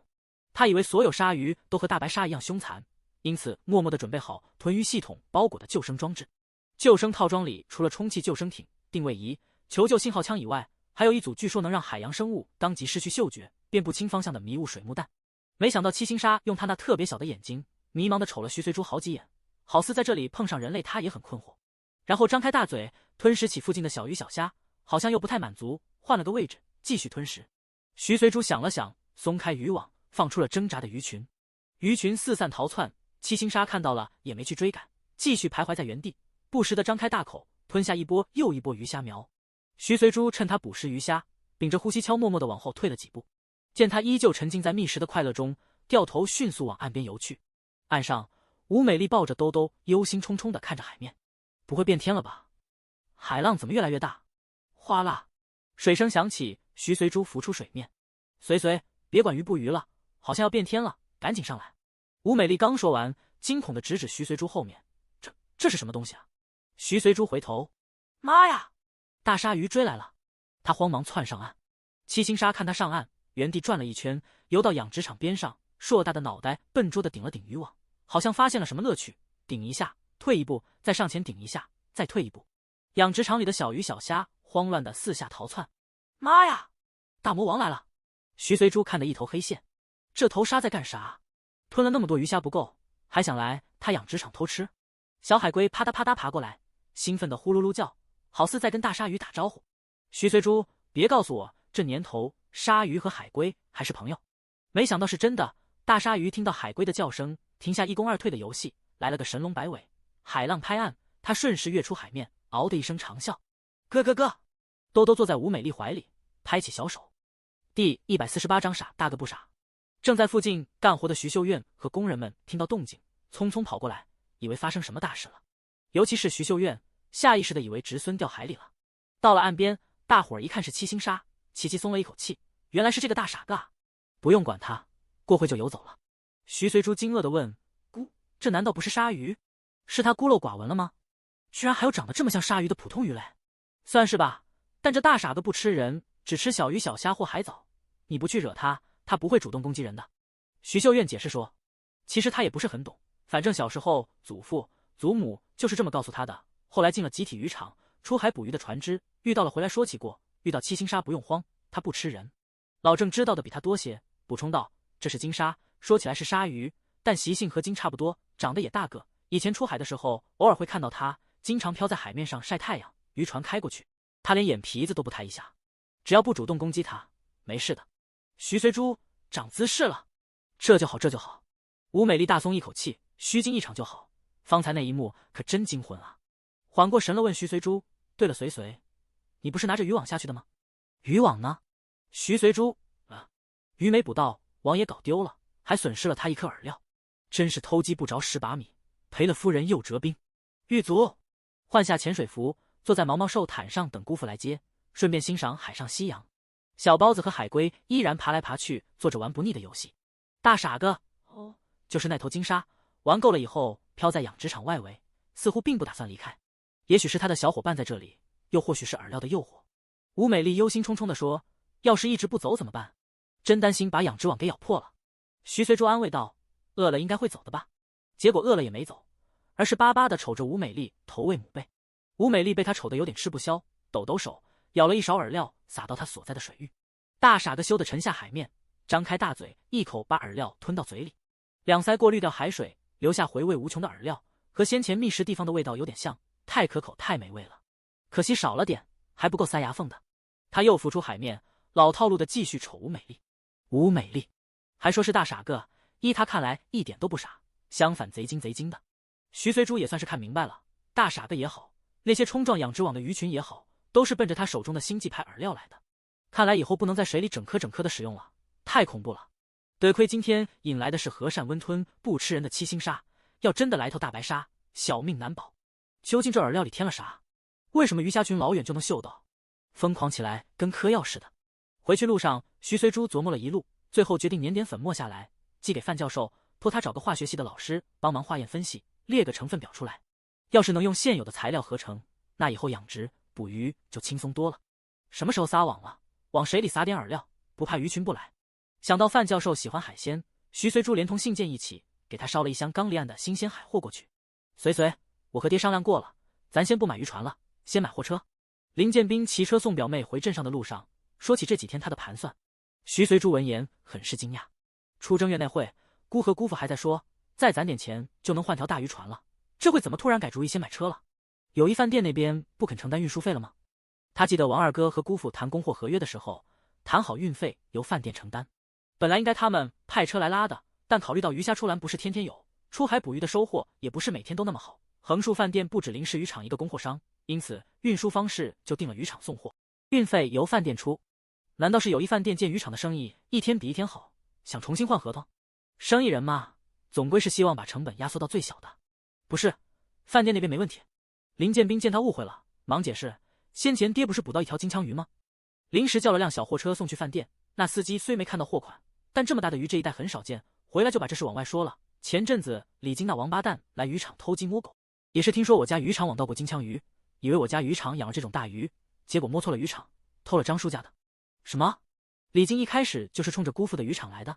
徐随珠眉头一跳，吃惊道：“李金被关了几天，受不了了，亲口承认的。”林建斌骂了句王八蛋，冷静下来说：“我想了想，现在这条渔船虽然小了点，但目前的收成还能应付，又是新船转让的，过渡一段时间再换大船也来得及。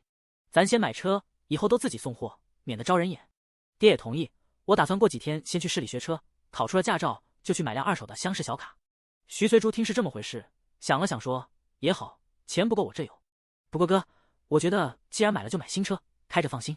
二手车谁晓得有没有大修过，我们又不懂这些，这个到时候再说吧。”林建斌自己当然更倾向于买新车，可价格如果差太多，爹妈指定不同意。只是送个货而已，投入成本太高，猴年马月才挣得回来啊。徐随珠却不这么想，劝道：“渔场的生意会越来越好的，也许以后我们的客户不光友谊饭店一家，需要分送好几处呢。而且你看，村子里的路快修好了，自己有辆车，出行也方便。”行，那我和爹再商量商量。不过不论是买新车还是二手车，买车的计划总归是提上了日程，一家人全票通过。林建斌抽了个空，去驾校报了个名，填了份申请表，然后开始了每天骑车往返县里，摩拳擦掌打鸡血式的驾驶学习日常。第149章徐佛系随珠。周一一大早，徐随珠拎着烹饪宝烤出来的蜜汁鱼干和鱿鱼蛋迈进学校，迎面碰到教导处的黄主任。徐老师，你怎么才来？校长在办公室等你老半天了。黄主任笑眯眯地冲他打招呼。徐随珠下意识地抬起手腕看时间，没迟到啊，比平时还早了5分钟呢。别看了，是校长来早了。黄主任表情忍俊不禁，偷偷告诉他，昨天下午接到喜报就待不住了，跑到我家就着炒蛤蜊干掉一瓶老白干，今天还能起这么早，我也是服了他。徐随珠顿时明白了，看来陈文军和田小雪发挥不错，拿到奖了。徐老师，你教书的水平是这个？黄主任朝他竖起大拇指。徐随珠客气了几句，送了他一份蜜汁鱼干。黄主任更高兴了，哼着曲儿去定做横幅。全国竞赛中拿到名次，这可是镇中破天荒头一次，好吧？不光全国赛、省级的半决赛和县级的选拔赛，这样的名次都是头一次，必须好好庆贺。徐随珠则直奔校长室，池校长正笑容满面的接着电话：“好，我代他向你表示感谢，回头再联系。”挂了电话，示意徐随珠坐下，脸上的笑容就没收起来过。你猜陈文军这次拿了几等奖？徐随珠评估过省城几所重点高中的实力，也知道自己学生的斤两。半决赛陈文军之所以能得冠军，并不是说他的实力一定比省一高、省二高的学生强，主要是一半的题都做过。但决赛就未必有这样的幸运了，难度系数也肯定会增加。于是客观的猜到3等奖，还是2等奖？池校长翻了个白眼：“你对自己学生的实力也太没数了吧？特等奖？啥？”徐随珠以为自己听错了：“你没听错，就是特等奖，全省第一。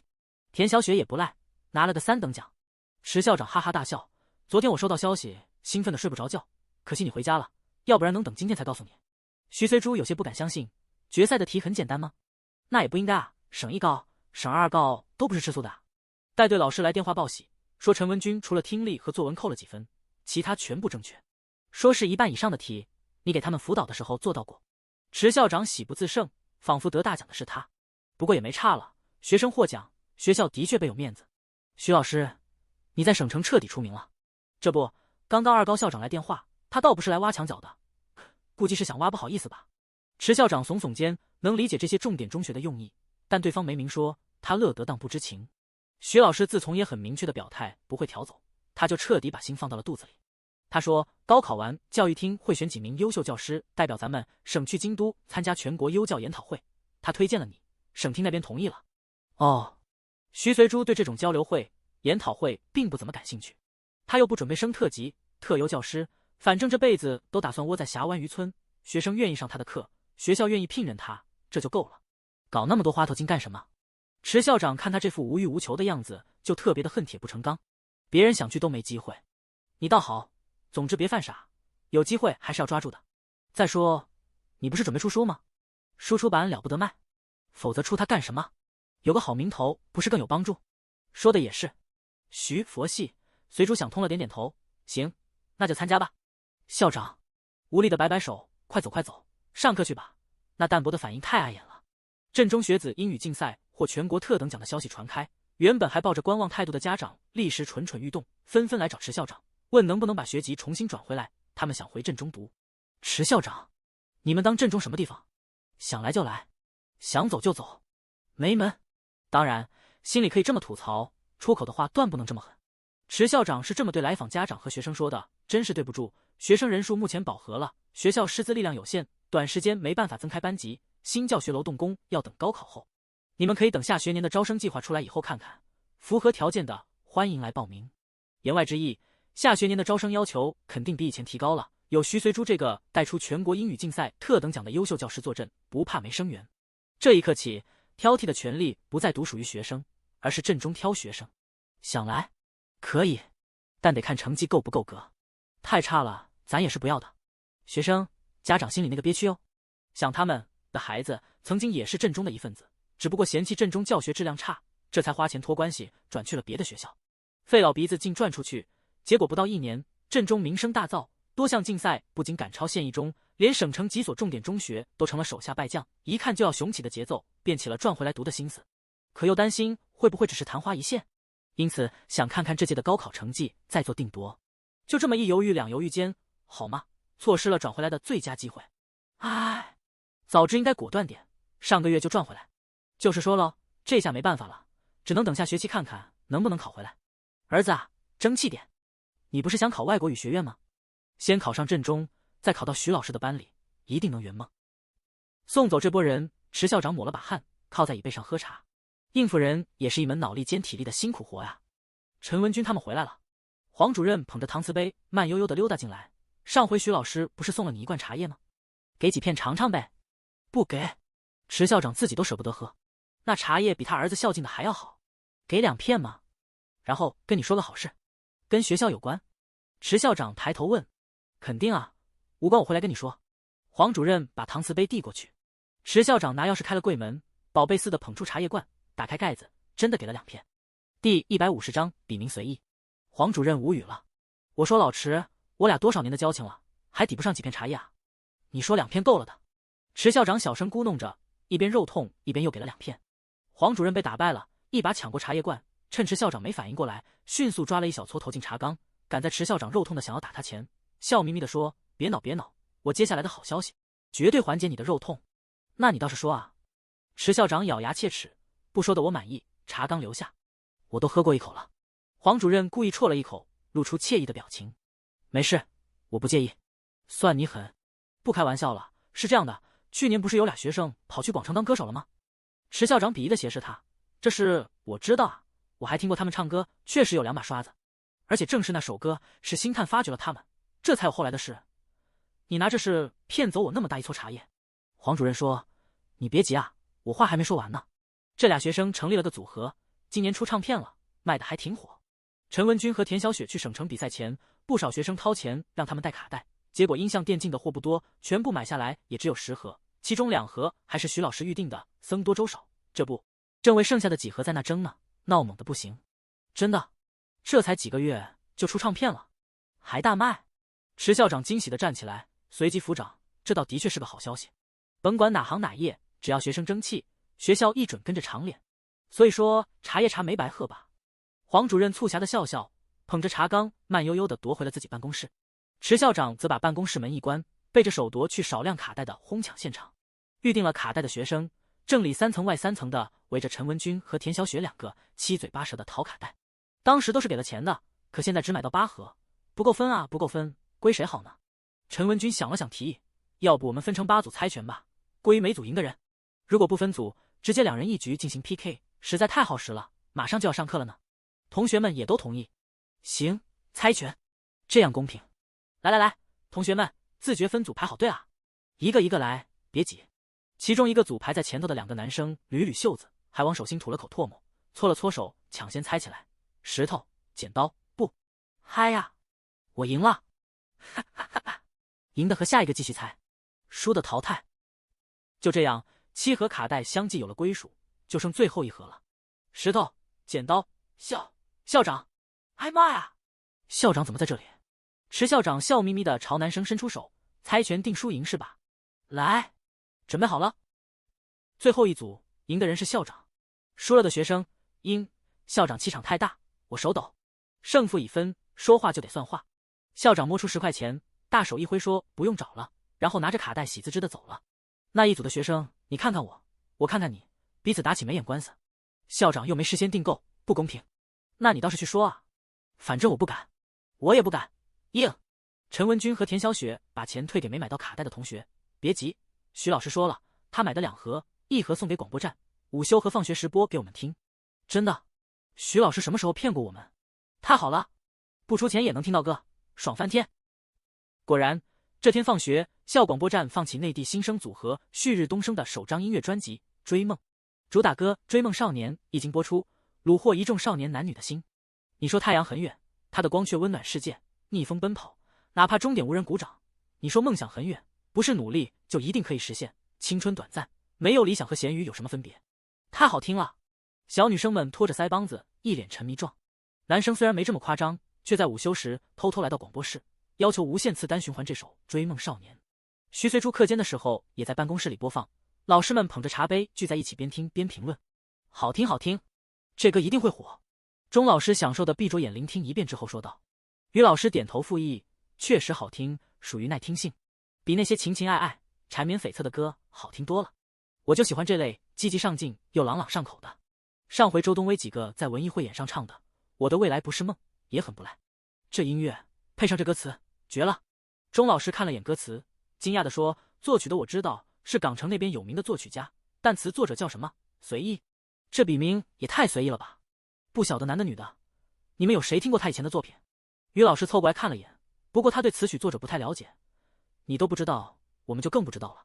徐随珠心说：“肯定没听过啊，因为这是姐的处女作。”钟老师遗憾地叹道：“可惜音像店卖断货了，否则我也去买1盒。